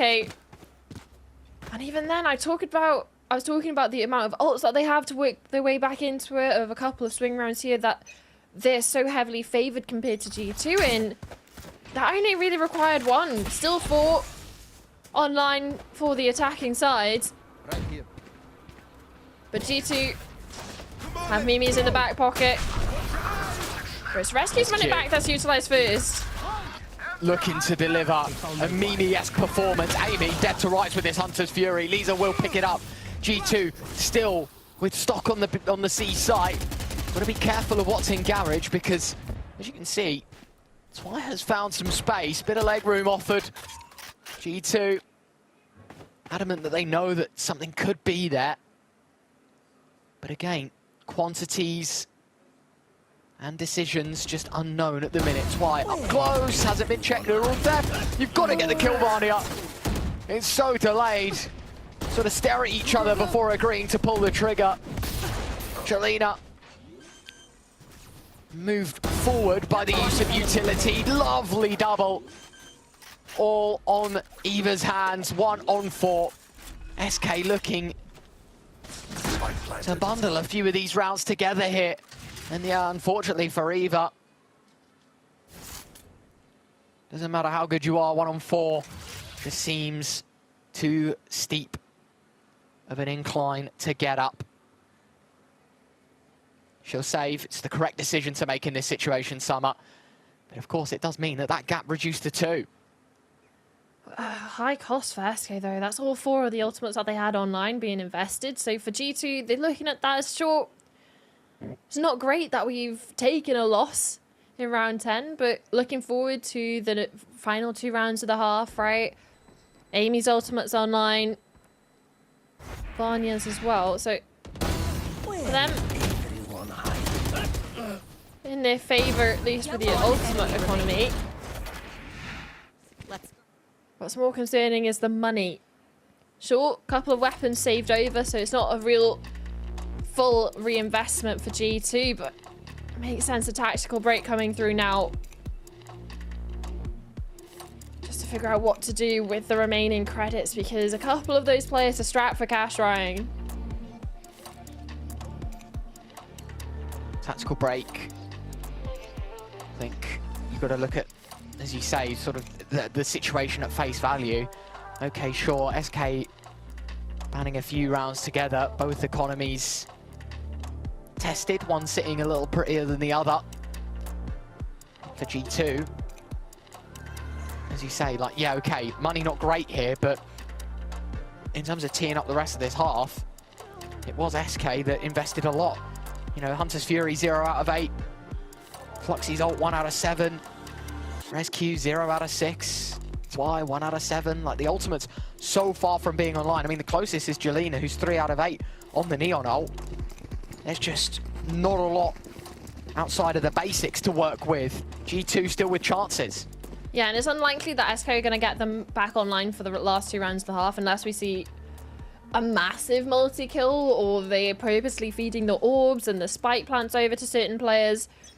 And honestly, similar story for majority of the G2 players. You're looking towards Amy and Vanya, the only real ultimates left to speak of. Early aggression through Garage, just dealing with that trip. And a similar situation for G2. Flash down long, deal with that trip there. So a little bit of a trade of utility from both sides, just different areas.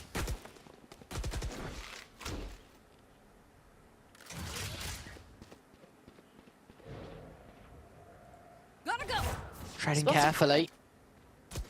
Yeah, they spotted out a couple of players towards long.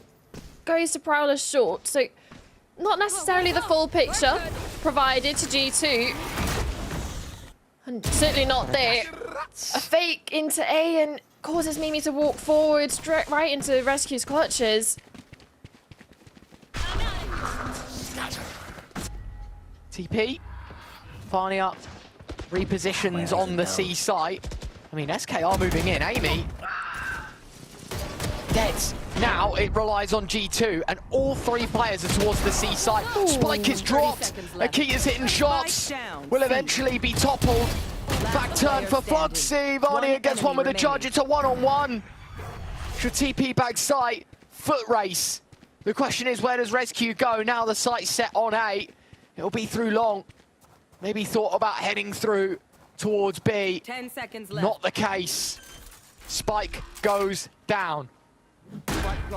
She does have a flash to work with though, so off the back of a tap possibly, you can see it flash around the corner. But again, Vanya also has a smoke, so there's pros and cons to the utility on both. But it comes to the gunfight, Rescue just walks into the angle, not prepared for Vanya just to be stood there. Quick headshot and an even quicker defuse. 7-4 up for G2. Fantastically worked, as you say. unlucky for I need this. ResQ, who I think expected definitely the fight to be taken to her, maybe not that quickly, and without a tap of the spike, or there was no cloak in that round that G2 hid behind. So they get number 11, 7-4 the scoreline. That goes there. Yet again, Summer, I feel like a broken record. It is just coming down to these fine margins.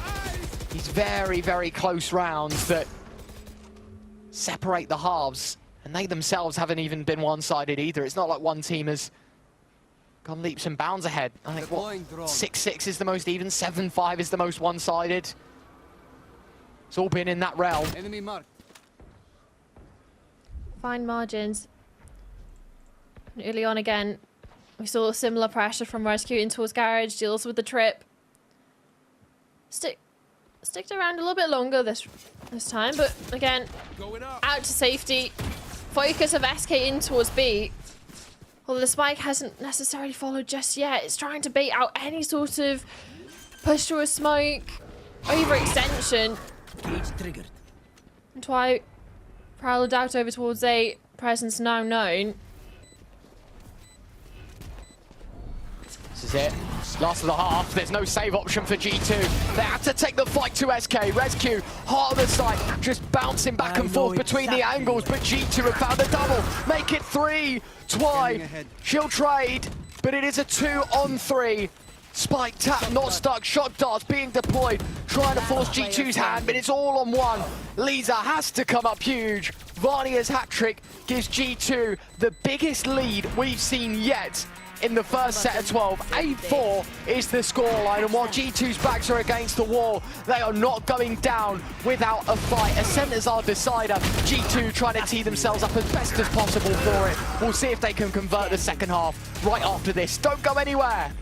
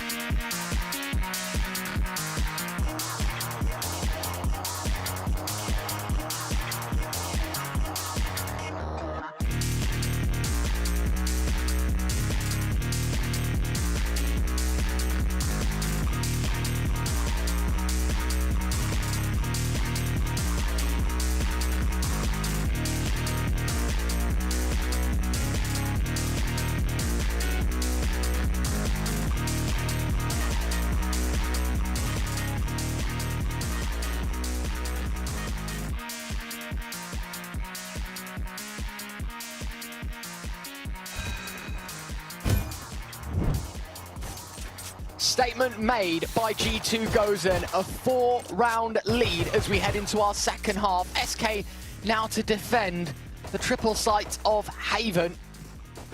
Tall order, they are a map away. They currently stand, technically, 9 rounds away from making the grand final, Summer, but of course, they've got to get there before G2 get to 13 themselves. We'll see how Haven plays out. Second half, just about to kick off. Pistols have been relatively equal between both teams, but most of the maps have been relatively one-sided in that affair. So by pattern, G2 should be converting this pistol unless SK have something else to say about it. Flash goes through, out mid, and it's a direct and speedy hit, seems. Release pressure in towards B. There's the trip. Concussed, dead, goes Anita. Eva gets one back. The classic of Fluxy still trying to find shots in the back of the site. Jelena firing from there with the Sheriff, but can't connect with much.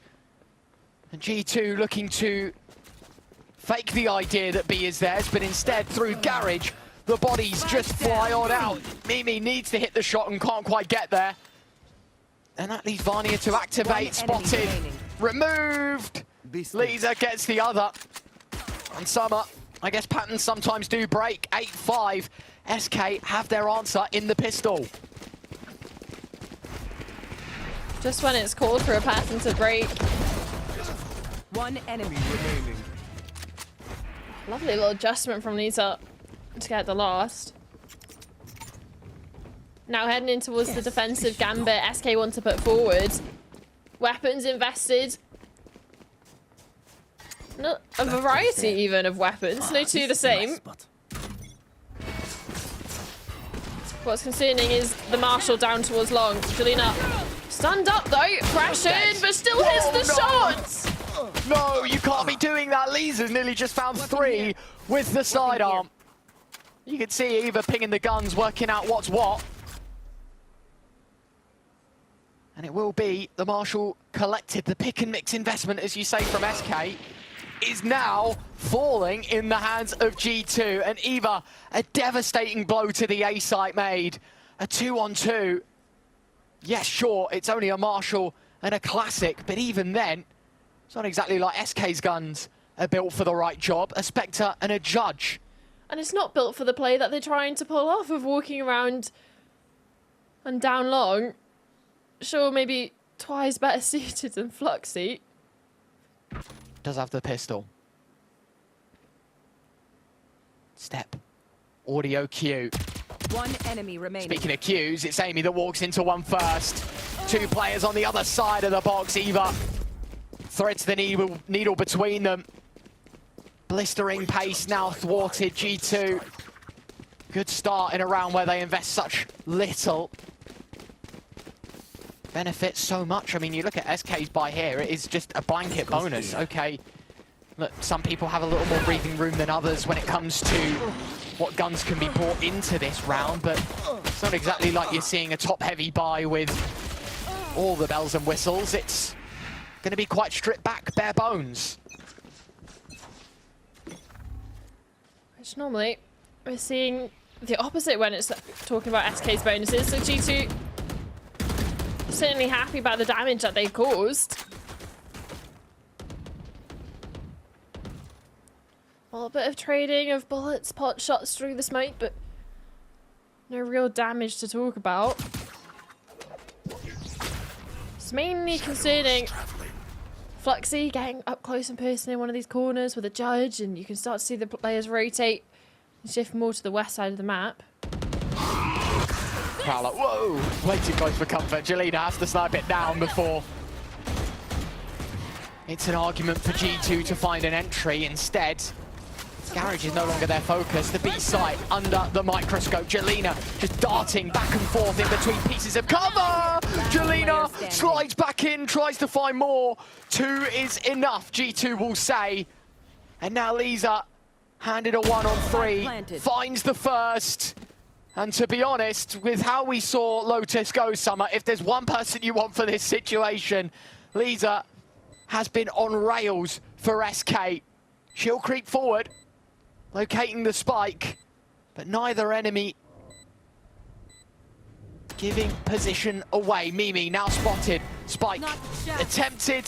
Akita will hold on. 9-6, 3-round buffer regained for SK.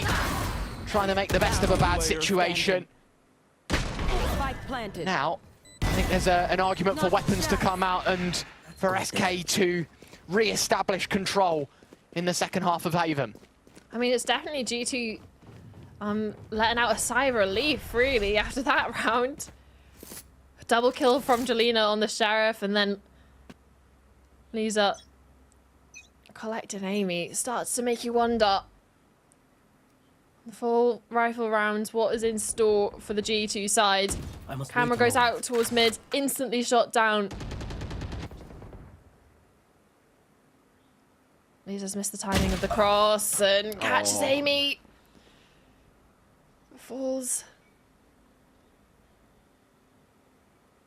Jelena. Be a surprise. Oh! How on earth did she get away with one? Blinded, slides. Going in for more. Deeper into enemy territory, G2.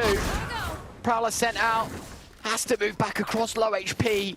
Somehow she'll escape. But I think G2 know that there was way too many noises, way too many bodies on the A site. We're going to look to pivot. Varnia straight through Garage. C open for the taking. There. Yeah, with no trip on Garage or B, that's always going to be a threat to them of possible reflank. We can see that there's not, but It's gonna be something that they're gonna have to re-clear. Can't just go all guns blazing out through spawn, especially with Mimi close to catch them. Okay. As you say, in prime positions, one against one. Nightfall burnt, but it's for good use. 2 bodies spotted towards spawn. SK have to find their way through. Fluxy trying to establish control. TP's up high, finds the first, sees the spike, has an ult. Not going to be helpful in this situation. The rifle does all the talking for Fluxy. SK move to 7 and G2.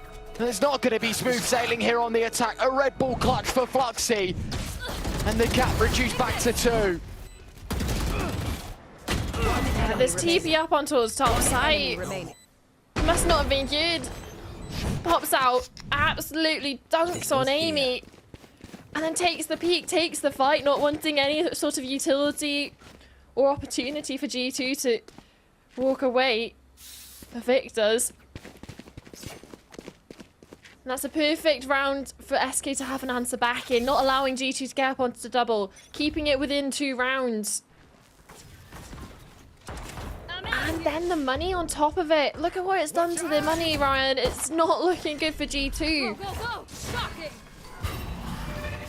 Nice thing is, it's not too late in the game to be a deal breaker, right? You've still got the lead in this map. You've still got opportunities before you're playing chase to SK. Ult deploy for Jelena, knowing that money, yeah, it's not going to be great, so I'm going to just try and charge my way through, and she does. An electric move towards B, eventually falls to the hands of Amy. But even then, that Sheriff not long lived for the world.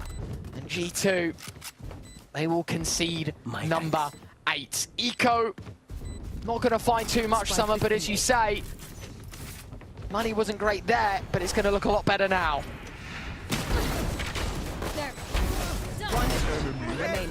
Yeah, especially on towards the lower buy. The Neon ultimate does provide a ginormous advantage. Not sure if you've seen how many times they've gone away with absolute murder, even on the rifle rounds. Struggle to track the player, but Jelena happy to collect a couple of kills, a couple of ecos, boost a bit of the confidence as well. Especially off the back of the chamber game they had on Lotus.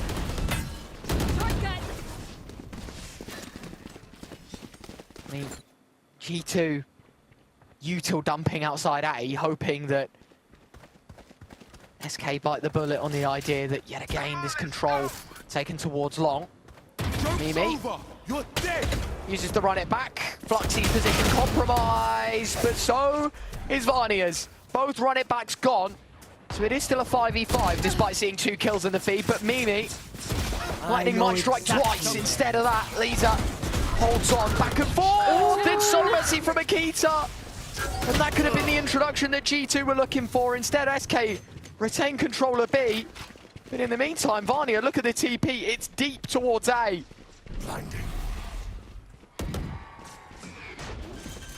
Not only do they have full A site control, but you also have Amy sat outside B, ready to be that backstab. It's just when do they start moving? Starting to creep through now, but being watchful by Twi. But they have to make the step forward. They have to go out onto site. It's a retake after all. Flash. I mean, it's good in parts. Some teammates blind, but the enemy concussed. Either. Good news. Amy can win the 1-on-2. And she does. A 2-on-4. G2 under immense pressure, but will not break. It's an interesting dynamic at the start. 2 kills come out, but it's both on the run it back Phoenix's ult. But you see it here. 1 enemy remaining. Last great couple of kills from SK as they jump out of heaven, but it's the double kill from both That goes there. Eva and Amy, respectively. That put a shutdown to SK. Double digits for G2 finally hit. Enemy tag. What a series we've been treated to. 10-8 score here, despite the 8-4 lead. SK bring them down. having everything they can at G2. Still time to spare for both, though.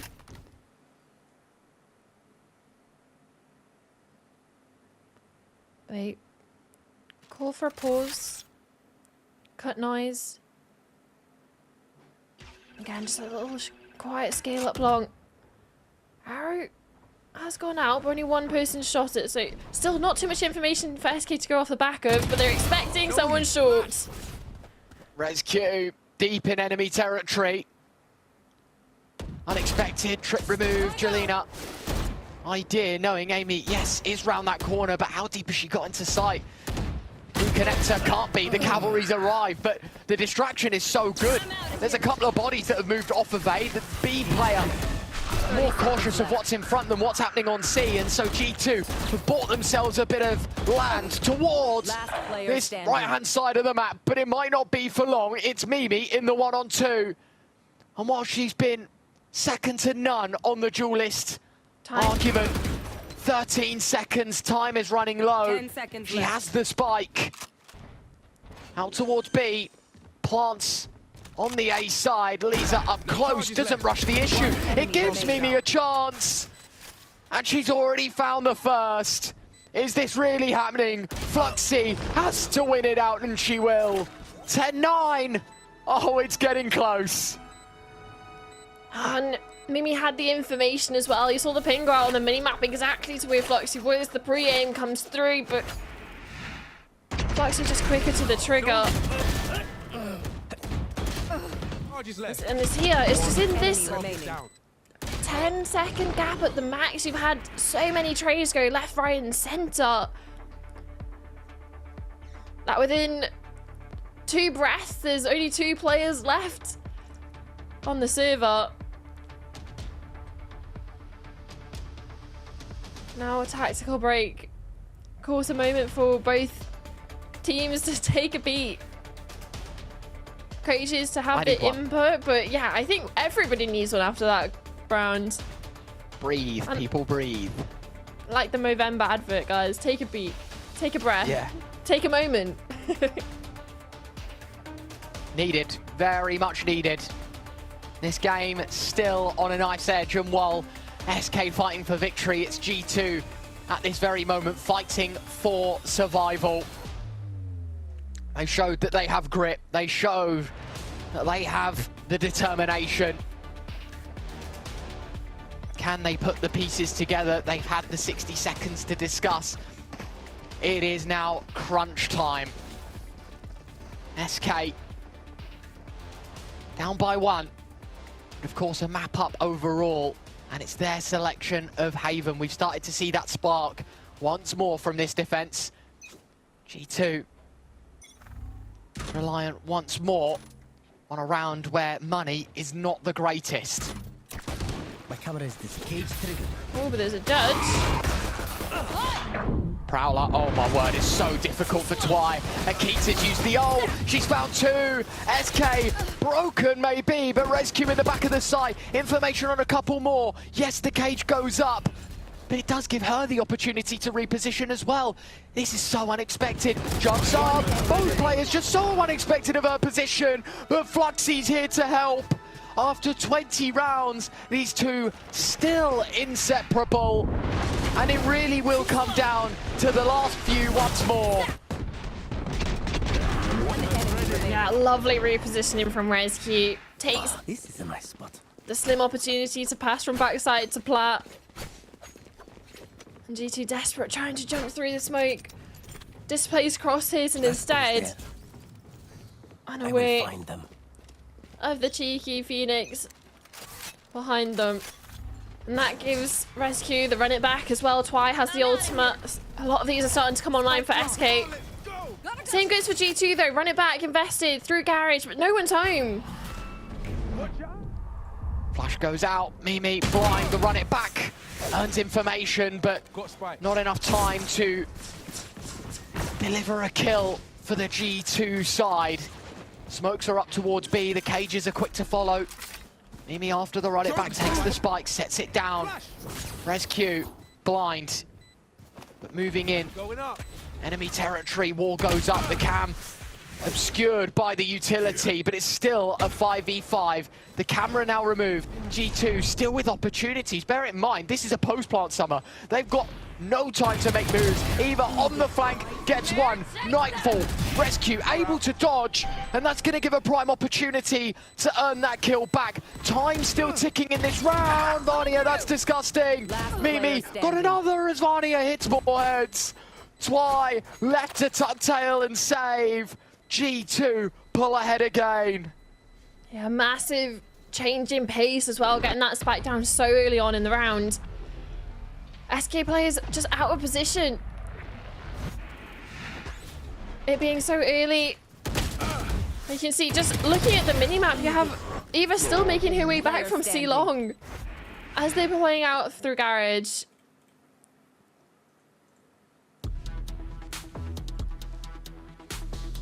Tactical break. Makes sense, right? Like, you haven't got much opportunity left to use them. Round 22 of a possible 24 in regulation at the very least. And you can see why SK take it. If you take a little bit of a gander down to the credits, it's a conversation. They force up into this. Pass shields on a couple of players. Shotgun for Jelena. I mean, it would be brilliant if they get the win, but if they don't, no money. G2 up on 12. Ascent looming.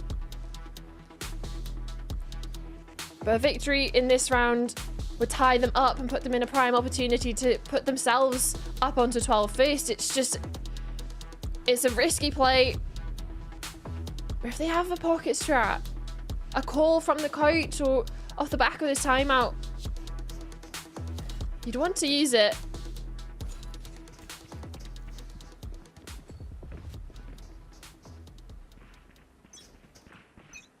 That minute it is. Elapses. It's a full buy. Guardian has been found for Jelena, so something to work with, but the credits are so low. This is a must-win round for SK. As you say, a huge roll of the dice for this defense. A win puts you back on the map, a loss more or less books you a ticket to map 5. Jelena walking in with the Guardian. It has to be instant. It's not going to be. Akita on the Outlaw. They'll see the Guardian, and to be fair, this buy is still disguised. You know, you do see a couple of hero buys where things like Guardians are brought forward. They found my cage triggered. Do you expect the 4 rifles behind it? Well, I think that's G2 very concerned. Twy spam on the Phantom. Millimeters away from connecting onto some heads. Fluxy shoots the cam, and it's a fake TP up close, personal, towards A. Prowler puts that one quick to rest, though. She doesn't G2 back have other off. plans. She's still sticking around, so G2 have to be at least wary of it. 30 seconds left. There they go. Speaking of wary, Twy, head on a swivel, flash goes high, she'll find 1, 3 out of SK's defense. Neural theft brought forward, can't hit the shot, Eva low HP, and she'll earn a numbers game. Neutral, Belize's over, pushed at the most critical of moments. Trip destroyed, Fluxy will move in, has the blind, right side clear, both players expected from the left, expected from the left from Fluxy. It is ridiculous. This game is the gift that keeps on giving, and Fluxy single-handedly pushing us the distance. You expecting that to be the end of it? Lisa overstepping, 30 seconds taking the 1v2 engagement. And it was down to Fluxy for a clutch, one that was required. Deals with a full HP player first, which meant it was easy pickings onto Eva. And this ties us up. This shouldn't have been how it plays out. Not with the early advantages. Not tied up at round 23 yet again. And now it's G2 that are pulling together by half armor, Guardian short. But for SK, it's a similar story. Early investment, but no tags. Nothing. Twy slips up towards close C. Surprise! Round the corner, but can only find one. Eva brings some normality to the round. It's never mind about C long. It was Garage. Another pincer point for G2's play. Spike's going down. Spike planted.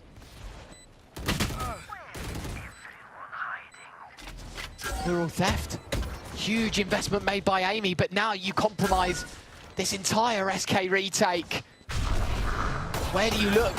What do you do? TP, Foxy gets some information. Just trying to give themselves any advantage into this retake. Foxy's hit one, a second in fact. Rescue with a third. Amy needs to clutch. Amy needs to clutch. You just can't write it, can you? It's another Red Bull clutch moment. This time it comes from Amy. Oh my word. This is cinema. It's a masterclass. It's heroics, that's where it is.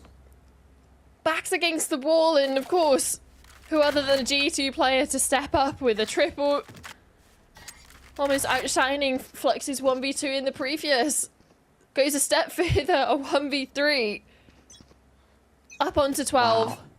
And now, again, it's the money situation for SK. Look at what they have to work with. I'm out of here. I am losing my voice. At this point, I'm teaching myself not to blink. What a game we are watching. And to think G2 are one round away from taking us to a 5th map to get this once over. And it's on a bye, where SK definitely would like better. Bucky's, Sheriff, Stinger, one rifle in the hands of Fluxy.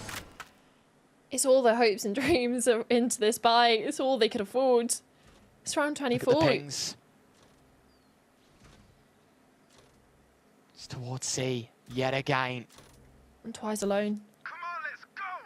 You are asking for some miracle work out of Twy. These rotates, they are so far. Twy needs to hit everything. Cages deployed. She's stunned in the cage. Can't hit a thing. Fluxy's let one by. Guardian in the smoke gets another. Fluxy has to hit shots, has to go huge. She's good for one. But still, no plant. 18 seconds. SK know that they've actually beat them to the punch. What? And that's the objective gone. 12 seconds left. G2 need to make their way forward. Rescue the cavalry. It's arrived, but it will not be in time because Mimi's flanked her out. 13-11. Absolute cinema continues. I'm speechless for what we've just experienced, not only so far in the series, but just in the last 4 rounds of this map. Honestly, I have zero expectations going into Ascent, whether it's just going to be carnage from round 1 to however many it takes to separate these two teams, because that's also something that I don't think it's fair to say one team's playing better than the other in this series, or there's a clear winner, but oh, they just can't get the rounds across the board. This is generally neck and neck throughout the whole series, map by map, round by round, and even moments in the round can change like that. Yeah, look, we'll watch the replays back, and to be honest, I don't think we need to talk any more over them. And I mean, the story just speaks for itself, right? The whole narrative of this game is the David versus Goliath. SK from relegation all the way to top 3, pushing for top 2 for G2 goes in. It's what should have been scheduled programming. See them in the final, see them play Gentlemates. Instead, this is anyone's game. This is peak Game Changers.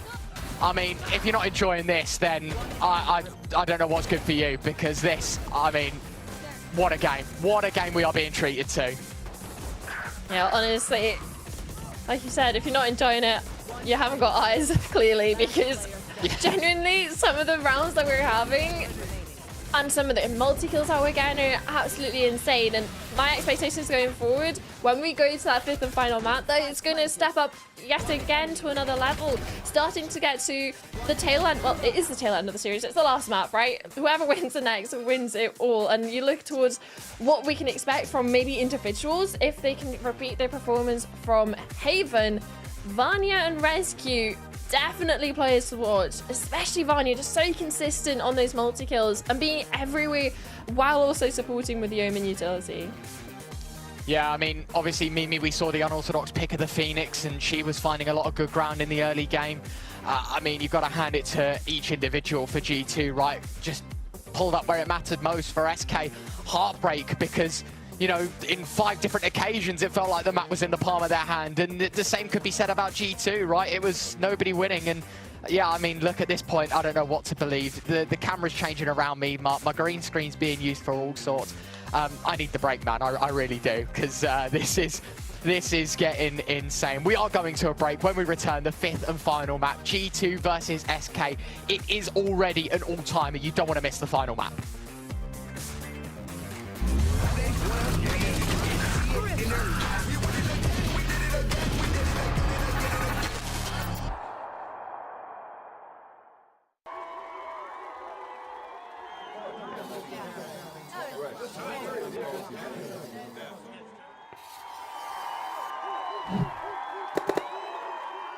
Red Bull gives you wings.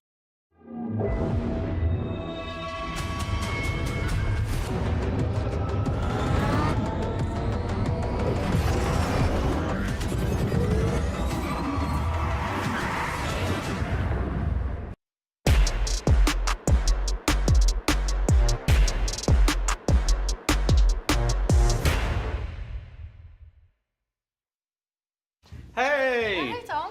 Alberto was looking for you, by the way. Really? Yeah, you better get there Okay, quick. I'll go check.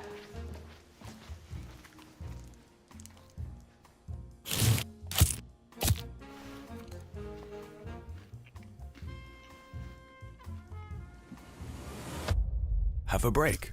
Have a Kit Kat. Tom Biz. You've had your fun. It's my turn.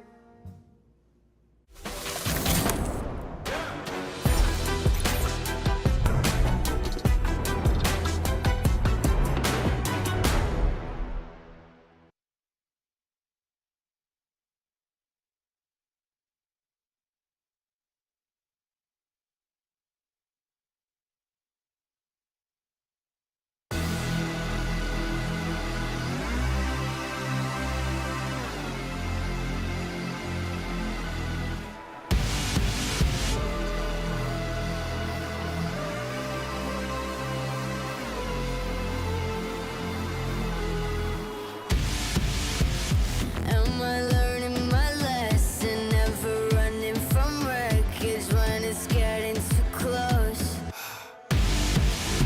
A million reasons to turn, a million ways to get burned, and still inside it I go. I'm caught inside the fire again. I'm caught inside the fire again.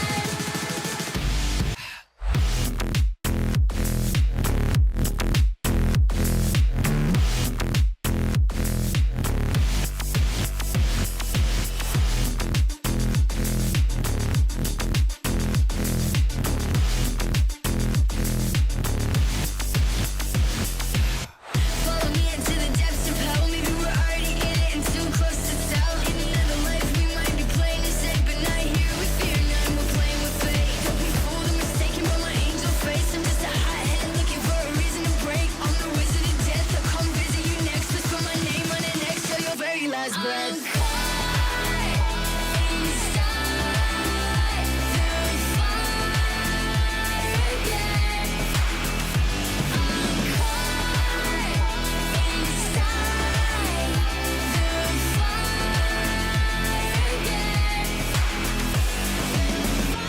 again. I'm caught inside the fire again. I'm caught inside of the fire again. I'm caught inside of the fire again. Follow me into the depths of hell. Maybe we're already there and too close to tower. In another life, we might be playing it safe, but not here with her. Now we're playing with fate. Don't be fooled or mistaken by my angel face. I'm just a hot head looking for a reason to break. I'm the wizard of death. I'll come visit you next. Whisper my name on it next, so you're very last breath. I'm caught inside the fire again. I'm caught inside the fire again.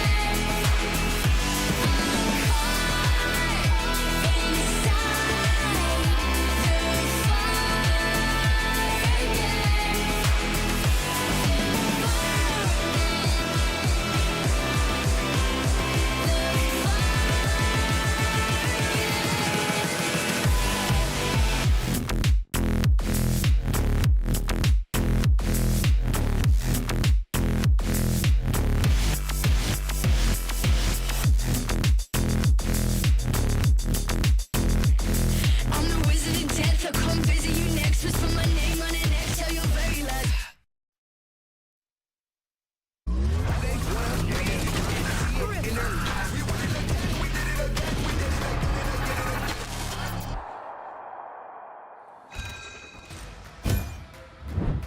You joined us for the final pre-talk of map number 5. This series is going the distance, and I mean, I don't know what's going on with my hair, but the green screen is now green at least, so that's always a good thing. Mine's like some pasty, dodgy colour, so thanks production for at least making it look good. Summer, speaking of looking good, this series is it's an all-timer, as I said before. I don't think I've seen a BO5 that has looked this close, that has sort of seen what we've seen. It feels like we're ticking every box as we go along. Now we head on to Ascent, and it could just be the icing on the cake. Yeah, and I think this was one of the maps that we were expecting to get picked a lot earlier in the series if we were going off like the track record, but at the same time it's one of the newer ones in the pool. Both teams have played it once against each other, and well, G2 came out victors in the upper bracket, so it makes sense that it's taken towards map 5 for this to be brought out in regards to the veto, but at the same time you have to be looking towards the track record.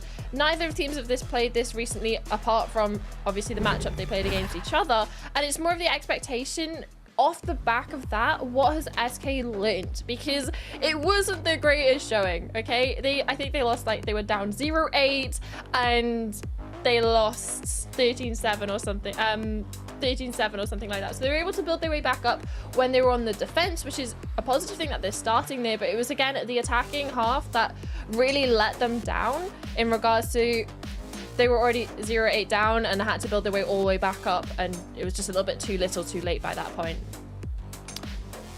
Into agent select for the final time. After the last game's performance, Mimi on the KO, switching back to Initiator off of the duelist for Eva obviously joining on that Initiator duty. Amy on the Vise. Arnia, of course, playing those smokes. Nikita, obvious pick. Jelena obviously matching it twice, synonymous with the controller, you know, whether that's, to be fair, the Viper, which has played more of an anchor, and the Cypher. You have got the double Initiator again mirrored between the two comps, the Omen there as well. So honestly, not much change. And in G2 format, there is the only change between having the Vise or not. G2 electing for it again. And I think that's one of the main differences we've seen between the two sides, is where they actually go in regards to the Sentinels, right? We saw it over on towards Lotus, the difference between the Chamber and the Vise. Now on towards Ascent, the Cypher and Vise. What's your preference? Are you a Vise enjoyer with the new changes? If you don't get the confirmation with a flash? I mean, you're asking the wrong person, because look, while I can talk about the game, I absolutely suck at it. But I will say, I think I'm more of a Cypher enjoyer, like, in complete honesty. Not that I think Vise is a bad pick. I mean, obviously G2 have found a lot of success with it, but I think it's just the safer choice, especially on a map like this. You know, it is what it is, but it's preference at the end of the day. And here we have it, our final map of the series. SKG2 comes down to the finest of margins. Ascent are decider in a BO5. This David versus Goliath story really is heating up. We start here, SK on the defense, G2 taking to the attack. And a fair portion of the G2 forces outside of B. Mimi, the only one not in the pack. Possibly trying to bait out some of the rotations, and it has pulled Jelena at least briefly, but with the line that Fluxy has on towards main, they're not going to over-rotate, and Camera taken out. no point. Wow. Perfect time, it hits all four. Spoils the plans, G2 have to opt against going directly towards B, or at least have to give it a bit of airtime before they head back in. And you can see that the initial plan now has to be rejumbled a bit. What is plan B? Well, plan B might still be the B site, just via mid. Jelena not going to be forced off the angle. Quick adjustment made. Twi's got another. The Sheriff hitting heads. G2 down to just a couple. Mimi and Vania with it all to do. Round the corner, Vania, it's messy. Lisa has to hit the second. Mimi given a bit of space, but even then, Fluxy not far from the action. SK win the pistol.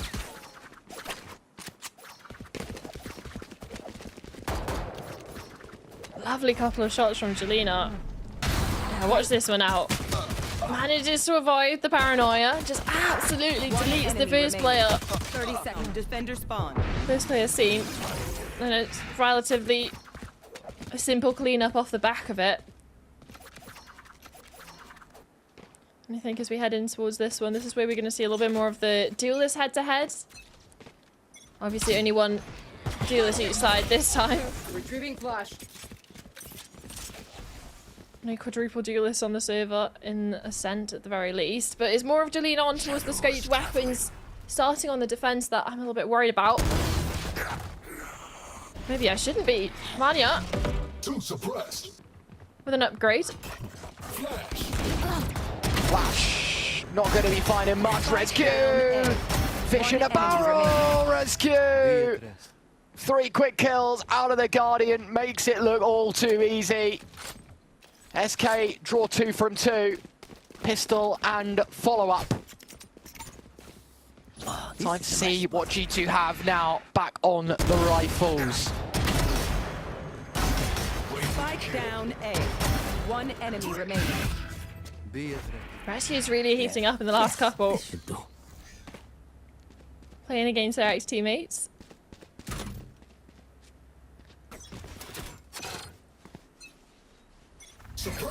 Down towards the rifle. One suppressed. Initial aggression from G2 over towards B main, but there's no committal. You look towards where the spike is. Vania solo outside A, so it's a little bit of a misnomer. Trying to see what they can get done. Destroy a bit of utility, get a peek. Aldrin at least goes through mid. Discovers nothing. Call for Amy to start creeping her way up.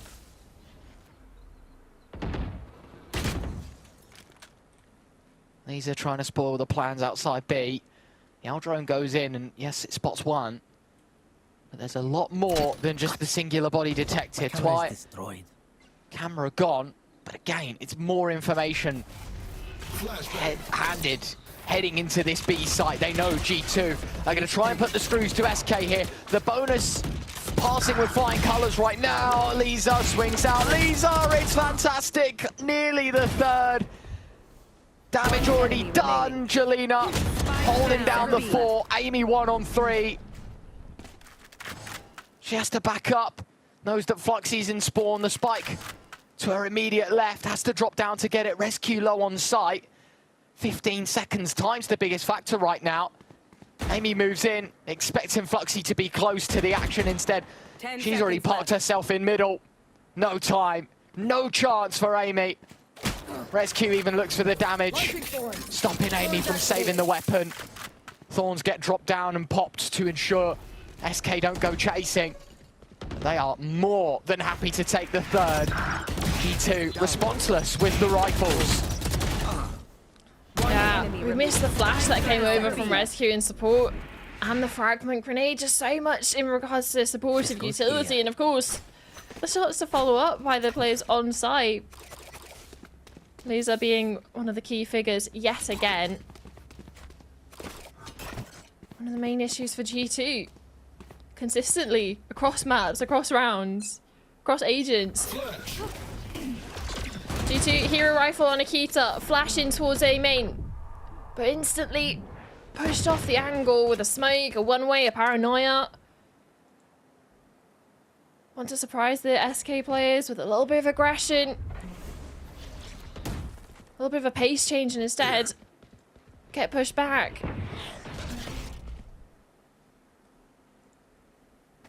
Oh, that's unlucky for Jelena. Back away. Enemy tag. Tag from Lisa. Keeps the drone alive as well, so it's not just the initial information, it's two different bodies spotted that are trying to approach through the central portion of this map. Varnia, nice shot, Fluxy gone.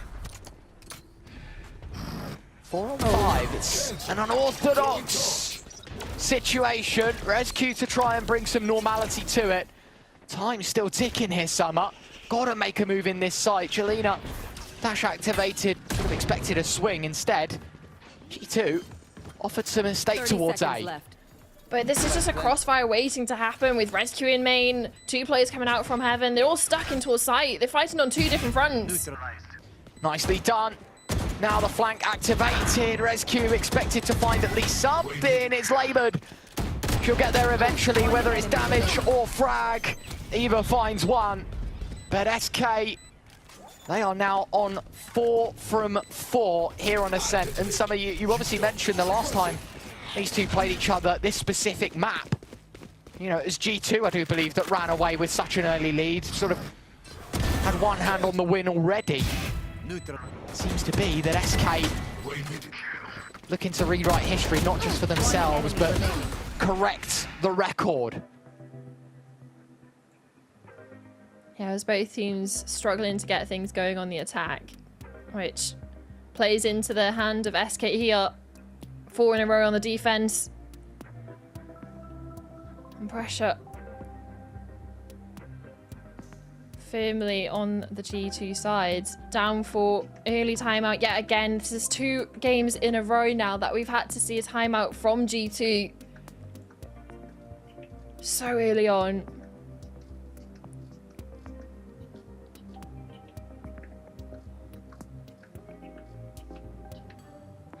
I mean, it's just this eerie calmness in the timeout, isn't it? Some nice, peaceful music to be played, but I guarantee you there is nothing peaceful about this matchup.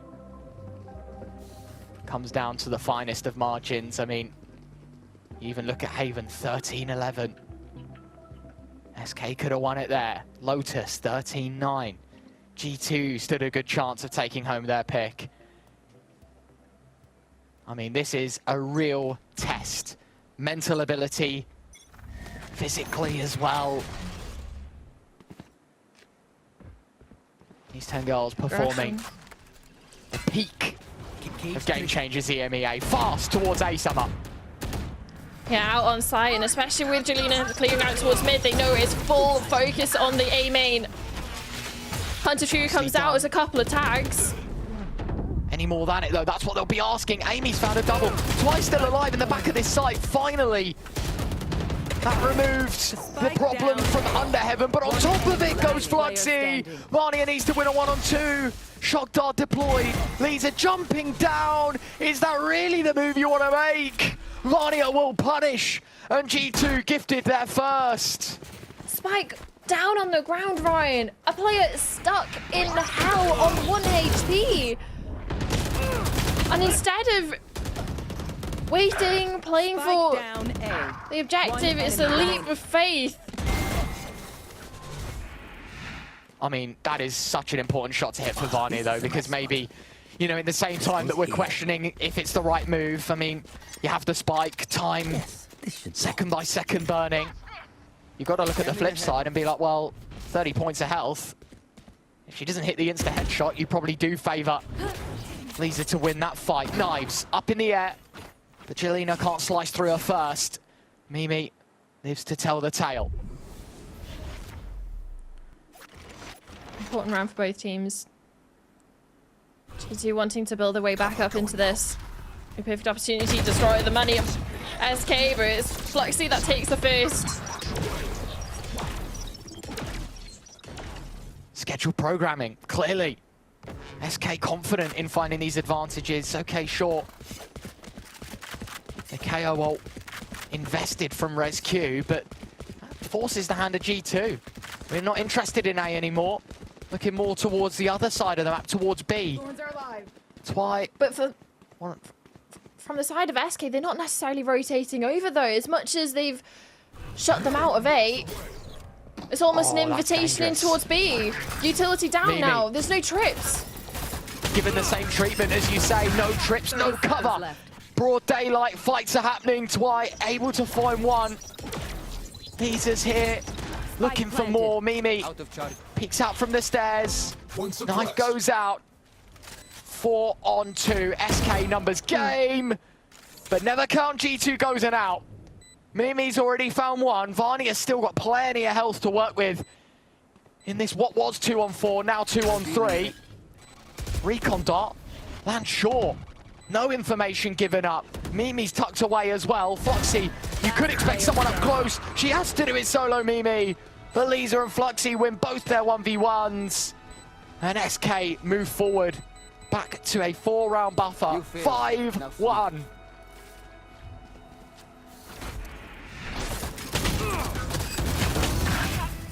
Yeah, you almost thought this was all said and done. So redirect into B with the null command, but still, Twy managing to get a couple of kills, a bit of damage, even without any sort of utility, just her life on the line. And numbers in favour for the retake, they can just trade their way through. And trade their way up to 5. This is what I meant about it being an important round for both teams. G2 money broke. SK still not necessarily sitting pretty on the money either. Right, you got Fluxy, Lisa, Twy, all down under 100. So keeping this clean would be important for them for the longevity in this half. And Jelena starts it off excellently. Drops the initial presence outside B. The remaining bodies are going to be piling into this A site. Akita with the knives, drawing blood, hopefully, but Twy puts an end to that business. Jelena kicking things off with the Outlaw once more. Plenty in between. Eva 1 on 4. Recon dart. Dropped at her feet, has to tuck away. Shock dart deployed. A second one, even more. Let's just tick away. While the Outlaw misses, Plenty will swing. Eva, nicely done. Now, you can see the hesitancy from the other 3. They go from, yeah, we're going to get this kill, to, yeah, let's hold off. The triple peak, though, is pretty disgusting. High, low, and 1 in between. SK, 6-1. I mean, they genuinely couldn't have afforded to lose one more player, so they send one hunting. Lisa falls and it's like, okay, we will respect it. Take a step back, set up a firing line. And a firing line that converts. This goes here. First time we're seeing the operator as well out for Jelena. We've seen the Outlaw, seen the Marshal a couple of times. Finally making that call, making that investment up for the op. Doesn't even need to see her opponent. I mean, this has got to be so frustrating. So frustrating. Struggling to get things done, and especially when you're looking at this as being as a solo duelist, now in towards Ascent when they've had a couple of doubles. A lot of pressure on the younger player, and for Jelena, just shutting her down a little bit too consistently. I mean, you can see with the KD of Akita, not that it's to discredit her, it's to the compliment of Jelena that Akita has been such a prominent figure within the previous 4 maps. She's 1 and 8 here on Ascent. A decisive map, let's not forget. Fluxy blind, needs to hit shots, she does. Sees the TP, don't know where to. 2 bodies are going to appear from behind the box. And Fluxy can't hit either. Jelena starts moving in. Here's the TP. And Vania just about escapes. Twice an opportunity though. I don't know if Mimi will expect it. One enemy remaining. She won't. Neural theft. Now Vania, wherever she's TP to, that position's compromised. 15 on the clock. Jelena sprints as quick as she can towards the B site. Both players will join forces. There will be no opportunity for Vania to isolate one-on-ones. On the edge of the smoke. Never mind, she will. No way. Jelena will shut things down. 7-1 the scoreline. I mean, SK currently repping their best outfit at the most pivotal time.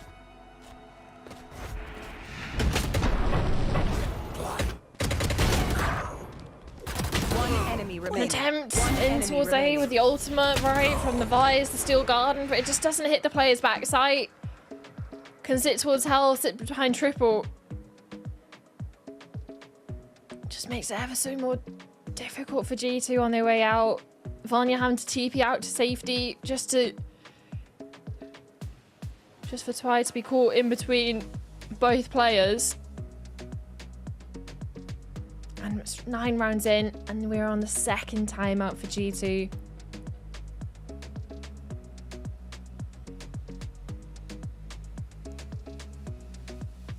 Some very nice opportunities that SK have capitalized upon for G2.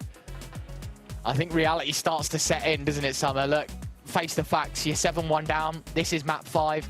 This is an elimination game, yes, for 3rd place, but you have no chance of making the grand final losing here. Got to work it out and fast, because there's not long left of this half, and if SK get any more, you start putting conditions on G2's win. You know, you have to win a pistol. You have to win the first gun buy. You have to do this.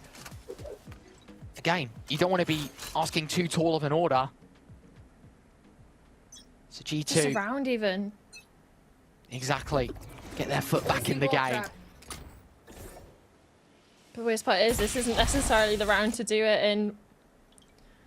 Full Sheriffs, a Guardian, no timeouts left.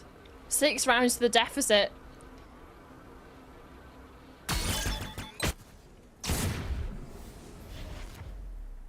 At least they've managed to consistently deal with bits and bobs of Twy's utility. But an owl drone traded for a mid-trip, not necessarily the best trade in the world.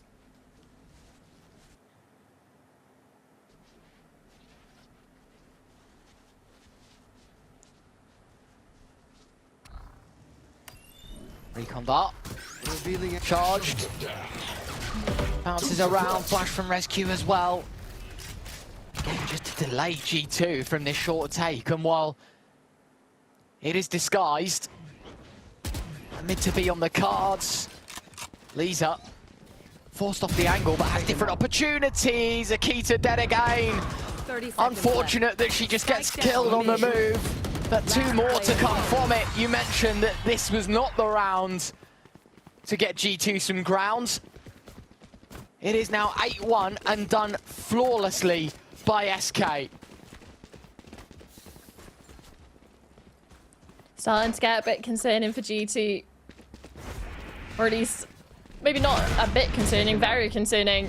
Last player standing. Flawless round. Sure, it was against the lower buy, but feels that's almost been the story of the whole map so far. Bar the 1 round blip, SK have been flawless.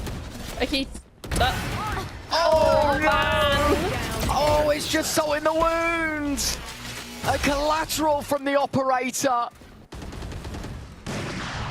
A surefire way to propel yourself to a 9th. I have the spike. And I genuinely never thought I'd say this. It's looking like G2 are the team to have run out of steam. Don't have an answer to SK's antics. And it's not exactly like this is SK's bread and butter. They had 2 opportunities to pick it. They left it as the decider. And I mean, even between us, Summer, we were saying that this is a very coin flip map, you know, heads or tails between the 2 teams. It's looking like our coin is weighted. I mean, at least from my expectations, both of them have only played it once against each other, so only 1 map to go off.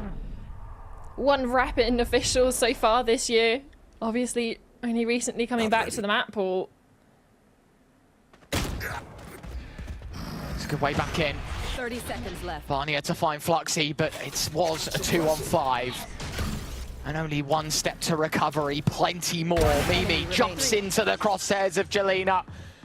A triple in the round. Vanya 1-on-4, 13 seconds, a smoke to try and present the opportunity to plant. Over the top goes Jelena. Vanya given no breathing room. It is 9-1 SK. Try again. It feels, like you said, it feels like G2 have just run out of steam. And you have to feel for Akita, man. She's not even the one Jelena's trying to shoot at. Gets hit as the player behind. And it really feels like SK can do no wrong. Yeah, I was going to say, for Akita, it's got to be incredibly frustrating because, you know, you talk about that round, you're not even the target in the scope to the operator. The round before, I don't think Lisa will hate me for saying, but she got a bit lucky that it was on the move with the Phantom and it was just a stray bullet to the head. It's just bad hand after bad hands. Jelena finally misses a shot. But not necessarily punished for it. Dash back to safety and a reposition coming through, and you can already see floating of SK players about the place. A second miss shot. Another miss. Yeah, Lightning does strike opportunities twice, now. Summer. In towards the A site. A couple of these bodies moving forward. The KO ult revealing all. Flash is pretty good, but rescue saving grace for SK. I mean, what do you do now? Akita, stand your ground, move out towards the site. The spike going forward, dash into play. The flash not good enough. 2 more bodies towards main. Down A.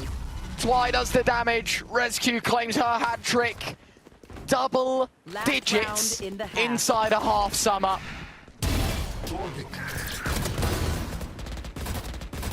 One enemy remaining. That goes there. SK genuinely giving G2 a taste of their own medicine. Last time they played this map, it was the opposite. G2 would 10-2 up. SK had to claw their way back into this. But at the moment, SK Get out of my way. have built a brick wall in front of G2. Their line of defense is impenetrable. And now it's round 12, and the best G2 can hope for is 2. 2 for the whole half. And yet, even that feels almost unlikely. SK on an absolute tear. Jelena going aggressive. Wow. I mean, that is brave. That's very, cheeky. very brave. But the worst part about it, Ryan, is she doesn't get punished for it. She's just updrafted and had a little bit of a gander into main with the Bladestorm. Spotted 2. Sure didn't get a kill, but has managed to get out to safety, reposition as well with the operator, and live to fight another day. All the while G2 absolutely spooked and now calling in reinforcements. Revealing area.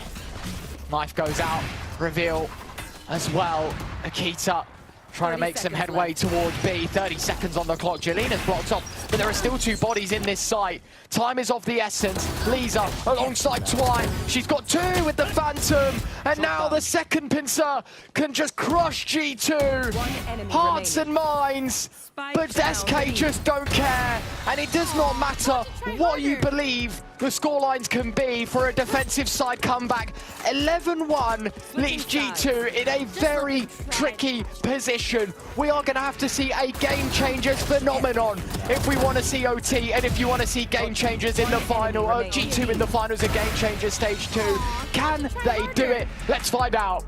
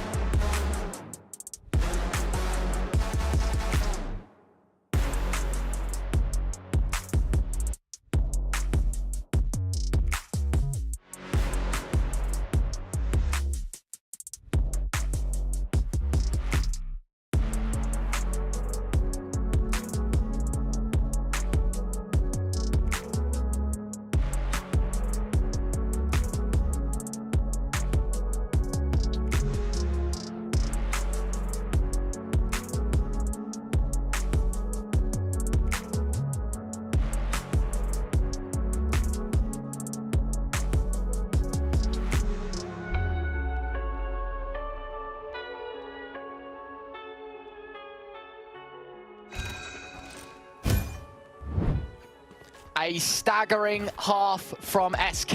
I left off with the sentiment that we're going to need to see a Game Changers phenomenon from G2. And I guess the point that you have to make is it all starts and could potentially end with a pistol. And the worst part is you're genuinely not wrong. We talk about the comebacks of it helps to have the pistol, then you can build your way back here, but it is an absolute requirement right now for GT. You lose the pistol, you're, well, 112 down. And realistically, not with much money to reinvest into the next, because you would have been on the defense. No extra boons to the economy, the spike plan. So a lot of pressure on the G2 defending shoulders. SK just going through the motions. Like I said, shot dart dealing with a little bit of utility. But that's about it. That's all the presence that they've shown across the entire map.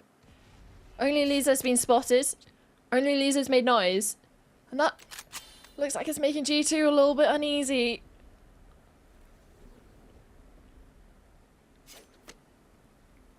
Time ticking. SK making G2 feel every second of this pistol. Not point used. Couple of bodies pinged on the A site. Spike had already made its move towards B though. This is just a feint, a drop of the shoulder for SK. Chop and change their direction. Cage will go out, the wall goes up. 30 seconds left. So the Vi's all-knowing, omniscient of the SK moves. Up short goes 3 bodies in red. Amy relying on Eva as well. 2 in the middle of sight. It's a great start from G2. Amy on the double. Jelena moving in, Sheriff in hand. Clears the corner, body shot enough. There's so many bodies at the back of stairs. A swing and a miss from Rescue, and Eva finds her hat trick. G2 will take the pistol. Stay taut as a bowstring. You can't even get happy about it. You can't even be okay. That's fine. They'll just build. They'll equalize. They'll build their way back in. This is genuinely a staggering performance, not only from SK in the sense of how well they're playing, how some of the shots we're seeing Jelena hit, the collaterals, obviously amazing, but at the same time from G2. The difference between Haven and Ascent, almost as if they've disappeared. Oh, and now all the information is given to G2. I wonder where they could be. All the info gathered by Mimi's utility. Akita holding from short to mid. Nicely done, Outlaw. Punishing in rounds like these. But as you say, Summer, you know, this is just a sense of severity, I guess. Like, you've got to be very, very honest, and that is G2. You can't really start hyping them up just yet. There is such a long road to travel down. Took the pistol, expecting a second win. Nicely done by Amy through the smoke, finding 2. A flawless round converted by G2. Of course, now you head into the bonus, but I have a feeling a couple of upgrades will be made, because if you want to make a comeback, I highly doubt Spectres are going to fill the pockets of this G2 side. I tell a lie, in fact. I don't know, maybe I'm mistaken, Summer, but I'm surprised that there's no overinvestment made. They haven't really got the money to reinvest, right? You're looking at only one of the players, one of the 5 that has the ability to buy up into a Vandal, which is Amy, but at the same time, you don't necessarily want to throw away those weapons that you have. Yeah, maybe.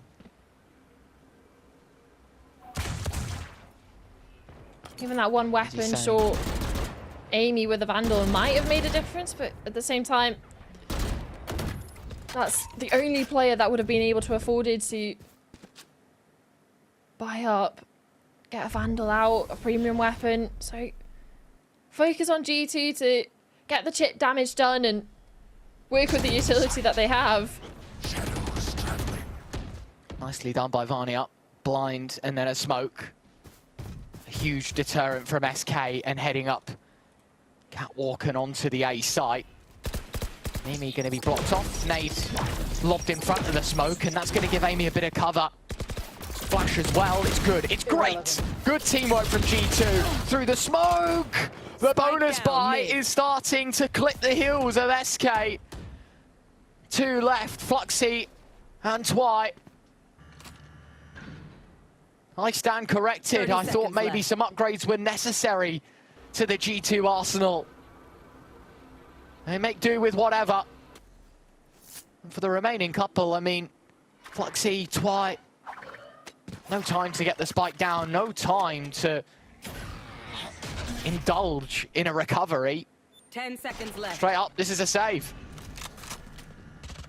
If they're going to be afforded that, obviously, players through mid want to upgrade the weapons. Now is the chance to do so. Twy at least sends Mimi to her grave.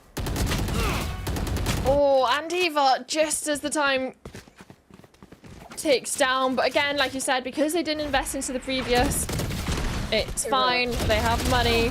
They'll be able to reinvest. But it's this here, this triple kill between Amy and Mimi. Now we wait. Launching sword. Catching SK in a little bit of a trap towards mid. Gives them the perfect opportunity to convert that bonus. And again, it's still going to be rough to get happy about this for any of the G2 fans because it's such a long distance away, but round by round is how they have to approach it.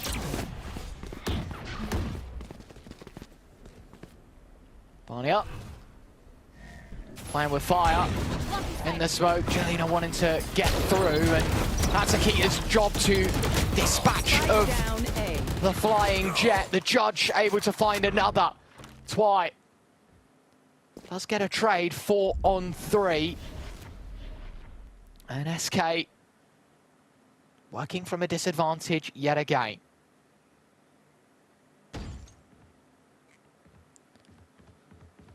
And with all but one player of G2 here, spike in hand. It's a bit of a tall ask from SK. Whoa! Overdash. Flew across the site. Fluxy thinking about dropping a smoke to collect the spike. To be fair, that is probably SK's best way of going about it. Problem is G2 are going to flood rounds through that smoke, and Eva fortunate enough for 2 players to walk into a crosshair. These are 10 points of health. Takes the Phantom. Just like the last, it will have to be a save. 11-5. G2 piecing together a bit here on this defense, but again, can't get your hopes up at this point in time.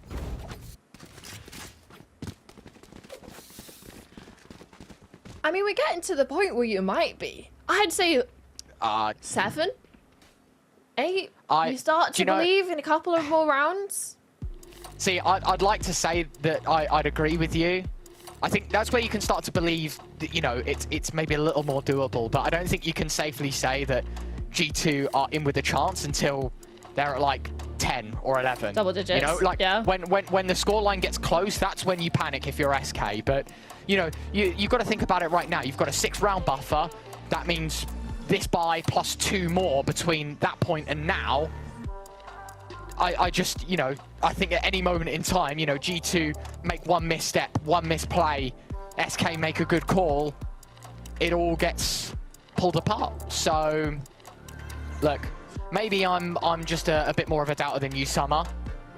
Wherever you stand on the compass of at what point do you start believing? It can't be right now. I think that's my point.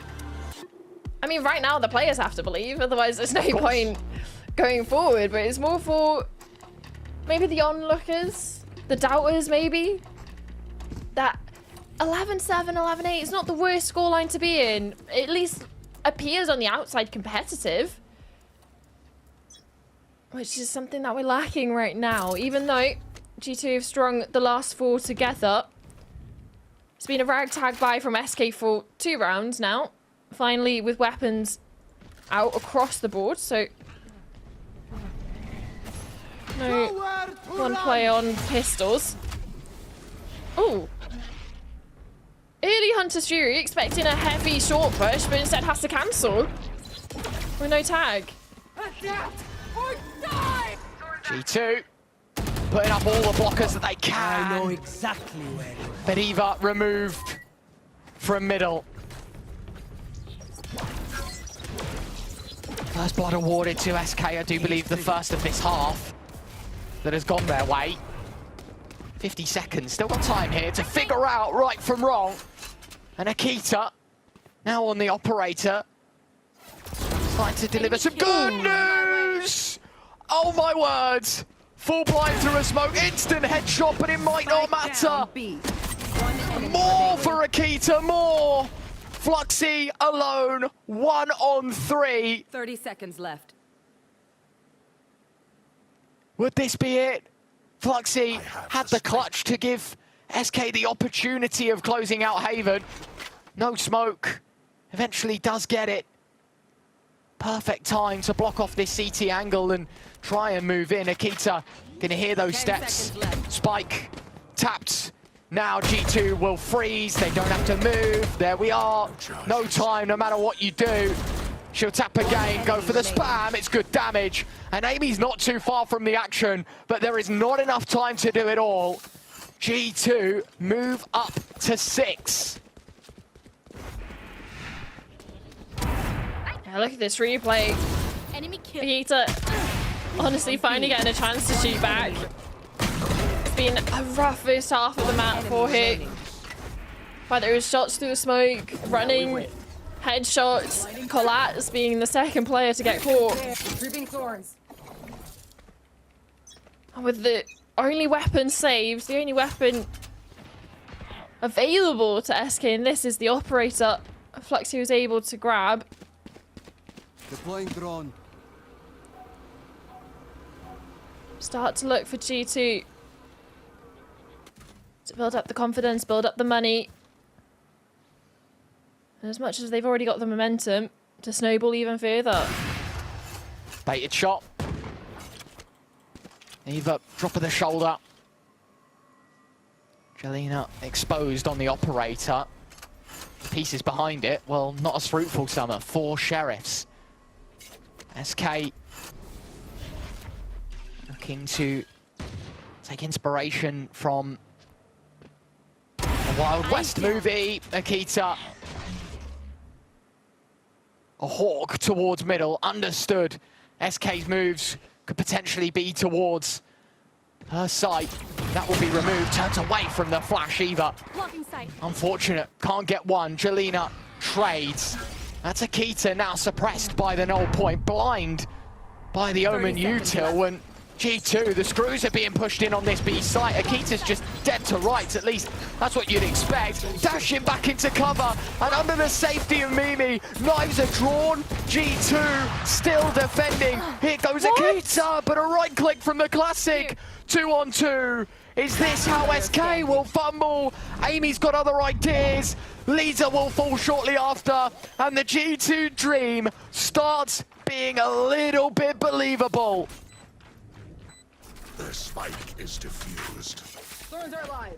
It's chaos towards backside. The pistols getting away with far too much. Mimi in support of Akita at least makes it a little bit more competitive and doable for Amy and Vanya in the retake, and you can see even in the replay, Drew Sparks' reaction, it's a sigh of relief.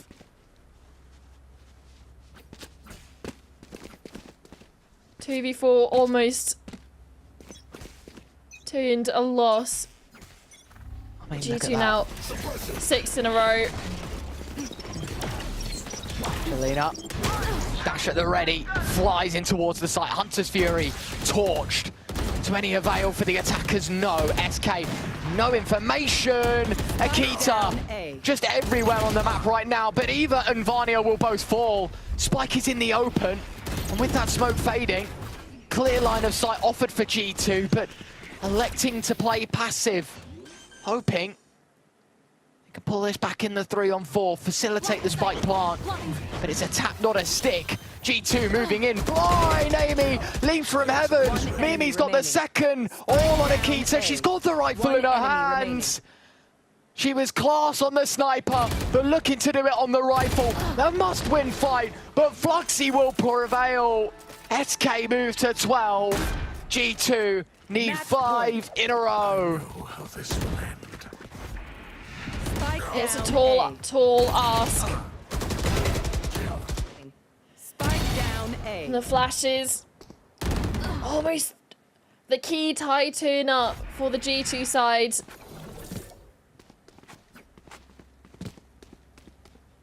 And you can see at the bottom it says there's never been an 11-1 comeback. A lot of pressure for G2 to be the first, and with SK already up onto 12, it starts becoming less believable. When they were on 11, there was at least still a chance, at least some wiggle room, some room for mistake, but now it has to be 5 perfect G2 rounds. That's a good start. Great start. Yet again, the operator finds the first. Akita really starting to find her footing on this defense. Vanya ready with the paranoia. Gotta be careful. Body's behind. Body's behind. Vanya's found a double. Given the space to TP out as well. Offered the kill to Jelena on the re-swing. 2-on-3. Thorns deployed. Amy's got the flick. All on Fluxy. 1-on-3. Clearly wanting to maybe get some space over towards B, TP back, grab the spike, but Eva already ahead of the game, ahead of the curve. And 20 seconds left to work with. Fluxy either has to make a decision to get a move on or to tuck in a corner and save. This is the thing, because of how many streaks around G2 put together, the money for SK having to reinvest, it's not looking good. They've lost the loss bonus as well. Reset. Now with 3 players. Barely any credits to their name.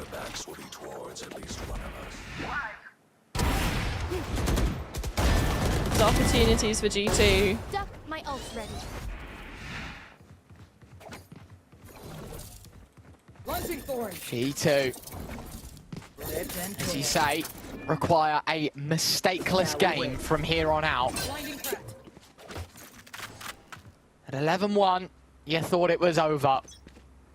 If you offered a 12-8 scoreline to any team, in their right mind would say, there is a chance. SK on pistols here as well. So, well, majoritively. Fluxy's got the rifle safe from the last, but it is just a blanket eco. Jelena earns the knives, but no frag. Akita takes a couple, but that is a trade that she'll be more than happy to take. Yeah, I mean, the knives was supposed to bolster up this saved rifle from Fluxy. Another win condition for them in this round, and sure, maybe there's not that many of them and just wanted to do damage, but right now, Fluxy the only one with a weapon. Nikita posted up exactly where the SK players are hoping to take space from and walking straight into the cross hit. Twi down for the count. Blind is going to catch the operator out, but it's Amy in the middle of it all. Wanting more, Amy, it's fantastic! Hat trick, flawless for G2, 12-9 is the score. And now, you really do start to bite your nails if you're an SK fan. Yeah, don't blame them. Yeah, a time to take a breath for not only the players, for the coaches, but also for the fans, because I don't know about you, but I am absolutely on the edge of my seat coming into this. We saw it as a best of 5. The first 4 maps, great, super close. Into map 5, G2 didn't show up until only recently. We were expecting this, it was 11-1, okay, that's almost a done deal. But now G2, they're starting to make everybody believe, and there's so much on the line for both of these teams. Whether that's you're thinking of a highest placement ever for SK, for some of the players on the team. G2 not missing into the finals, getting more points for Game Chamber Championships over in towards the end of the year. So there's so much to play for, and it comes down to the very wire. And just look at the streak of rounds that you can see on the timeline at the bottom. Yeah, and just look at this switch between both teams. It's a streak of 7, followed by a streak of 6. Obviously, SK still out in the lead, but G2 not too far behind now. Only 3 rounds between them. This is it. SK have no more timeouts until that potential OT. Standing ahead. So required now to just leave it in the 5 players' hands. No coaching advice can be given. Oh, from Rescue. Try and introduce this SK side into the A site. Flash to go high. Blind anyone in the middle of the site, but G2 actually playing this one very passive. Yeah, no one's home on A site, looking like they're playing for the retake. You have Mimi's ultimate, Amy's ultimate as well, so if they can take Tree, pop the Steel Garden, you can absolutely run your way in and run over the players that stay on towards site. But the issue is, look at Twi in towards mid. This is a huge ultimate pop by Mimi, and as you say, Amy also joining forces, just trying to kill SK's momentum in this round. They've got a plant, but that might be it! Got 3! How on earth has she got 3 with a classic? All in the hands of Amy, and it's unbelievable from Lisa. 4 on the classic to crush the hopes and dreams of G2. Just when you start believing it's SK that take it home. Where were you when David beat Goliath? Classic, Ryan. It was a classic. Watch it back. Look at this in the smoke. 1, 2, 3, 4 right clicks. And that's all that was required. Obviously, everything comes down to the final few rounds, but the round where they barely had money, that leaves us there with a classic in a smoke. And that's what eliminates G2 in 3rd place. Put SK in the highest ever pole position as an org in Game Changers history. And I think it's even the first guy from Rescue to beat her old teammates on G2. So much is accumulated, and it's all down to a 4K with a classic. It's actually insane. Yeah, I mean, there's nothing to say about that round, is there? That is just like unbelievable. And look, I think you got to hand it first and foremost to G2, right? Like the fact that you're 11-1 down, the the versatility you have to have, the mental capacity you have to turn this one from 11-1 to 12-9, if I'm not mistaken.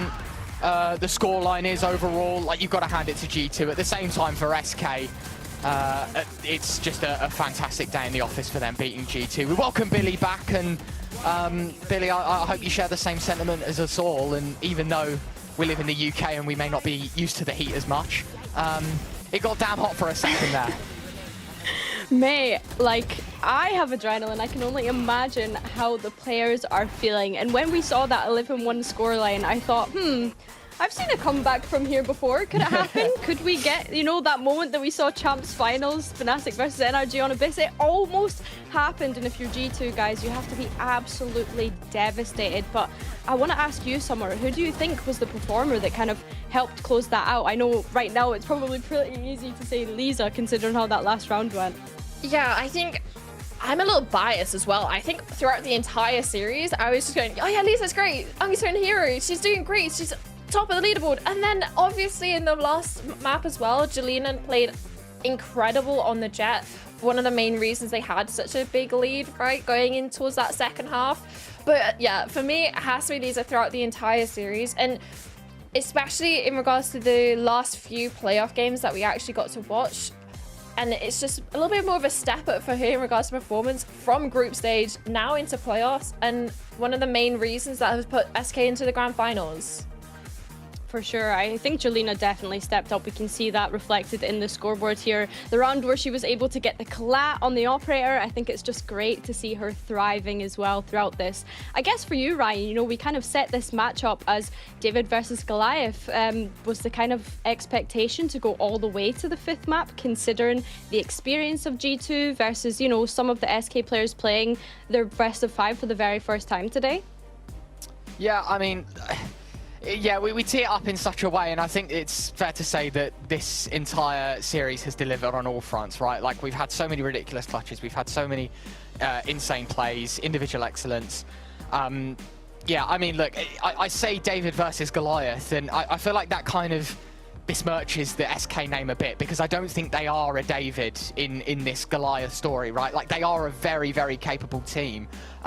But, you know, you just look at G2, the experience they have in BO5s. As you were saying, for SK, this is some of the first BO5s that some of these players are playing. And you look even down to G2 as a whole, and the cabinet that they have within Valorant and GC, the appearances that they make. You know, G2 is a Goliath, but I wouldn't consider SK a David, and fair enough to them today. I mean, I think that's spoken exactly that way. Yeah, for sure. And I think as well, like, obviously a big achievement for them to come away with the win here, finding themselves in a position that they've never found themselves in when we think about the org historically in Game Changers EMEA, making it to that grand finals for the very first time. Of course, they'll be going up against Gentlemates tomorrow. Summer, I guess from your perspective, does this put them in a better place going into that grand finals now that they've had the kind of reps of getting 5 maps out of the way today? I think the experience of having the 5 maps, like you talked about, some of the players didn't have any experience of a best of 5, yet alone a 3-0 best of 5. So having it go all the way to the final map, it's not only just about it being 5 maps of a best of 5, they've also beaten G2, which majority of the players in that team haven't necessarily got under their belt, right? And we were talking before, Ryan, of it being, when you think of GC EMEA, as much as Gentlemates are doing great so far and are one of the teams to beat this year, you still always think of G2 first. And for them to have that under their belt, some of the younger players looking up to players that they've been watching on the screens years before they started competing, it has to be such a confidence boost. And then again, the experience of the whole thing going forward to tomorrow, a best of 5 against Gentlemates. As much as I want to say Gentlemates have it in the bag, you cannot count SK out after what we've just seen. Definitely. I think as well, someone that I want to shout out here, and maybe it is just, you know, the Scottish representation, but Fluxy coming in is the IGL and finding so much success. You know, we kind of discussed their journey in stage 1 throughout the pre-match, and now being able to find themselves in this position in stage 2. I'm going to hold that thought before I ask you guys anything though, because I've just heard word that we have Lisa available to jump in for an interview here, who I am dying to speak to, especially after that last round. Hello, Lisa. Thank you so much for joining us. Hello. Hello. I want to just ask you straight off the bat, how is the adrenaline, especially after that last round? I think you got 3 kills with the classic or something crazy. Yeah, I don't know. I'm feeling super excited. We finally broke the curse against G2. And I don't know, just the adrenaline is still up. I'm still like, can't process it.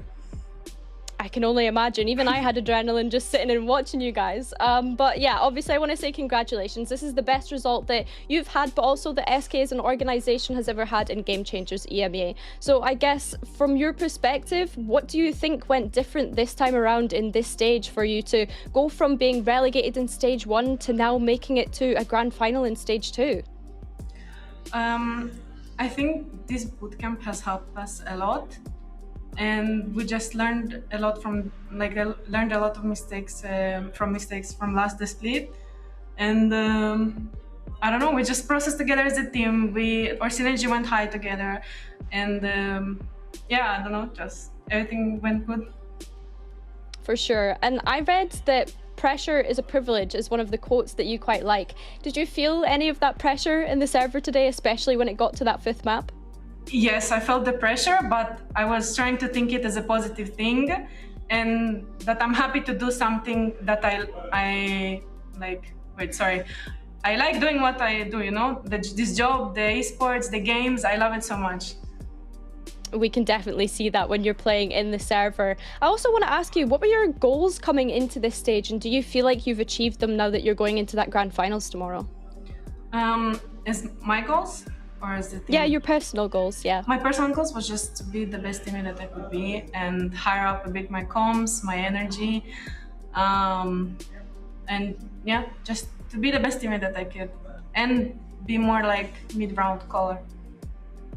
I love to hear that. And now I just want to kind of summarize this all together, because of course it's already been a long day and you have another best of 5 to play tomorrow, Lisa. But tomorrow will of course be your first ever grand final. Do you have anything that you'd like to share to any of the people that have supported you on your journey and in your career so far? Just keep supporting us, it helps us a lot, and yeah, that's all. No worries. I'm going to let you go, Lisa, because I'm very aware that it's been a super long day and you have to obviously prep for tomorrow. I'm like half focused. It's a bit, maybe I answered some questions like NPC, but I'm sorry. No, you're not an NPC. Don't worry. Listen, go and, you know, celebrate, get some rest, and we'll see you in the server tomorrow. Thank you so much, thank you Lisa. so much. Bye-bye.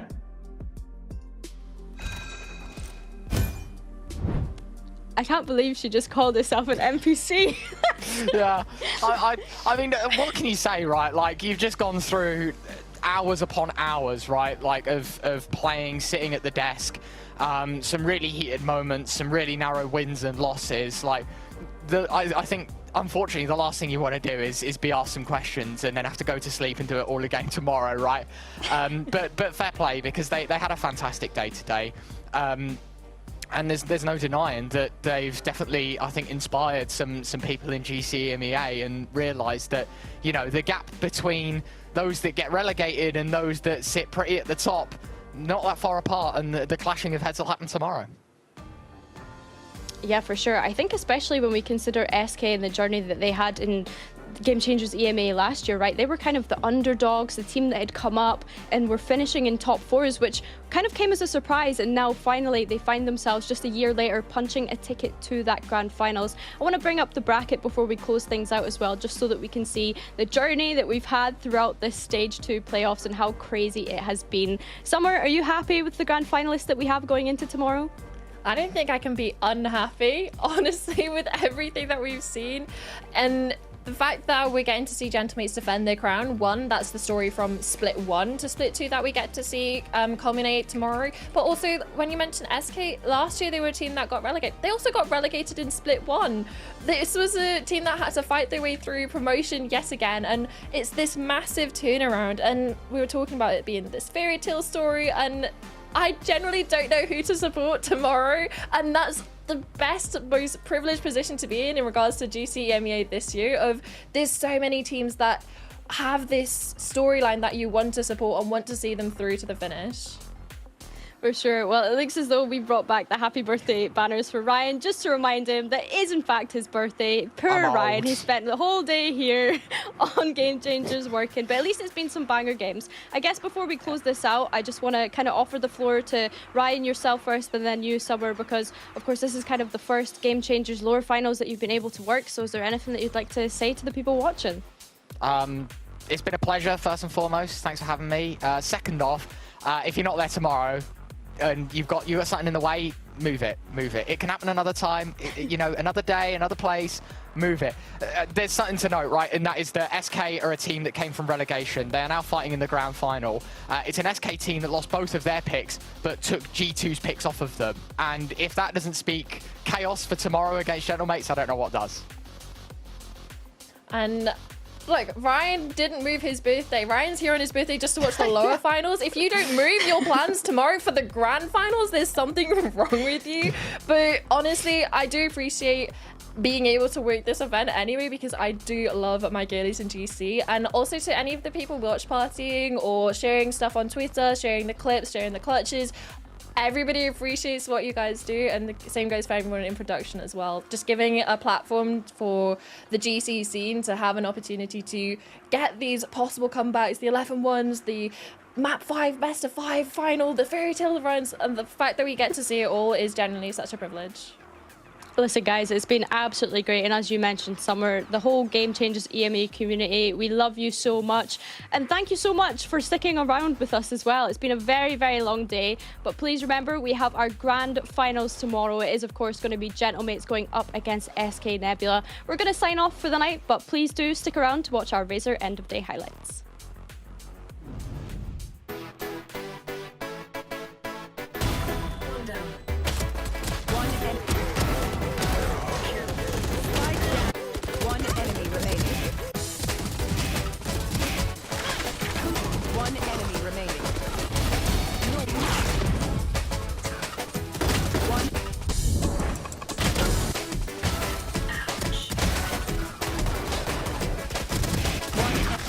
One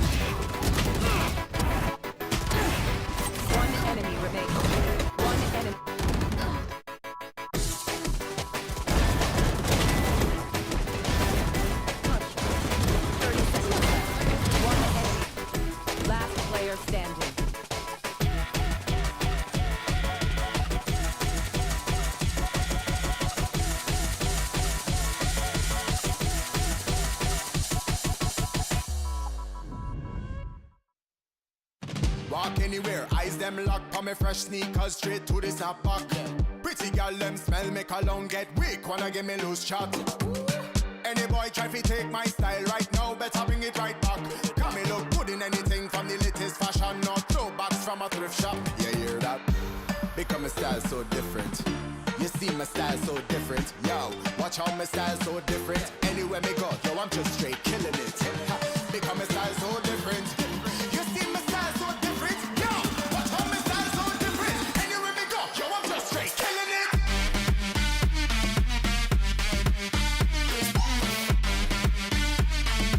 Anywhere me go, killing it.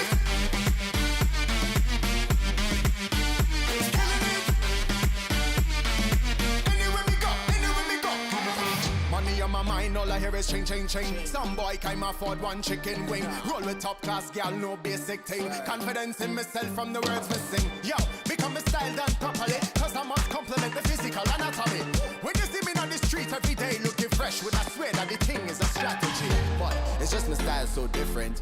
You see my style so different. Yo, watch how my style so different. Anywhere me go, yo, I'm just straight killing it. Ha, become a style